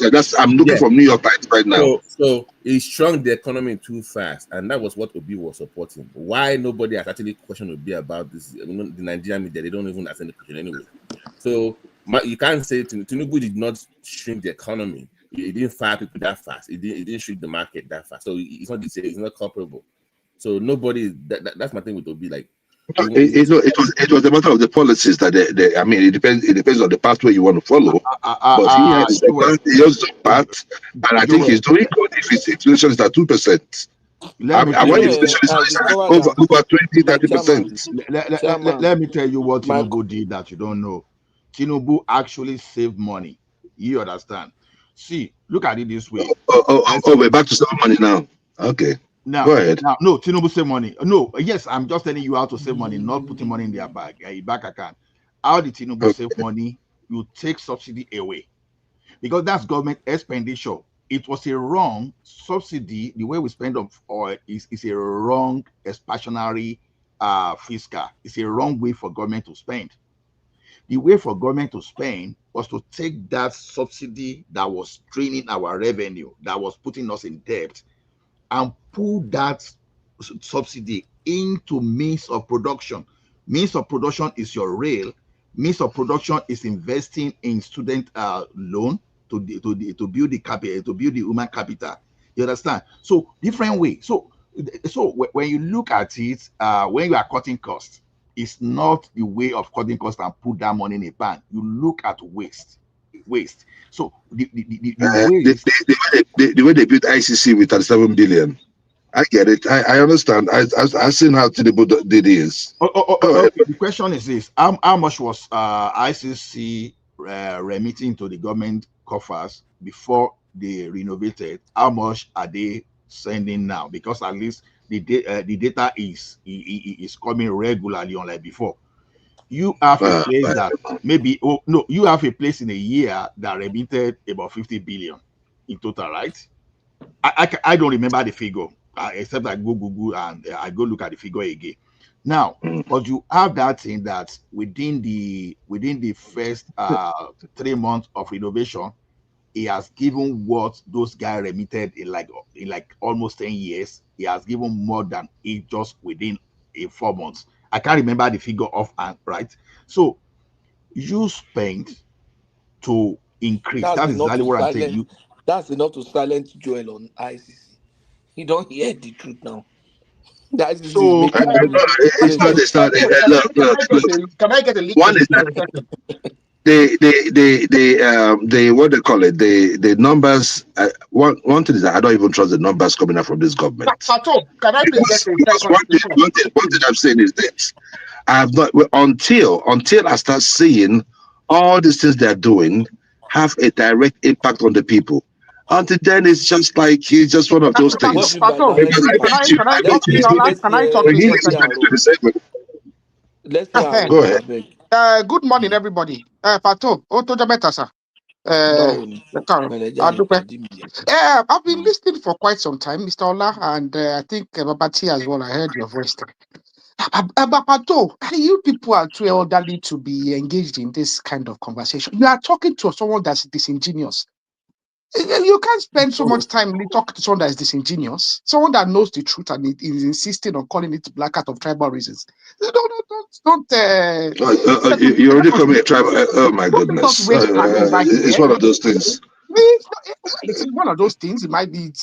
I don't know how you feel about it, but that's the truth. I mean, you're being disingenuous. Everything. What makes me disingenuous? What makes me disingenuous? Numbers, but you believe that Obi was such a saint that he did nothing wrong in it. Okay. I know where you're at life. I know where you are in life. First and foremost, I don't respond to people that have all this stuff on their page. Okay, you can't wait on that's pretending to be asleep. This is the situation. This is the situation. Let me give you a story. Wole Soyinka, I was born into believing that Wole Soyinka graduated with a top class, from a university. And people carried that story for hours. Even some motivational speakers, they were using that in, someone made top class. And see where you see today. It was recently, even not up to, I think, less than a decade ago, that when they now asked that guy that, okay, but sir, you made the top class out of this and others. The man just said, I don't know where they got that information. You see, sometimes Nigerians need the right information to make decisions. You see, when you see someone trying to stretch the truth, sometimes it's always good to engage and correct and change the mind, because thing is this, you have to address the root of wrong information. Even someone giving you wrong information sometimes may not actually be convinced that what was given is right and is wrong until you are able to convince. You understand? Like up to now, people believe that the best way is to keep money meant for development, to keep it in the bank. Why? You don't have good water, you don't have good road, but you just keep the money in a bank so that you want to do things. People are not looking at the way to save money is to invest on people and people to become productive and bring in more money. I will give you an example. During the global meltdown, the crisis, when all these Western countries, when they were withdrawing the money or the foreign investment, when the economy was contracting, America, UK, they were calling for their money, they were firing staff, they were doing all those things. And meanwhile, why you won't behave like those people is this: the Human Development Index in their country was around 96% already, 0.096. So they have a high capacity. Now, but when you look at China, the Human Development Index in China was far lower. What did China do? Instead of China to start firing people that won't spend money, China decided to say, okay, you are paying $1 per kilowatt hour of energy, right? Don't worry, don't pay that 1 kilowatt. Just pay 10 cents.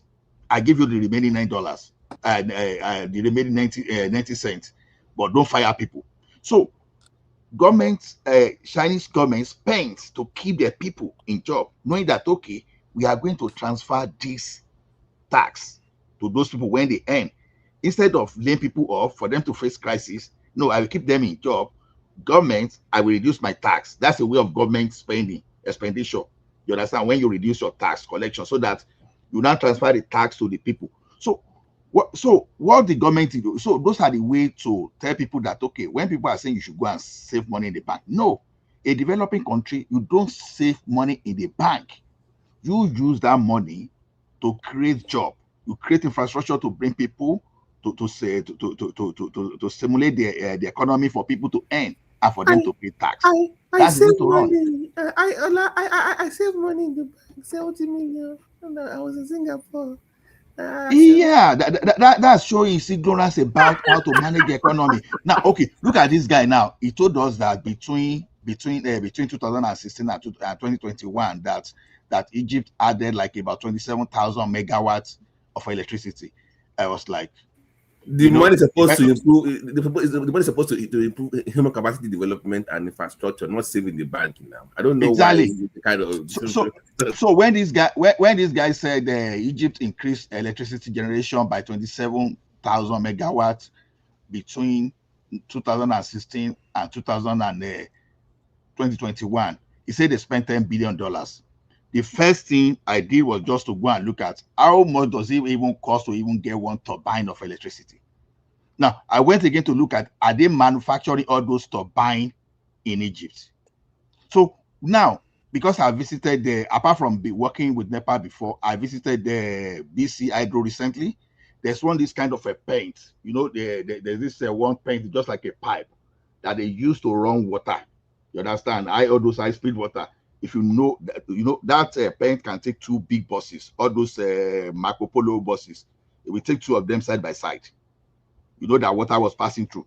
So when you look at all those things alone, the expenses, there's no way Egypt could have added 27,000 megawatts of electricity for just $10 billion. But when Obi quote all these figures, people will be looking at him as someone that knows exactly what he's doing.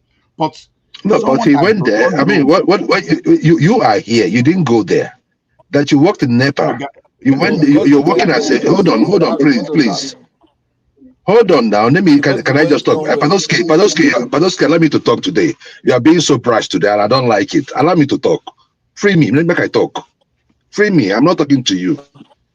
Mr. Fonfon, the issue is this: the person that traveled there. Hold on. The person that traveled there saw what is going on there, came out, tweeted what his findings, and there was no rebuttal from the people, from the Egyptians, and you are here because you hold on, please. Because you work as a field worker, I don't know in what capacity, but probably like a field worker or an electrician in NEPA. Probably they sent you for 1 or 2 training. Now you now know more than Obi. See, this is the issue, right? You can make your point without disparaging others. Right? He went there and he made his point. If you feel that you are here saying that there is no way it can be done with 10 billion, but you don't have any number. You don't have any number. And you're here telling us, hold on, my brother. You're here telling us about savings, right? You're here telling us about savings. But let me read an excerpt from New York Times, right?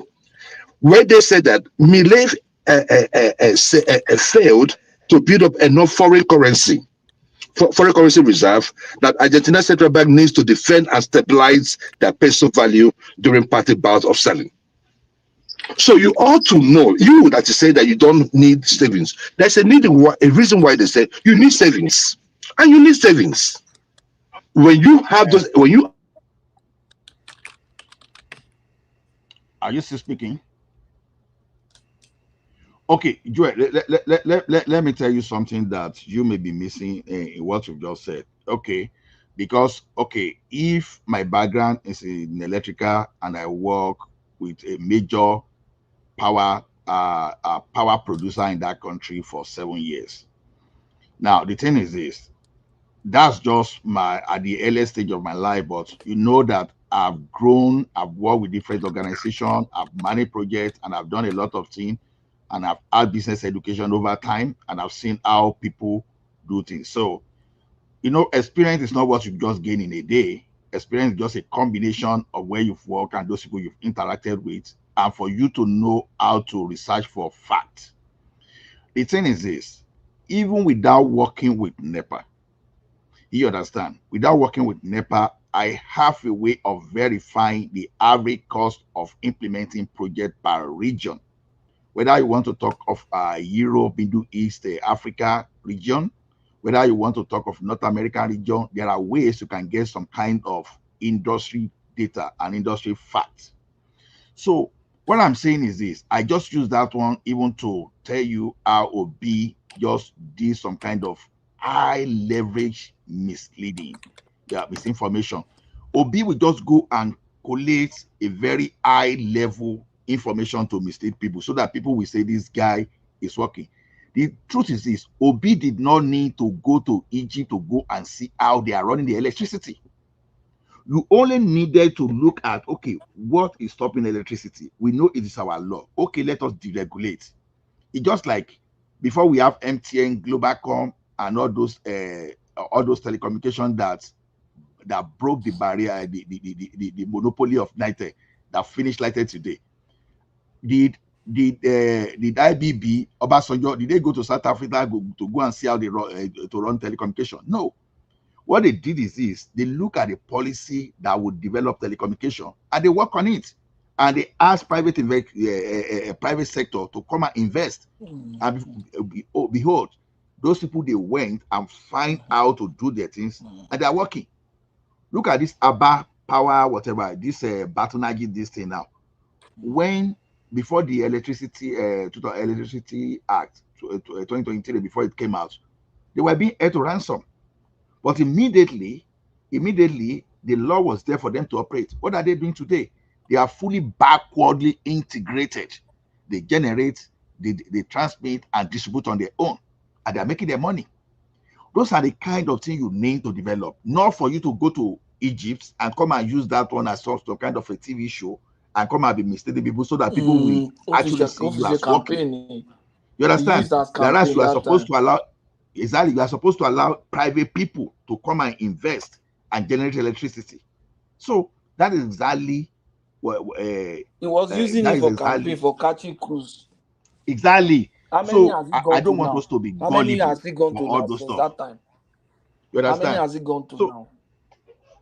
Because when Obi was even telling us what was even the revenue of Nigeria, that okay, assuming they spent 10 billion to make electricity, you understand, within that period, how much is Nigeria generating a year that you are even going to put that money, you want to do it? So all the agreement we've done with the cement, do you know, people are not even aware that we have agreement with cement to build the to build this power for things for us. So we cannot afford a situation whereby we allow government to keep doing this. We have to allow the private people to build. Davido's father now has built his own. Can Ola, please, my boss, please, can you address the labor thing? Please, this one, because it's discussing economics now. You are leaving that part That's out. the most sensitive.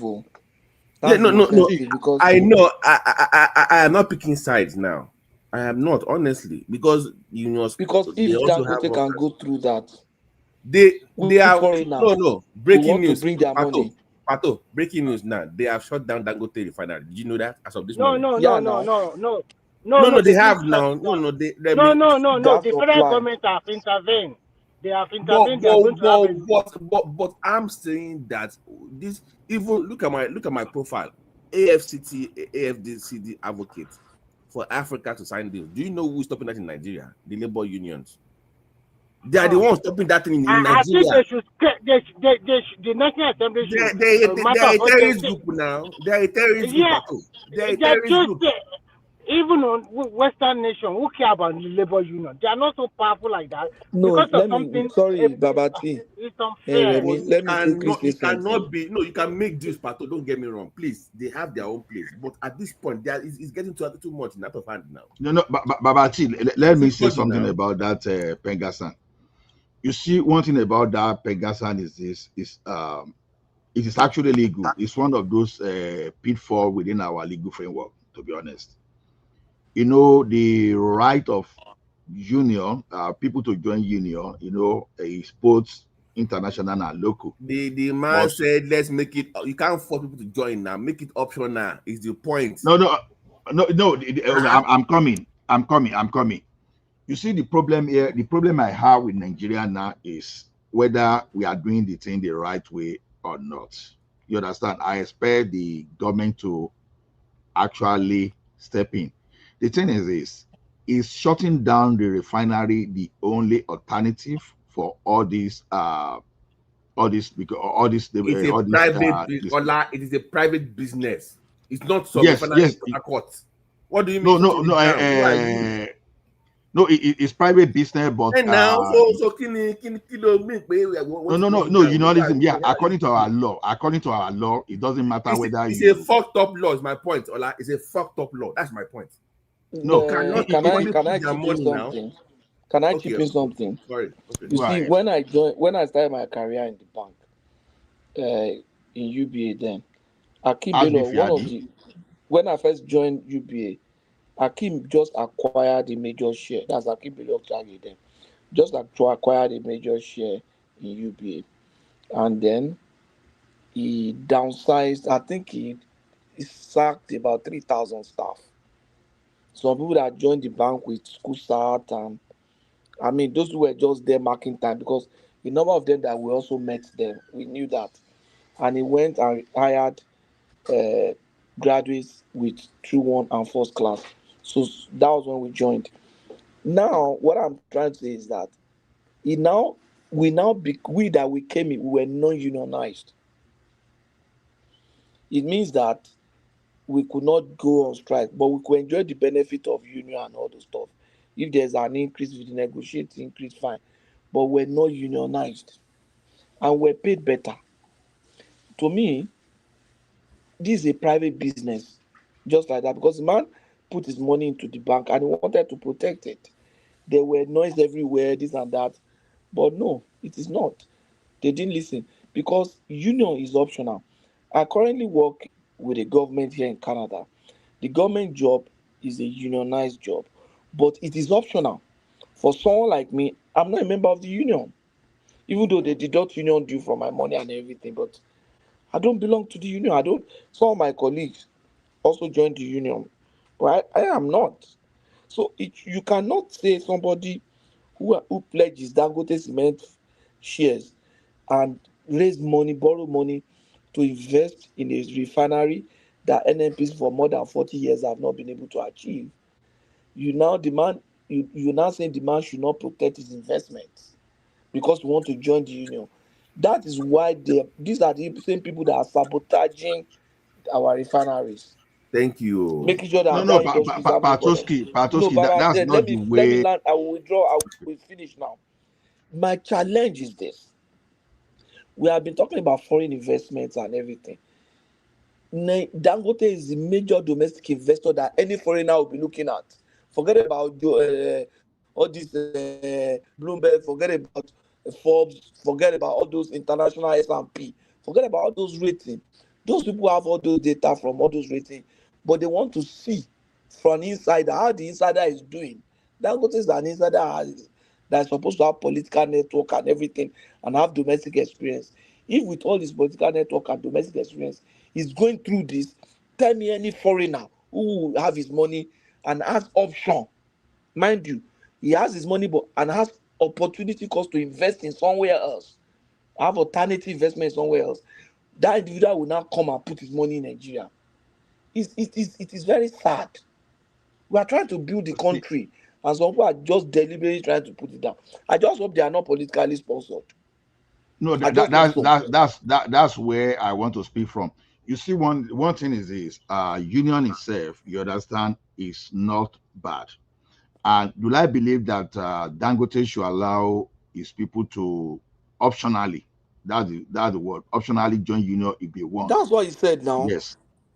Yes, because the law, our constitution, state that, and it's not only limited to Nigeria. But Pengasan wants them to all join. That's the problem. That's where the problem. That's exactly. Hold on, Remy. Let me finish my interjection first. I just wanted to take this along. It's very important for you. Some of these workers, he transferred them from that refinery to another of his business because they said they are sabotaging his refinery. He transferred them, not that he laid them off. Share the show. Share now. And if they don't share the show, typical Nigerian behavior. The thing is this: you know what Pegasan is doing? Pegasan knows that since they've taken their feed button away from Port Harcourt refinery, Kaduna refinery, and the Warri refinery, are the only people, the only organization that can make government listen to them now is Dangote.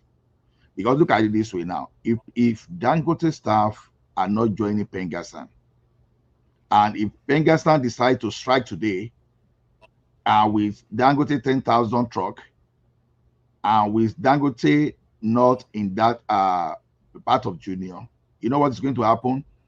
Government can say, "Don't worry, Pengasan, you can strike for 1,000,000 year, no problem. Continue with your strike." They will not care. That is why they are using this unconventional way. Because what Pengasan is doing now is that is trying to blackmail, is forcing the hand of Dangote to allow people to, because I'm seeing Pengasan as imposing, being forceful. Because if you are not forceful, the best thing you are supposed to go is to go to the court. Let court say, okay, Dangote, you cannot stop these people from unionizing. Then let them do that. But when you now resolve into economic sabotage, you understand, just to first hand, that is where I think the government should find a way, because I don't know. I know that I've tried to see our law and I try to discuss Can't this the with government people. use the military and the police to all of these guys doing nonsense? Obasanjo will never allow this. I think you know No, something to stop. Remy, using military and police against people will not work. Abacha, you see, let me tell you Why one not? thing. They are Abacha, sabotaging Nigeria now. let, Why let me why do they tell you. want to stop? Let me tell you. Let me tell you. If you know what Abacha, if you know what Abacha did to all those Kokoria, Franco Korea, all those stuff, you will know that all these Federal people we are talking No, about. but Man, this one is different though, because what they are doing, they want to cut off the gas supply. Why It's the should you do same that? thing. You are It was same thing sabotaging they Nigerian did. government. It was They are same thing they terrible did. human beings. That is a I It think threat the was same against National thing they Assembly did. no. the National Pato, Assembly can Pato, come out Pato. This is a threat union. against security. They are a terrorist group now. You can label them as a terrorist group at this point. You cannot accept that in the Nigerian That economy. was what Abacha tried to do now, but it didn't work. Echo before now. Echo bet found people Patosi, now. let me crack a joke with you guys. Do you know that in Nigeria now, if you are just grinding pepper in a street, they will force you to come and join a Alota society. Where are all this wahala in this country now? Just for you making, just making, how much is it making in a day for just grinding pepper for people in the street? If you are a tailor, they will force you to come and join union, even if you are not even sewing any clothes. Why If are you say all you are these not things? joining, what would they do? They'll take away your machine now. They will not allow you to open your shop. they will picket you. They'll pick at you. So why are they doing all this? So This is what's the unfair, police? man. Why can't you report to the police if I And if you report the police, what will What the for police do police? now? You will give me Pato for now. That's You exactly see what the they are doing. The society is terrible. Our people are very terrible human beings. Mike, your mouth is far away from the mic. Well, come closer to the mic. Arrow. Change your Nokia phone. We can't hear anything you're saying. Then go to the Bluetooth tone. But Remy has a point now. Why must you join unions? That why must you? Why? And why? No, you see, union is that they use it as oligopoly. But they are bullies now. Pato, they are bullies. They bully people now. Yes, now that's what they do now. They are bullying to just too much. Too much. People that barely make 1,000 in a day, you are troubling them again. No, Remy, you know what they do. If you are supposed to be grinding pepper, let's say for 10 naira, those people, they want to fix the price to 50. So they are like oligopoly in the sense that they want to influence the market, drive the price up, and all those stuff. That's why you see all those union people. That's what they do. No, you are just a tailor in a nearby corner in the street. You barely even sew one cloth in a week, and they want to exercise their right on you. People, in fact, I think our people, not even leaders, our people are terrible. They are just terrible. Remy, they will even use. In that, Mr. Remy, the House of Reps to change the law. Hold on. They will even use security force against you. To Patosi's point, they will even use that same police against you to enforce their labor or whatever against you. I've seen that done in my own area before in Nigeria. Baba, let me even give you one funny story. You know, Fuji musician, local Fuji musicians. Do you know that they have union? And you know what used to happen? They used to go and harass. They used to go and harass the artists.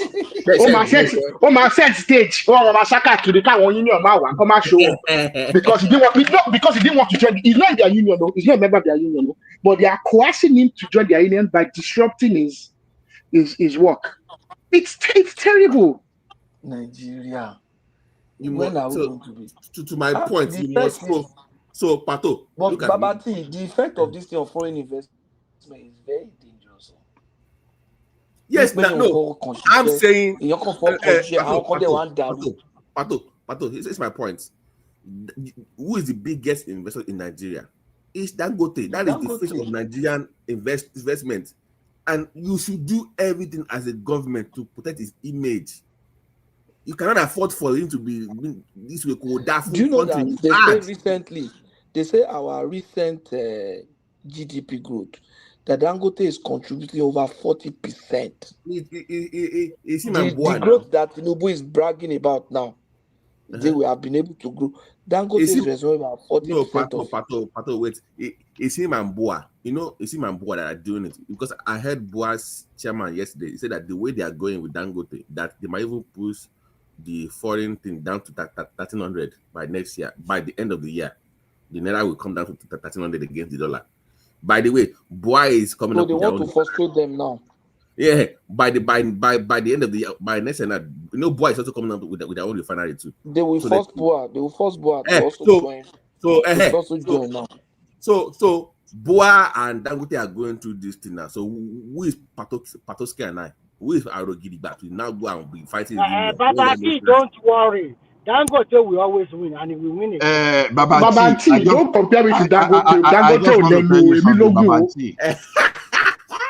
all those labor they try with MTN and co, and eventually MTN they managed to survive them. So after many years of work that we wasted, is my point. Why must we go to all this wala for years? No. See, the union problem is not only in it's what you can solve in the House of Assembly. Just change the goddamn law. It's my point, Pato. Ola, you can easily solve this problem with some laws to protect this nonsense. Don't wait for years of wasting money and opportunities for people because you have to go to the. Why must I go to that one? Dangote, let me tell you what you should do. Dangote should take some money to National Assembly and sponsor a bill. That's all. Yes, so I agree. I'm sure he's doing that now. I'm sure he's already doing that. He should connect with Femi, Boa, all of them that have interest in that place. Femi was posting his, Femi was posting Dangote's thing on his profile the other day. His reply against union. Femi is not the one championing that online now. So Femi is also kidding too. He's the one going on. You see how they deal with this now. They should go. Femi's money is in the refinery now. Why won't Femi post it? His money is inside the refinery as well now. But rightfully so now. Get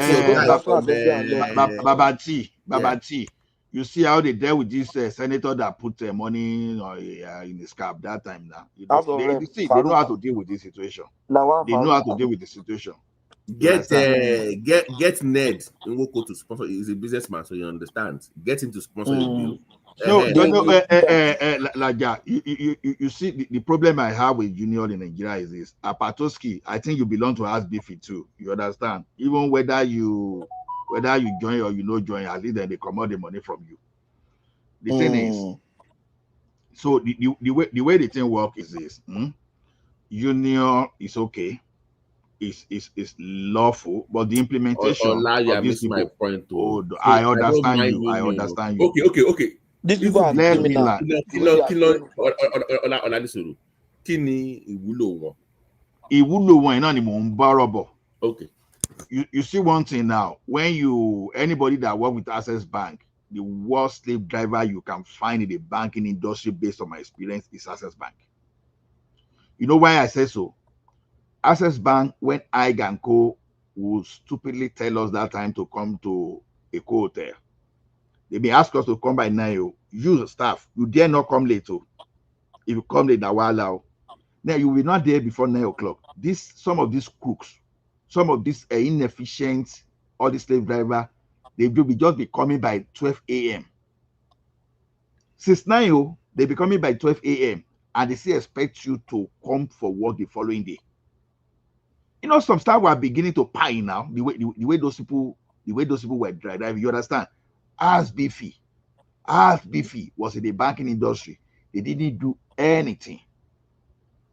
You understand? That condition was terrible. So what union should be doing normally is, okay, a staff misbehave, they fire that staff. You want to sit with the management to make sure that that person gets his own package. Now, okay, you are saying, okay, staff are entitled to 2 weeks or 21 days leave. Those are the things they are supposed to be taken care of, just to make sure that their member have a good working condition, not for them to go and be sabotaging efforts. You understand? That's what they're supposed to be doing. But what they are doing now is sabotage. Because when you want to fight for the rights of the people, it's not by shutting down, it's by going to court and forcing Dangote to do the right thing. But when you are using force, that is where I have problem with them. Other than that, you have to let unions stay, because if you don't allow unions to stay in that country, oh my goodness, there are some employer you don't want to work for. Dangote is paying very well, to the best of my knowledge. So I don't think Dangote has problem. Are they fighting for workers' rights, or are they fighting for their dues? Because so far in this Dangote, nobody has said that Dangote is not treating their workers right. I've not heard that from anybody from Dangote. So it's not about Dangote's workers are not getting their money. They are getting paid well. They're getting fair dues. So what is the reason behind this? It's got nothing to do with their workers' rights now. Nobody. I've never heard anybody say, "Oh, Dangote is not treating their workers right." That's the reason why we're doing the union. No. So what is this really all about? Ola, what is this all about? It's more of interest. See, if Dangote, if they don't have Pengassan Dangote chapter, any strike they are doing in that country is meaningless, because to my point exactly. Why? So because you're going on strike now, why must you then so if you have any strike in Nigeria now, Dangote must close down? That's what they tell me now. What kind of what is that? Yes, I don't understand. No, hold on. When it comes to education, if they are going to start, they go on strike in private school. They have their own unions too now. Then create a private union for them, away from all this nonsense. What was that? Come on with your own thing too. No, don't tell me that. No. Unfortunately, is the law. There's nothing we can do. But if they can enforce the law in such a way that, okay, Pengassan, you cannot shut down Dangote. You go and can they have their own private union away from the Pengassan? No, you are not. The thing is this: the law. That is what the Pengassan are fighting for. They are fighting that Dangote is sponsoring the new staff to form their own private union away from Pengassan. Because Boa is coming up. The one in Southeast is coming up. The one in Edo is also coming up. You have all these things coming up. So in the next 4 or 5 years, you're gonna have about 6 or 7 Okay. There is a new information from Arogidigba now. They are accusing Dangote that he wants a private union, right?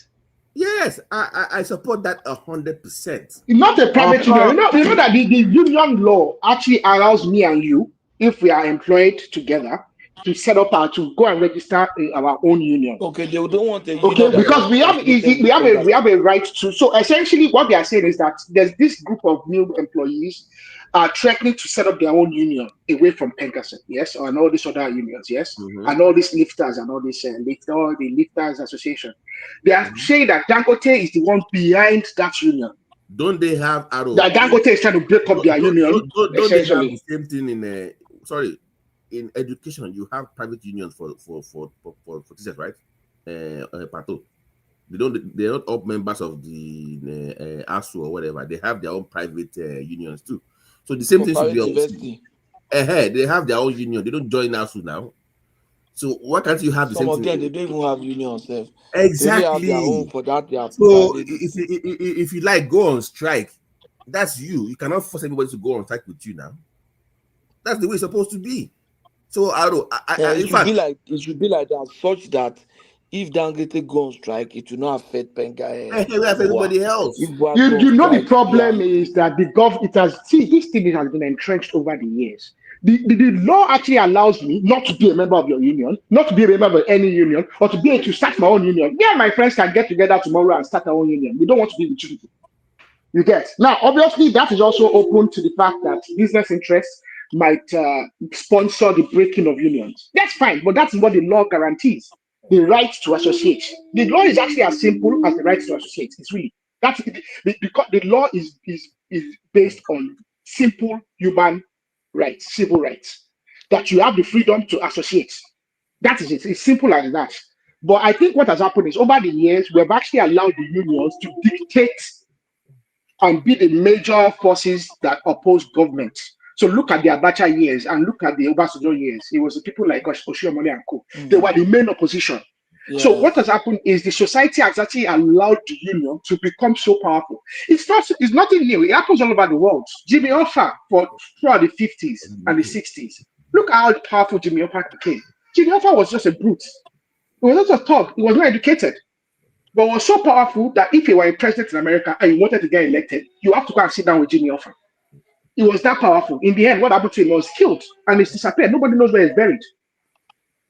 We have allowed unions to become so powerful as other countries in the world allowed unions to become powerful. But other countries in the world, what did they do? They broke up the unions. Margaret Thatcher, the reason she's renowned till today is because Margaret Thatcher did what? She broke the unions. She broke their backs. It destroyed the middle. It destroyed Britain, but she broke the unions. Let me ask you a question, guys. You can also answer to after Aro. I listened to the secretary of Pengasan, and the guy is a communist. The guy said Dangote's refinery belongs to us, not Dangote. It belongs to all of us.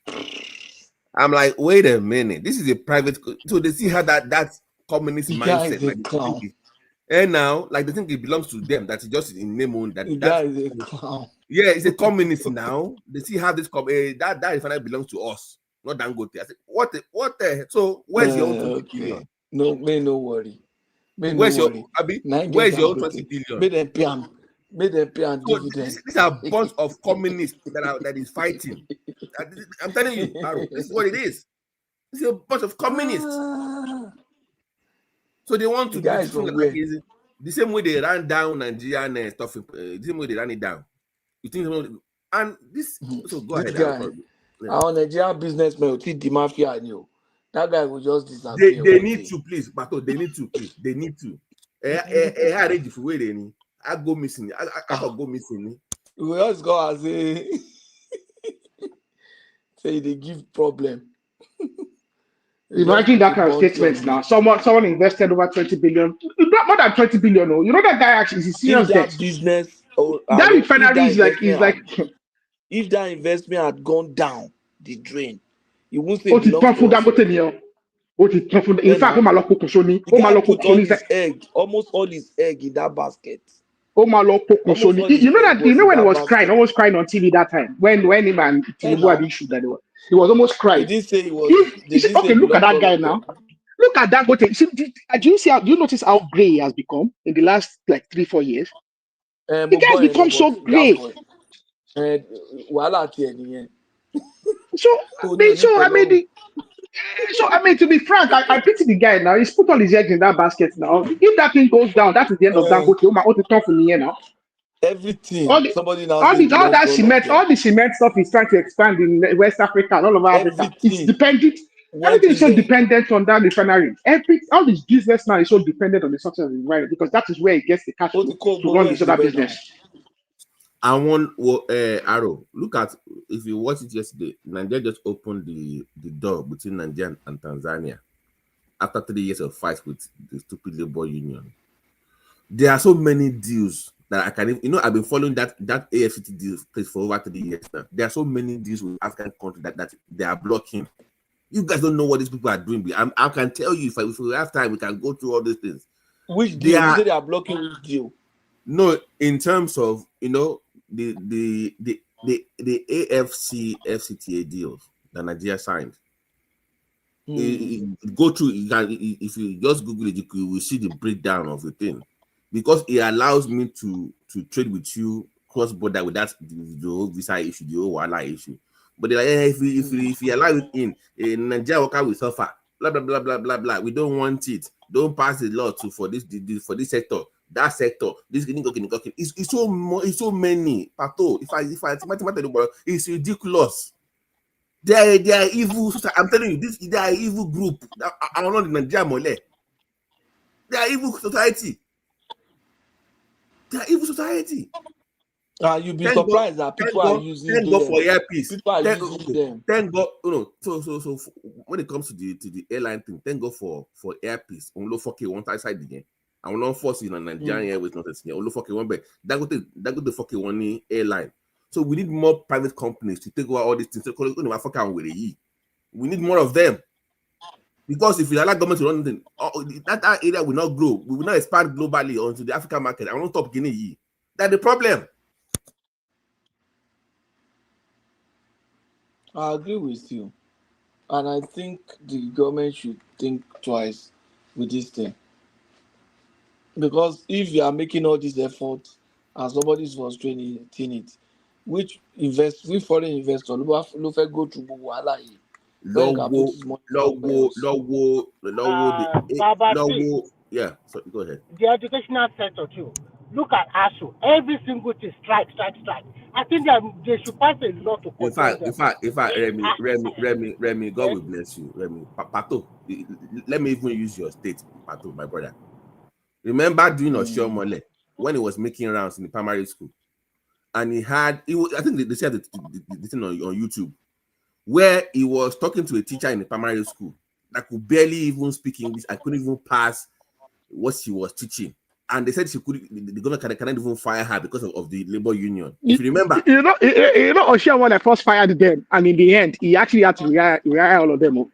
Which is ridiculous. Same thing that El-Rufai too did the same thing. He too first fired them. In the end, they had to rehire that was in Edo, Pato. That was in Edo. I mean, even El-Rufai had the same situation. He fired a bunch of them. He had to rehire half of them. But you have labor I think we need to re-examine the law. We need to re-examine that law. See. To me, labor is not totally bad. I understand where we are coming from. Let's just we agree with you, but we are saying we should re-examine that. But they should not have power to sabotage private companies. They use their money to invest. Why should they be doing like that? Let me tell you one thing. Without those labors, we know Nigeria very well. Even we that we lead a unit in Nigeria, you can oppress and fire and do anything anyhow. We are saying that we should nobody's against them. Let's look at those laws and make some changes. Is the point, Ola? The law themselves are okay. To the best of my knowledge, is the people that are behind pushing.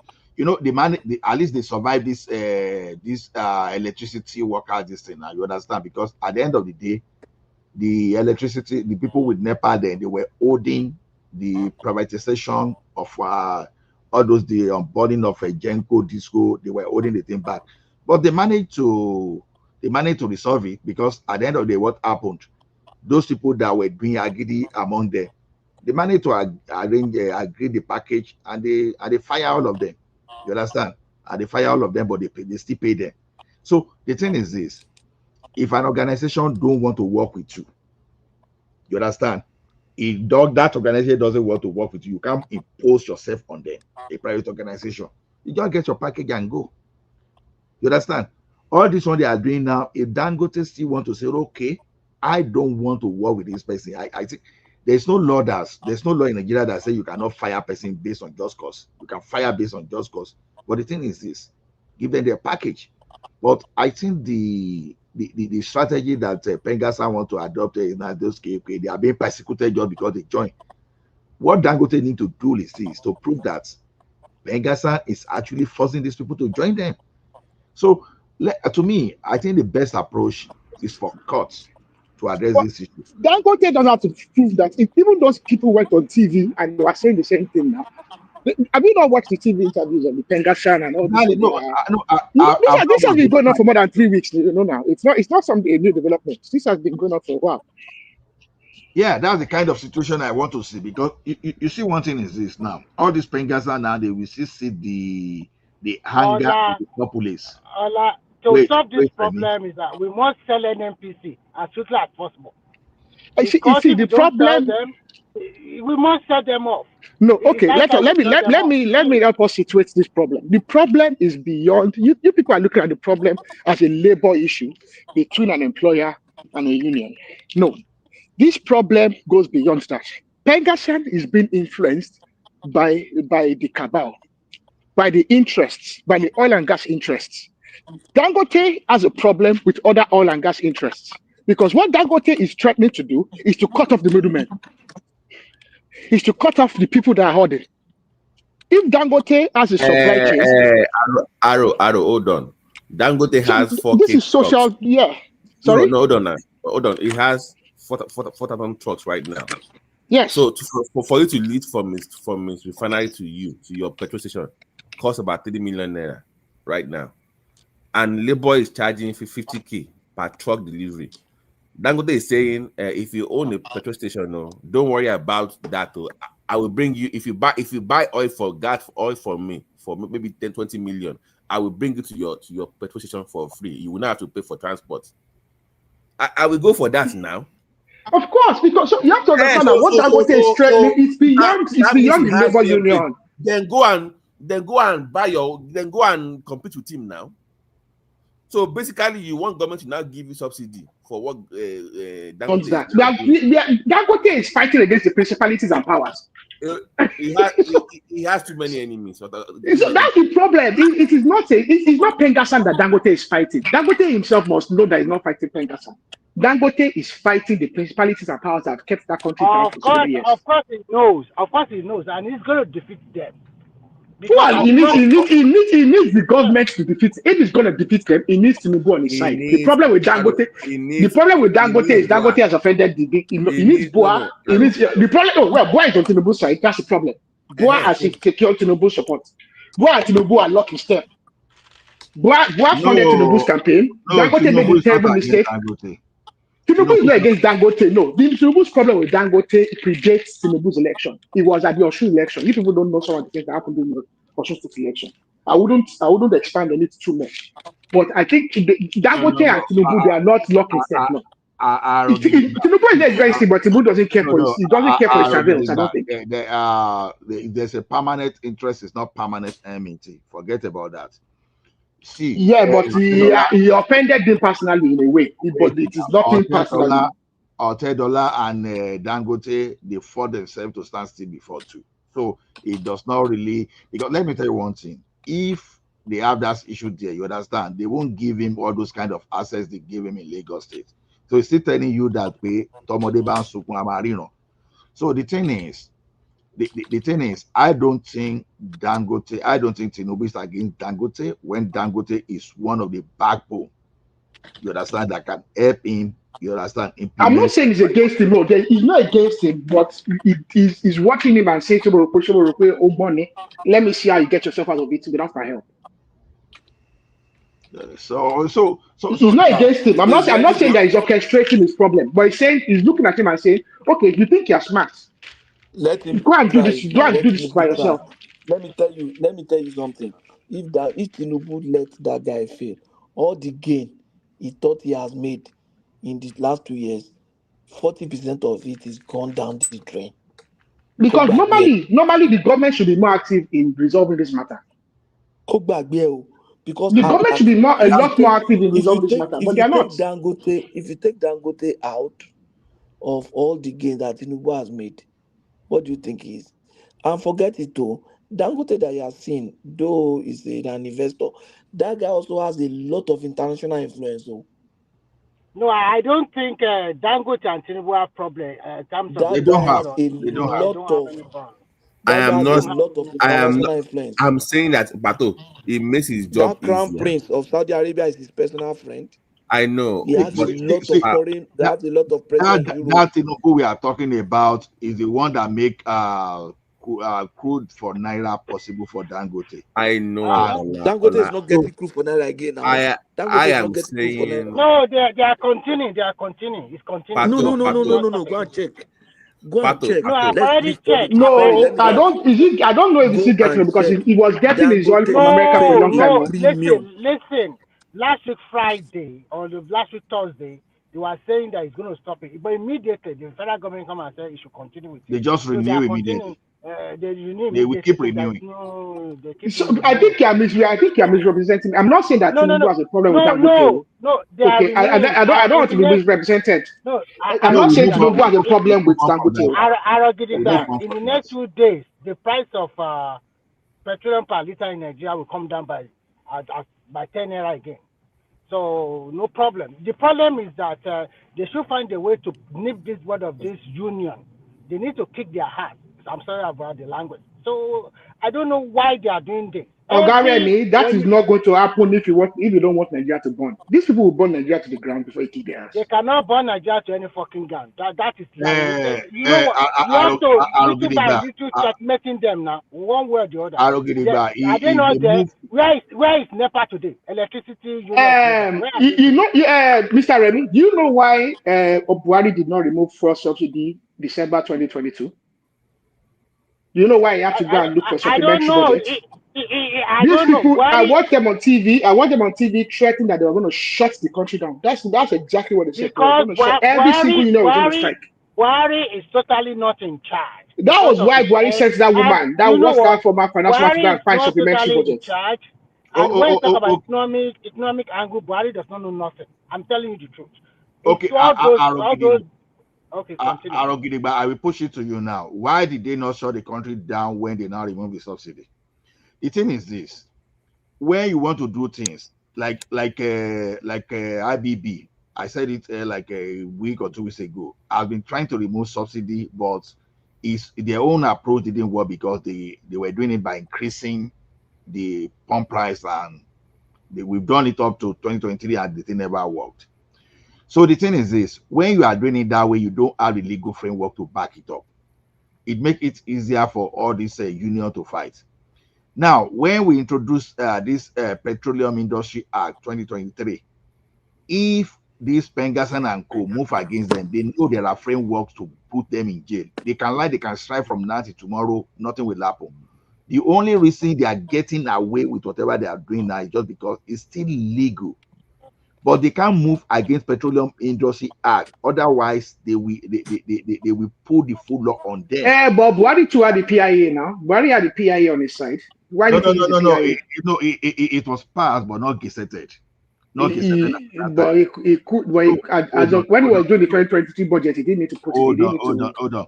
So where immediately the team moved into full enforcement, the Pegasan and all those union, they understand the situation, and they just move back because the lawyers would have encouraged them, would have told them that okay, as it is now, no loopholes for you in the law. If you move against it because it's a law, you are going to jail and nobody will bring you out.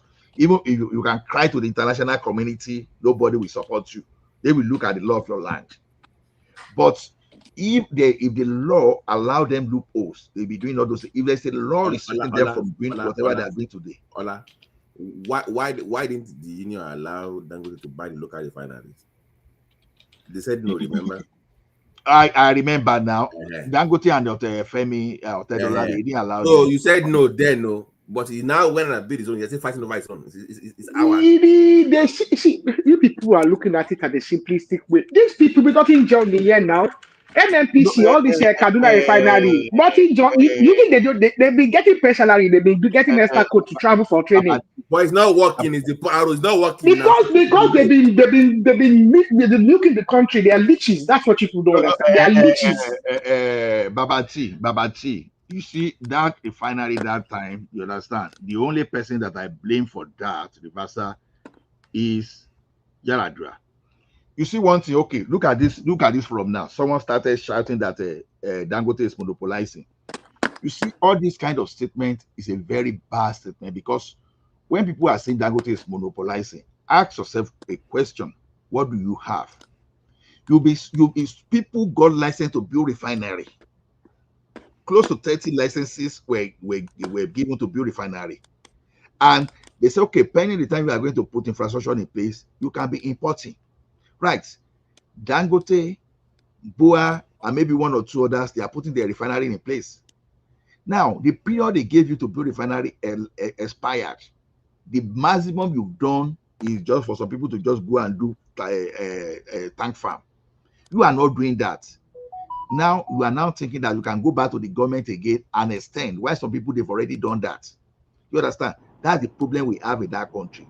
Some people, they didn't have this interest, they didn't have this intention of building a refinery, but they went for that license just to be sharing the country revenue through one kind of fraudulent for subsidy. They are the one that will sponsor people that will come and speak on media that they will use all those finance and economical jargon to convince people and people before you start know. Yeah, Dangote is looking like monopoly to you. But the question is this: Dangote is not monopoly because already government set them up to do things, and this guy decided to even use his cement factory as collateral to secure loan and build, while others they are only interested in importing fuel. You understand? And we are now calling Dangote refinery. Did Dangote stop others from building? No, he never stopped them.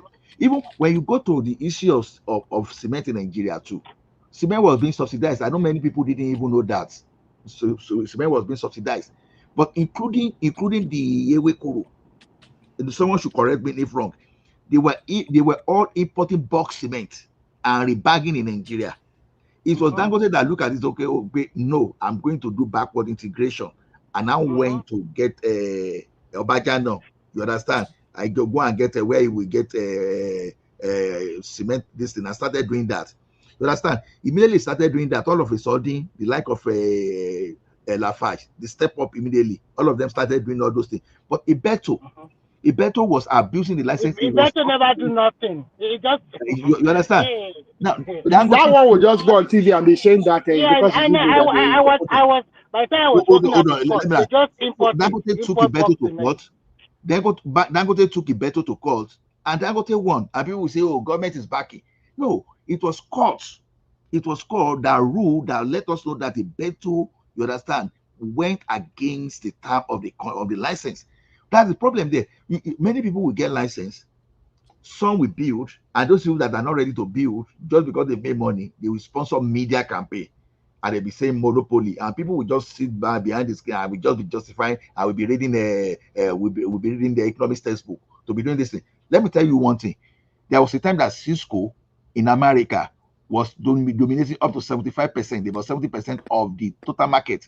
Why? And the Sherman Act, the Sherman Antitrust Act they have in the US, they never moved against Cisco because there was no basis. But if Cisco is now trying to make sure that others are not rising, that is where the problem is. That others are rising and they just want to go and take over them, then that's a problem. But the question there is this: in Nigeria, there are no people, there are no other investors apart from those people mentioned that are even trying to compete. These people, they are looking to get importation license to be importing, and people are helping them to shout monopoly. Which kind of monopoly are we talking about? You understand? If not because of Dangote, even Lafarge want to be importing. There was a time that Unilever gave excuse and went to Ghana, pack of factory and went to Ghana, claiming that because of tax holiday and wanted to be importing from Ghana to Nigeria. Can you just imagine that? They're saying because there's no electricity. Are we saying that Unilever, they are not rich enough to build their electricity to support themselves? What about those factories that are building their own private electricity now? So they're out of the Nigerian market now, including P&G, Procter and Gamble. Exactly. Stop helping all the crooks that are making money and they are not sharing. Why can't they build factory in Nigeria? They're just. You understand? And people are saying that Dangote is monopolized. Look at the refinery.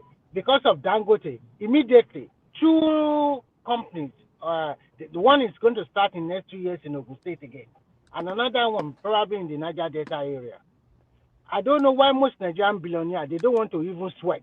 They just want the easy money, and that is an average Nigerian for you. They don't want to build something that will last for generation and generation. See, Adewale Olusegun, when you say monopoly is bad, we all agree that monopoly is bad. But there must why can't he come on board? Why is he always commenting? No. There must be a genuine situation that makes you think the monopoly exists. The question is this: who is there challenging? Okay, let me tell you one thing. Google today, when you talk of search engine and all these adverts, Google is dominating about 70% of the of the market in America. That enough should tell you that it's monopoly. But ask yourself a question: why is American government not moving against Google? Because there's nobody, there are no industries that are ready to challenge in that place that Google is saying you should not start. So we are telling you that government of Nigeria gave license for close to 30 people to build refinery. They didn't build. How is that? How is that monopoly? These people, they just want to import. The time of license say you put your refinery in place, but pending that time you can be importing. I'll be sharing from the subsidy that you make 30 billion, you make 30 billion revenue, and you end up spending both Sorry to cut you and short. you end up spending in 38 billion in subsidy. Is that how to run a country? The question is, Sorry to cut ask you. yourself question, Look, where are the other people that got refinery license? What are they doing? Ola, in addition to what you have been saying, look at Airpeace now. The guy is continuing to acquire new planes. When he now corner out the route to himself, it's now you not see Nigeria shouting monopoly again. Why are they not investing in the aviation industry? They will fold their hands, they won't do nothing. And when the guy now corner all the routes to himself, that's now you not see Nigeria. Is it only him? Is it that? What are others doing? Doing nothing. Only to capitalize on TV. But Remy, also labeling Dangote as a monopolist is BS, because BUA is coming up next year. So where's the monopoly here? Even there's no monopoly anywhere. Monopoly now. There's no monopoly now. There's no monopoly. Port Harcourt refinery is there. Even yeah. So there's no monopoly. So even when government is even competing against the individual, it's telling you that it can be more bad. It can be worse, because government agencies participating in the industry. So you can't even say it's monopoly. When you have Warri refinery, you have Port Harcourt refinery, you have Kaduna, all those things are not working, and we are saying it's refinery, it's monopoly. It's not monopoly. So I've been at Dangote say make Port Harcourt and Warri refinery no work. So all those things are BS. Now, when we are look at since when Lafarge has been in Nigeria, why are they not expanding their capacity? Why are they not expanding? So if Dangote is doing monopoly in Nigeria, is it doing monopoly in Sub-Saharan Africa country too? Where is expanding to? So when we call this man monopoly, we are just we are just helping all those good for nothing people that are see. Subsidy is a form of embezzlement in Nigeria. And you even know what happened to the new Dangote? Let me bring something to your Ola. Let me bring something to your attention. Babati, you might know this guy. And Remy, okay, because Remy are not in Abeokuta, you might not know. Babati, you know that Itao Shinyokat, when you are going towards when you are going towards WAPCO, to the right, there's one company they call Gateway Paper Cement. If you remember, owned by one Odegbami. That Gateway Paper is also a bagging company. That Gateway Paper, they produce paper bags. So what they do is they import cement and rebag. Dangote also was reporting cement and rebagging that time. That time I never opened like this. You could also import cement and rebag and grow. So Dangote was reporting cement and rebagging, and he was making money, doing other stuff, saving his money like that, building his capital. That man has the same capacity like Dangote, but that man now one flashy car like jaye.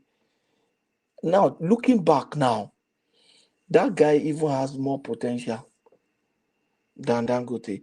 What am I trying to say is that this one that they say government favor Dangote, I don't want to totally agree, because there are so many people that were doing that.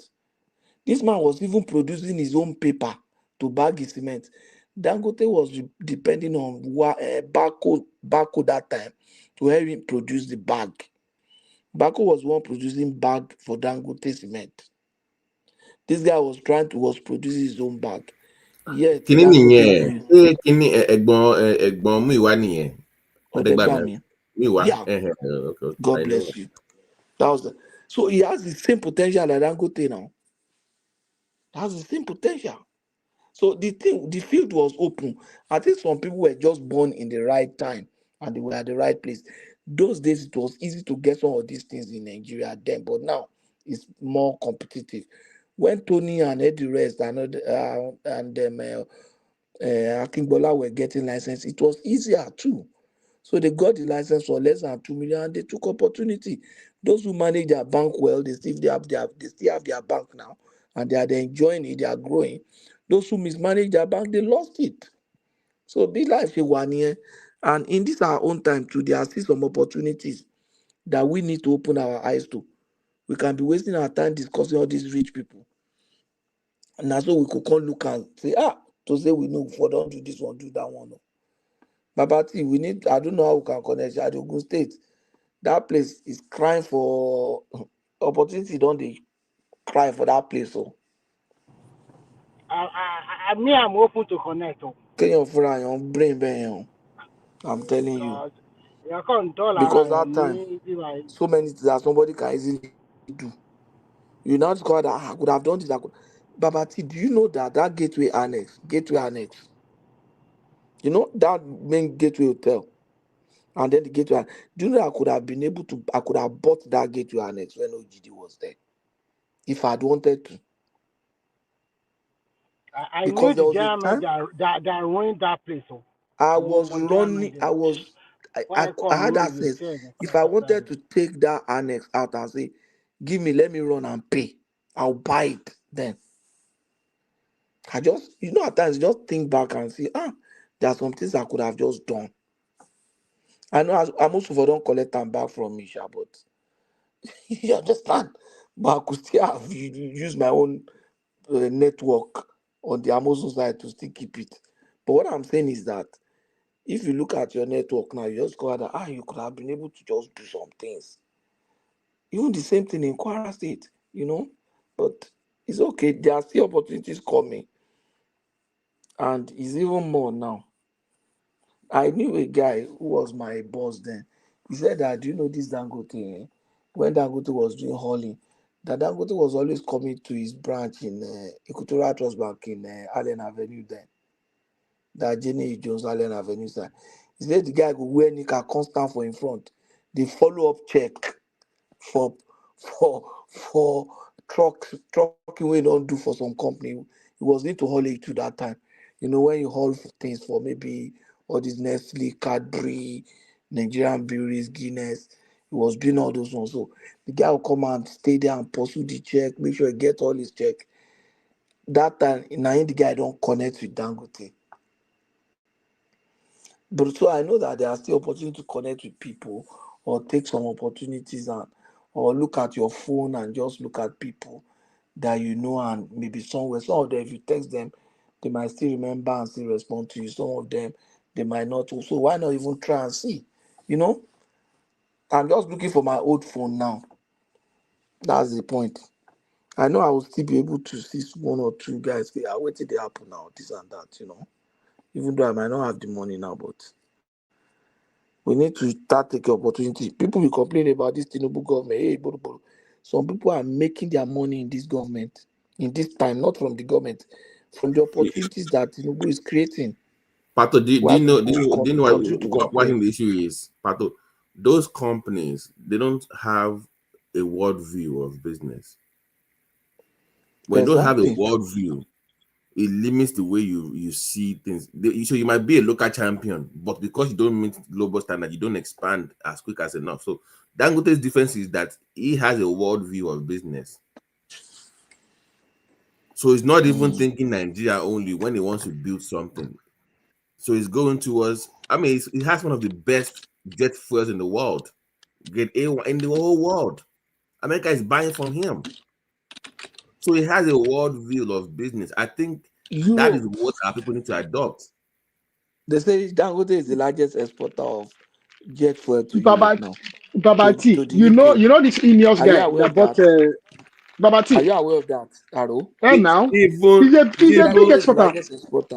Even fertilizer is number 2 in the world. Babati, you know this Ineos guy that owns that took a share of Manchester United. What's his name? The American guy. No, Ratcliffe or whatever that guy is. The English guy. Sir John Ratcliffe or whatever his name is. The guy that took a share of not the Glaziers. Ineos, the guy that owns Ineos. Okay. He made his money from refinery as well, and he owns a refinery in Scotland. Scotland, I believe. Yeah, he owns one of the largest refineries in UK. You know that refinery is actually shut down. Do you know that they shut that refinery down because of competition? And I suspect that the competition they are speaking about is Dangote. Many of them. I was listening to He had to sack the staff. Like it became a major issue that the prime minister had to get involved. Even Belgium, Arrow, was complaining discussing that they are having difficulty with Dangote's refinery opening because they are losing market share. Because all this Nigerian oil, African oil, were coming to them. So they are even European companies that are even losing market. You can't even compete now because, to be frank, yes, Dangote is paying very well, but you cannot compare the overhead costs in Nigeria to Europe. Energy cost, I mean, as much as we like to complain that Nigeria is expensive, energy costs in Nigeria are a fraction of what they pay in Europe. But market All the share, overheads, insurance, health insurance, all this stuff they have to cover for their employees, but wages, labor costs, they can't compete. I'm saying in terms of even people, if you look at what Ghana is doing with Dangote, Angola is doing with Dangote. So pretty much all African countries are coming to Nigeria to refine. So what's the point of them going to Europe? And you have countries from South America also coming as well. You have American companies coming as well. So he's doing fertilizer, jet fuel, he's doing diesel, he's doing all these things. And you have work coming up. This Your Dangote brain. is our project, we should. But we need more of him. Like Dangote said in his 2 months ago, he said the Nigerians that have more money than me, but they keep their money in Dubai, that can build what I'm building. You have more of them that have the funds that can even raise the capital without even borrowing. The man said it, but they don't have a worldview of business. Pato, can I ask one question? You would know better, and maybe we'll talk even about the opportunity. What is the story with? Do we blend ethanol into our fuel in Nigeria? In Togo now, they used to do that, but Togo Dangote is not. So Dangote is doing 100%. Arrow, that's what they were saying, that what they are buying for cheap, they take that into Togo to go and blend. But blending ethanol is good now. It's good for the country. No, we don't want it to. No, we don't want. No, ethanol is good though. It's good. But what we are saying is that, you see, some people say Dangote is selling cheaper than they are selling. That what Dangote is selling is cheaper than it's more expensive than what those guys are selling at the point. No, because it doesn't have the overhead cost now. It's the overhead cost difference now. That's it now. Not because he can cut off the. Okay, if I tell you now, I will bring the oil to you. Don't pay the 3 million for transport. Would you refuse the deal? You will not say no now. Even before then, you will not say you will not say, oh, because he had leverage. It's not about leverage. It's business, my brother. It's business now. He has the leverage you don't. That's the reason it's going to reduce 20 naira off the price of the petroleum now. I think before this weekend, it's going to reduce again. So you can't blame him. The union, like Aro said, the union knows that for everybody watching Babu, no side money again. But what they are trying to do is that I can see that they should sell NNPC off. Because if they don't sell NNPC off, they will still continue to do this. Cut off the gas. Cut whatever they can cut off. It's not just the union. There's other interests that are backing the union. I understand you. It's now, not but just when let me tell you a Chinese adage. Let me tell you a Chinese adage. Let me ask you a question. Remy, let me ask you a question. The person that will buy that NNPC that you are talking about, how do you think he's going to manage those staff that are there? Those unionized staff. I don't know. Maybe they should just sell it as a scrap now. Because it cannot produce anymore now. It's just lying down there. Nobody will take that risk. Except they give the person free. But what can we do about it? You go and put all your money. Okay. Let me ask this rhetorical question. They first of all sabotage all they remove all the parts and go on with it. For more than 20 years now, these guys, they are not producing any petrol from that refinery. And they are collecting salary, they are collecting benefit, they are even getting promotion on top of not doing nothing. You know that this Ipengasan and all these unions and all these refinery people, you know they're already attacking Ojulari. They've already started a campaign. They've started a campaign of Colombia against Ojulari. They are claiming that Ojulari is a private interest. Hold on. Can you tell us what Ojulari does and why they're attacking him? I've never heard of the guy before. The guy is the NNPCL, the Ghana, is the guy Tinubu appointed to NNPCL. Oh, the guy from Kwara. The guy from Kwara. The guy was the former MD of Shell now. Shell. Yeah, so they are saying that is a private interest the guy was former MD of Snepco. I blame Pato's generation for this. They are the one that Why? brought communism into. They are the one that brought this community mindset into Nigeria. I blame his generation for how this. Not knowing that a private company. So these people, they think that because they don't see the difference between public and private companies. In their eyes, it's all the same thing, and they own it. That's the way they reason. These 70s, 60s but that people, was that's the problem. mindset. That was the mindset we needed to fight the military then, actually. But we are past that If we now. didn't It's almost put- 30 years now. but it will We are take done with time. that now. To take time for them to outgrow that. To take time. But but even the new generation too So, are coming. Patosi, This new what generation would are you, communists as well now. All this Gen Z, Patosi, they are communists. what would you suggest as a solution? Because most of these refineries that belong to NNPC, I don't think they will work again. No. So what can we do? What is the Sell it way out? for scraps now. Sell it for scraps. Hey, Patosi, they said they won't have to sell it for scrap. Who will It's buy not it? Who working will buy it? anymore. We should set it That up is as why a you sell it for museum. scrap. Anybody, That's the just sell point. it off. Banjo, you know, They should banjo. outsource it. They should outsource it to. They should call it to. They should call it a. OBJ. They should turn it. Hold on now. Hold on. They should turn it to a university of petroleum. Let them begin to use it for study. But Pato Ojulari said that the refineries are not financially sustainable now. When they should be using it as for the university to study petroleum. No. Hold on. OBJ, when it was asked, he said he called Shell to come and manage it, and they said no, that it was not worth scrap. Go and watch the interview. OBJ said that when he said that they should come and manage it in Nigeria, they said this is not what is not worth the wahala. So what are you talking about? It's not worth it now. But don't talk about that, Baba Obasanjo. He was there for eight solid years. After I'm speaking to No, Femi. Obasanjo sold it to Dangote and Femi now. Was it not Yar'Adua? Why did Yar'Adua say bring it back? Why did he do it? Why did he sell it to them at the tail? Why did he sell it to them at the tail end of his administration? Why can't he sell it to them initially? Because of Pengassan. He knows what he's doing. No, Remy, hold on now. Pato, you said Pengassan again. The same people. Yeah, it's the same union. The same union that frustrated that sale.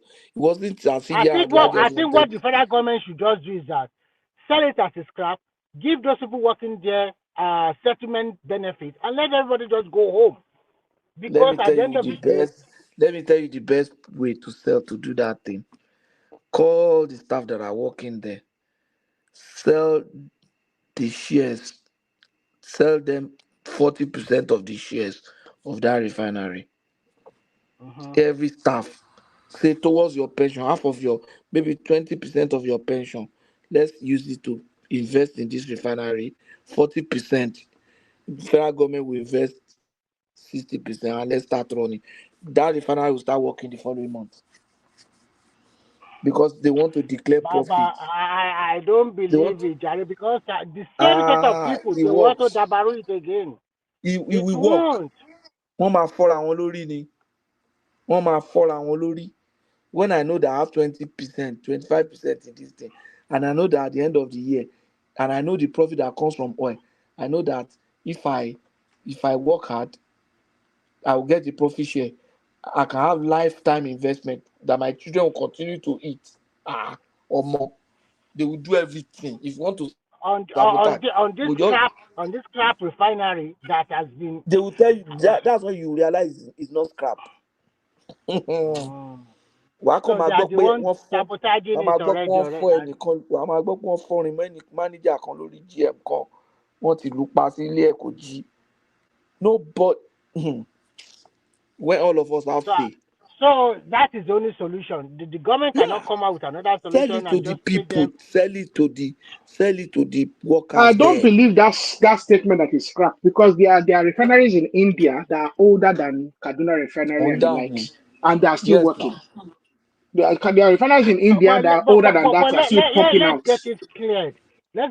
Because militant they run refinery for inside creek now. Patoski, which one is not even working? Is it both of it or the one in Warri? I think we even confuse what a refinery is. You know, a refinery is really not a very. It's complex, but it's not really a very complex. It's very complex design. It's just a distiller. It's just a distilling. It's just a stage distillation process. That's all it is. It's a column But distiller. why is it not working all these It's years just now? column Why is it not distillation. working? It's really not. It is really not some rocket They are science. I know running. this I rocket say, science even is. I mean, there's nothing rocket about it. all these militant, then they run refinery for inside. It's just column distillation now. It's that's all it is. I want to law school. Then they run refinery for inside there. If you can make ogogoro, you can make petrol. If you can make ogogoro, if you can distill ogogoro, you can distill petrol. No, There's really this nothing. We are not talking of Kaduna. this south. We are not talking of Kaduna refinery. Oh. Nobody's even talking about that. We have refinery in Port Harcourt. We have refinery in Warri. We have refinery in Kaduna. None of them is working. Nobody's even talking of Kaduna refinery. Can I ask a Pato question? Pato, can you respond this way? Put yourself in. Let's say you are a Nigerian senator, and you want to have like a committee hearing and an open hearing about this issue. How would you go about it to solve this problem as a Nigerian senator? How I go about solving the refinery problem? All this Wala, Pengasan, Sengasan, a Nigerian senator, and you have influence. As a Nigerian senator, actually, I will just approach Dangote straight now. I will tell him, look, I can help him create a lobby group, and then we'll sit down. He should give me some lawyers. Dangote should give me some lawyers and some intelligent people. We'll sit down and draft a bill, and he should give me maybe for a start, you give me like $30 million or $20 million. I will be very transparent and lobby. I'll lobby people. 500, 100,000, 200,000, 300,000. I will share it for them. If I'm successful, he will pay me. If I fail, then, but I will tell him I will lobby. But that's illegal now. Is that kind of lobbying? Is that allowed under our laws? Arrow, leave that legal or not legal. Leave down. Is this legal? I'm trying to save the country. I will lobby. No, so are you saying the ends justifies the means? Yes, it does. Once I'm able to push the bills through, I'll push it through his presidency. Once he succeeds, then Dangote can settle me after. But if you now repeal the laws that guide unionism, no, that's why I will be very in somewhere else. Now. Only laying now because you're not when you repeal the law, you're not just affecting the oil and gas industry. You're going to affect other industries as well. You cannot remove unionism completely. And how do you do so without affecting employment laws? That because at the moment we actually don't have enough sufficient laws to protect the employee. No, Arrow. We should reinforce the fact that it should be optional. We're not pushing for absolute monopoly. Abolition of no. Nobody's saying that they will still have their right, but in terms of this BS of people thinking that oligarchy BS within the labor union, that has to go. Creating option choices for people. So wait, what is Oshomode doing? I really want to know his take on this because thank God though, he should be the one because he's a former labor man now. So of all people, in fact, not just a former labor man, he's the most significant labor leader in Nigeria in the modern. The truth. He will side with Pengasan. That's the truth. He will side with them. That's what I've seen. So we have a community. So we have a community. He will side with them. So they don't need him. They just need somebody who can lobby. Somebody like Ojikalu or someone who has some business sense there. Like this senator. Ojikalu wouldn't lobby now. He choose an interest now. What makes you think that Ojikalu is not collecting? I'm saying this guy from this guy from Oshun, that's Aliu, that billionaire. What's his name? Jimo is from Ondo. Jimo too is involved now. Jimo too is involved in Jimo too is involved in all this all and but I'm caught àwọn tó ń ṣe money, àwọn tó ń ṣe subsidy gan nìyẹn na Jimo and you. I'm considered by him and let me tell you, I will not push for Jimo and you. I will push for small rep member, all those ones who no get money where. Maybe say if I give $100,000, you see the reason why I want millionaires running for office. If they're the ones that we will not just be need lobbyists. We need lobbyists. We need to create a lobby group in that National Assembly. So And that if you Pato, what want are you waiting certain for? things, You take the lead I now. don't get the money now. Pato, my powerful wow. Don't be lying for us Pato. over here. So when the Bible God knows that if I have like $10 million today and I move to that Abuja, in fact, I maintain myself. You will I'll shake create a things. very superb lobby group where we say, if you want to see anybody, they'll say, come and see one boy. Any government. Now, so we go dey even sponsor senator rep. Maybe say, if you don't sponsor like on your own, you have sponsored like maybe 20 rep. You have sponsored like maybe 10 senators.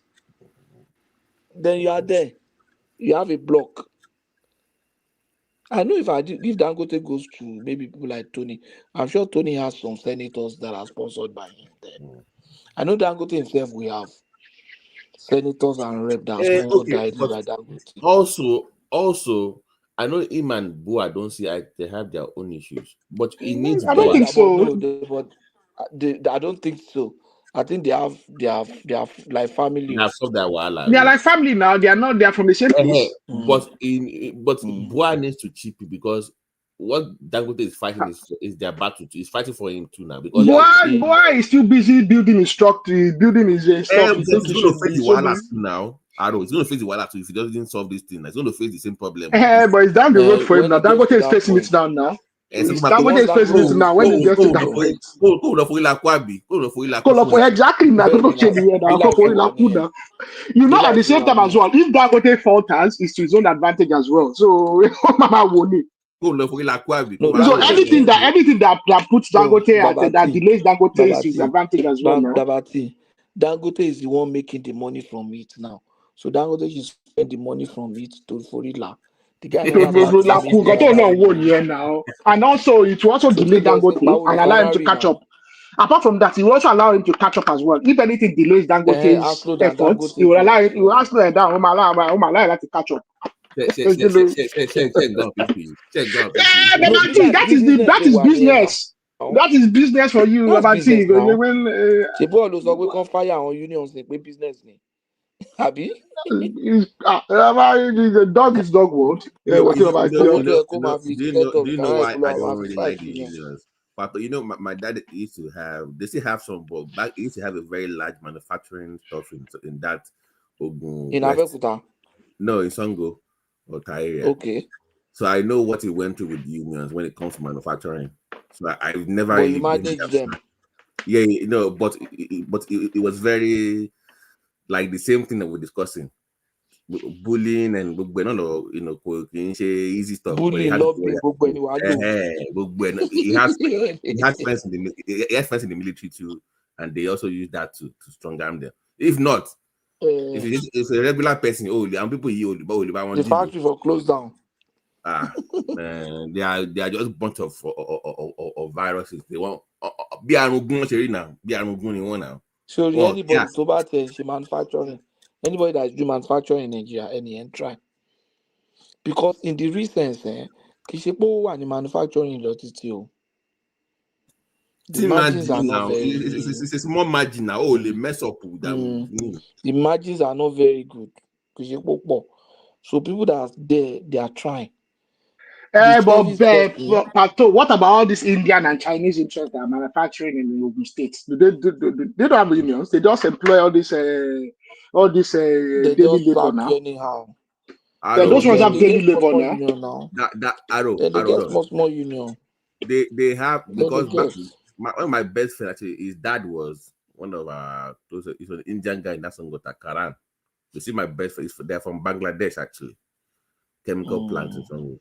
So what happened? I want Fulani to want power.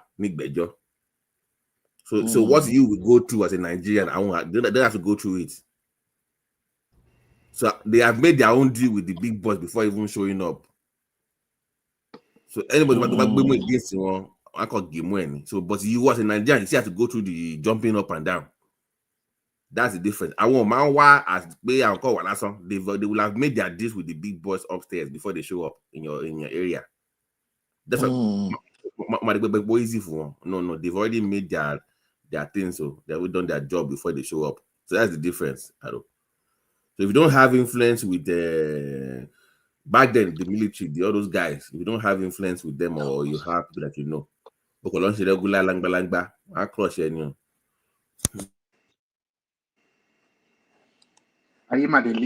Hey, how you guys doing? Good morning, y'all.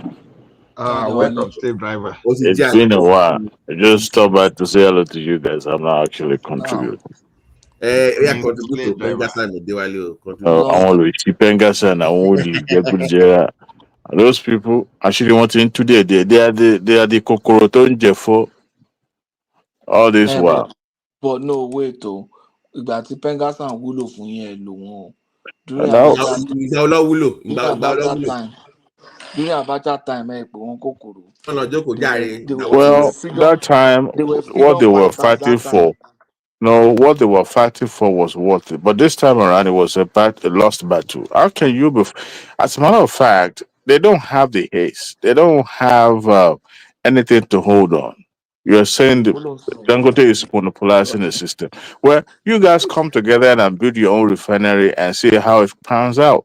The fact remains that even though Dangote had government support, since government has been giving out licenses for individuals to build refinery, how many people have done that? So Dangote dive into a business that was so dicey that it could have gone bad for him.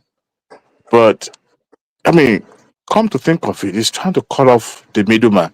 In the modern economy, most of these what we're seeing around is a destruction that is kind of like throwing everything open. Look at the taxi system globally. Uber came and turned everything upside down. Look at the entertainment. There was a time before Netflix came. There was a conglomerate called Blockbuster. Before It's not those that you go and rent movie. Yeah. Before it was the Red Bus and Co. Where Red Bus has been around, but they modernize it. They put a hand to their business, and then Red Bus now, where are they? They are more or less non-existent. Now you look at Netflix. Netflix is enjoying until we now find an alternative to Netflix. That is how it's being done. You can't remain with your obsolete practice and expect it to work out. Nobody owe you anything. As far as all our guys is concerned. Home video VHS Netflix grow. Well, whoever is doing that, I wish that person good luck, because the movies will come to VHS. But in all seriousness, those guys are not serious. And Dangote knows that it's not going to be the only player in this sector for so long, because other refineries are coming up too. So he's trying to get whatever advantage he can get now. What is the point taking these guys into the supply chain? They don't serve any value. As a matter of fact, they are adding to the burden of the consumers, the Nigerians. So all those things, Bola Balu, the president was talking about on the Channel television was just nonsense. Anyway, I appreciate you guys. Robust engagement you guys have. I want to go to bed. It's already late past my bedtime here. Good job, guys. Mighty law. Mutaku Ola about something earlier, maybe a few days ago. Why your senator and House of Rep member ní Ekiti àwọn ló ń sponsor the indigenous bill? What is going on with Ekiti? ọmọ àlègbà lẹni tó sponsor ara wá díẹ̀ dáadáa ọmọ àlè gidi ni. ọmọ ìlú ẹni wọn. It's unheard of. I'm trying to see the rationale behind that bill. I still can't figure it out. What can indigenous bill law will do for you that citizenship law cannot do for you? The Constitution is clear. Where you reside is where you reside. You can decide to. Nobody stops you from contesting for governorship or anything anywhere in Nigeria. Nobody. I wonder. Look at nobody stops you from contesting. And say that you want to become the Oni of Ife, you want to become their king, and that's where the wala will come. look at Patoski now. If he doesn't tell you, who knows that it's not even Yoruba? Even from his name, you will even think it's a Yoruba person. You know. So why Are you sure? now? Are you sure that guy is not from Fireman's camp? It's Okoyemi Bamidele now, and he's the one Okay, Bamidele is the one sponsoring. Co-sponsoring the bill, co-sponsoring the hearing, and well, maybe there's a strategy behind it that sometimes only will laughing with. Maybe there's a plan to dominate the north. Bill won't hear me, but sorry, I missed that. Kalu, that deputy speaker, over pass the bill, so that thing got shut down. Yes, but now, but maybe the house. No, let me tell you. No, let me tell Pato now. Pato. So what happened is we want to see open hearing to reform our national whatever our immigration laws to reform it. So they now knocking that bit to failing, yeah. But because it has 3 aspects, how to become an indigene. Number 1, if you marry somebody now from let's say you marry somebody from Edo, you become an Edo indigene. So by marriage, by birth. Do you know that our constitution does not actually recognize that indigene? Yeah, so no, but my point is this: you cannot become indigene by marriage to make any sense. You can become what they are proposing. Although not the problem why, because they are the ones denied their female citizens from aspiring to political office. If you marry if you're a foreigner, you marry a Nigerian now, you become a citizen by marriage now, right? Right, but they want to push that. Indigene if that No. That foreigner, it's not like that, though. No, that foreign it's not man like will that. not become a Nigerian. That foreign man will not become a Nigerian. But the Nigerian law, Nigerian no, citizenship Nigerian law, law, they can get a passport and become a Nigerian. What they are pushing for is that foreigner can also become an indigene. Yes, no. There is something that is if you are a foreign man and married to a Nigerian woman, you cannot become a Nigerian. They want to change that. They want to change that. They want to change it. They want to change that. They want to change it now. So, okay, that's good. But it has 3 aspects. Number 1, if you are born there, you can become an indigene. If you are married, you can become an indigene. If you have lived there for 10 years, you can also become an indigene. That's the push. So the law is not even for Nigerians themselves. Even foreigners can come and lay claim. So I can marry somebody from Mali now. I can marry from Mali. No. Patoski is not good though. You know what is creating problem in Canada and UK and US already now. And you are saying it's very good. So just imagine. Pato. I think we made a mistake. Again, now. Patoski, just imagine the population of India. Maybe just 1% of them are coming to Nigeria and they are bringing money to start marrying our ladies and becoming indigene now. What do you think will happen to Ekiti? What do you think will happen to Ondo State? What is wrong with that? A lot is wrong. What is wrong with that?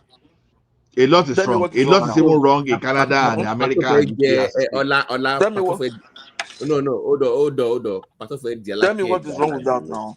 No, hold on. Ola, Egbaland.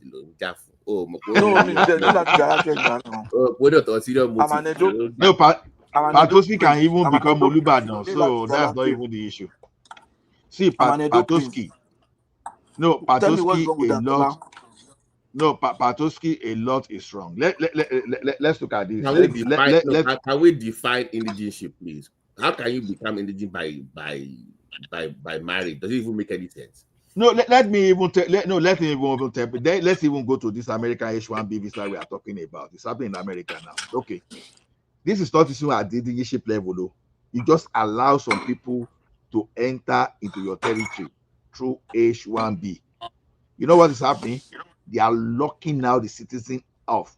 Okay, there's a company that I work for, and maybe we'll discuss that. All the managers, they are from India.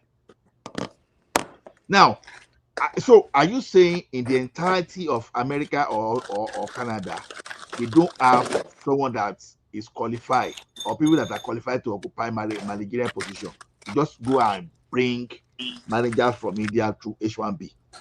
That's a loophole, and these are the advanced countries they are messing up. Now, so as it is now, the business you find all these people, they lock others out. You can't enter. Okay, you are into IT now. You are in Calgary now. Someone just finished from University of Calgary, Montreal University, State, all those stuff.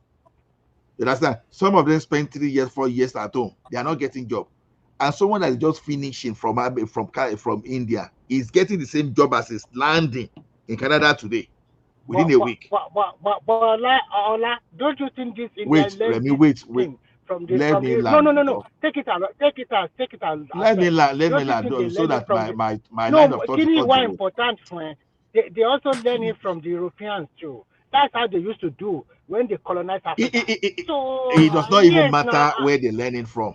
I'm just taking disadvantage. Okay. Now, look at it this way now.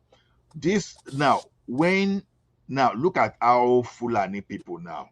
You know, Hausa, they are the majority.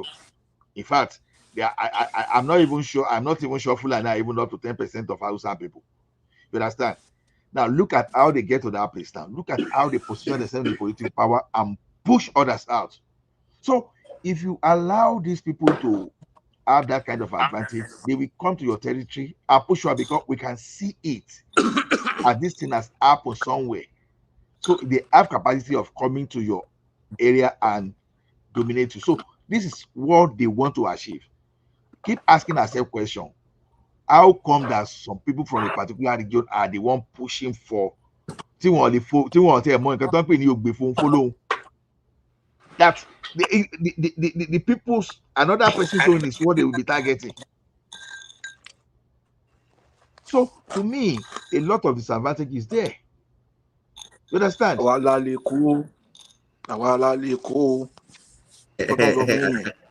know it's you. But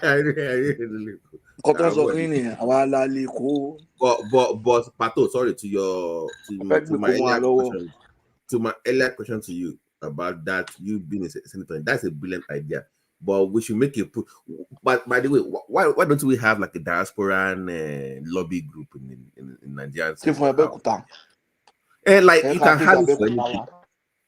Even in that.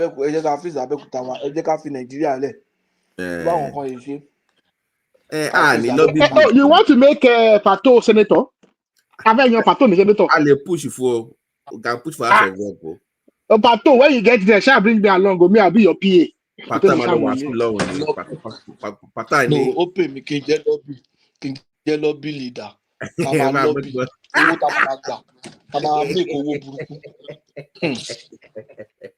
You want something? Don't worry. You ready to go to Lansing.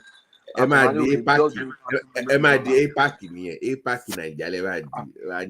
Lobby no ni bobo to lo kifila to lo kowo sinu fila njo si se lobby no se to fi work out. No. What's the name? That Lawan, I mean, what's his name? Rep. Shebi was lobbying. Shebi was lobbying. Shebi tell me went to lobby him. Oh, that was if you know that work out. No, that one is bribe. Hey, what is the difference? Lobby is just a kilo square. That Lawan is the rep member himself. And is the one in charge of the committee. Was the chairman of the committee. I know. That's a different thing. So that one is bribe. But this one lobby. Give me Yato. Yato Benipe. I'm not a member of that committee. I'm just a middleman going around. Are you going to influence? Are you going to influence the? Are you going to influence the results using financial inducement? Yes or no? I will use any inducement. Don't worry. I'll make sure. I'll make sure it happens, but don't worry about how I make it happen. It's not like our America. Lobby in a Bible new.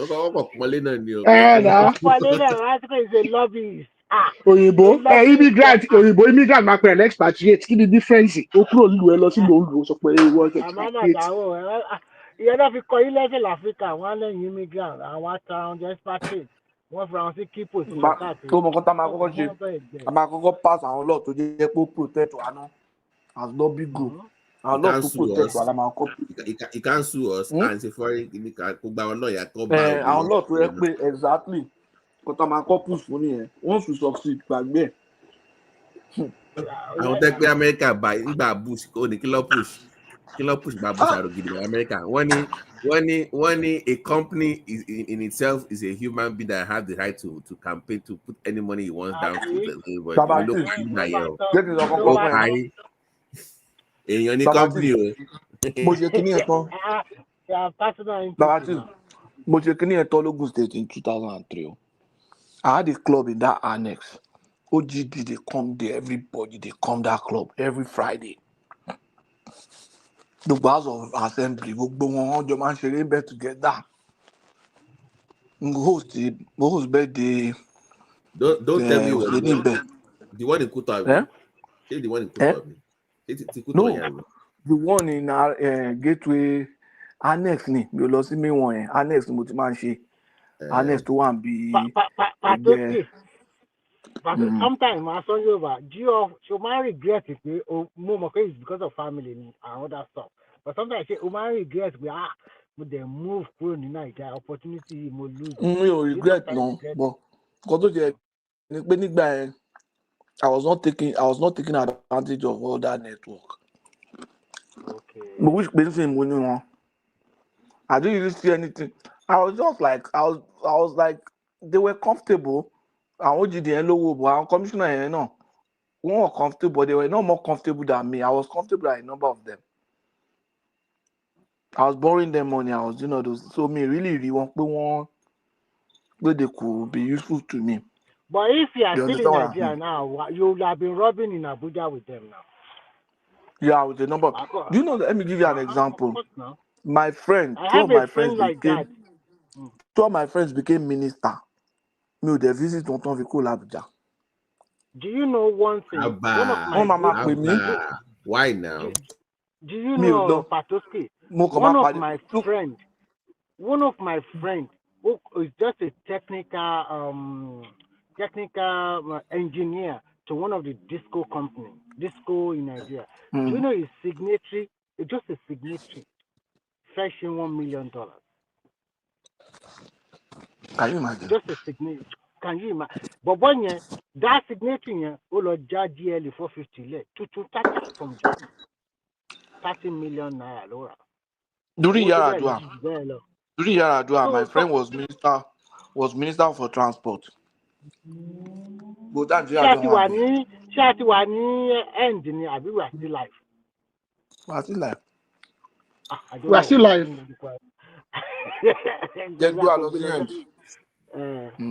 Okay.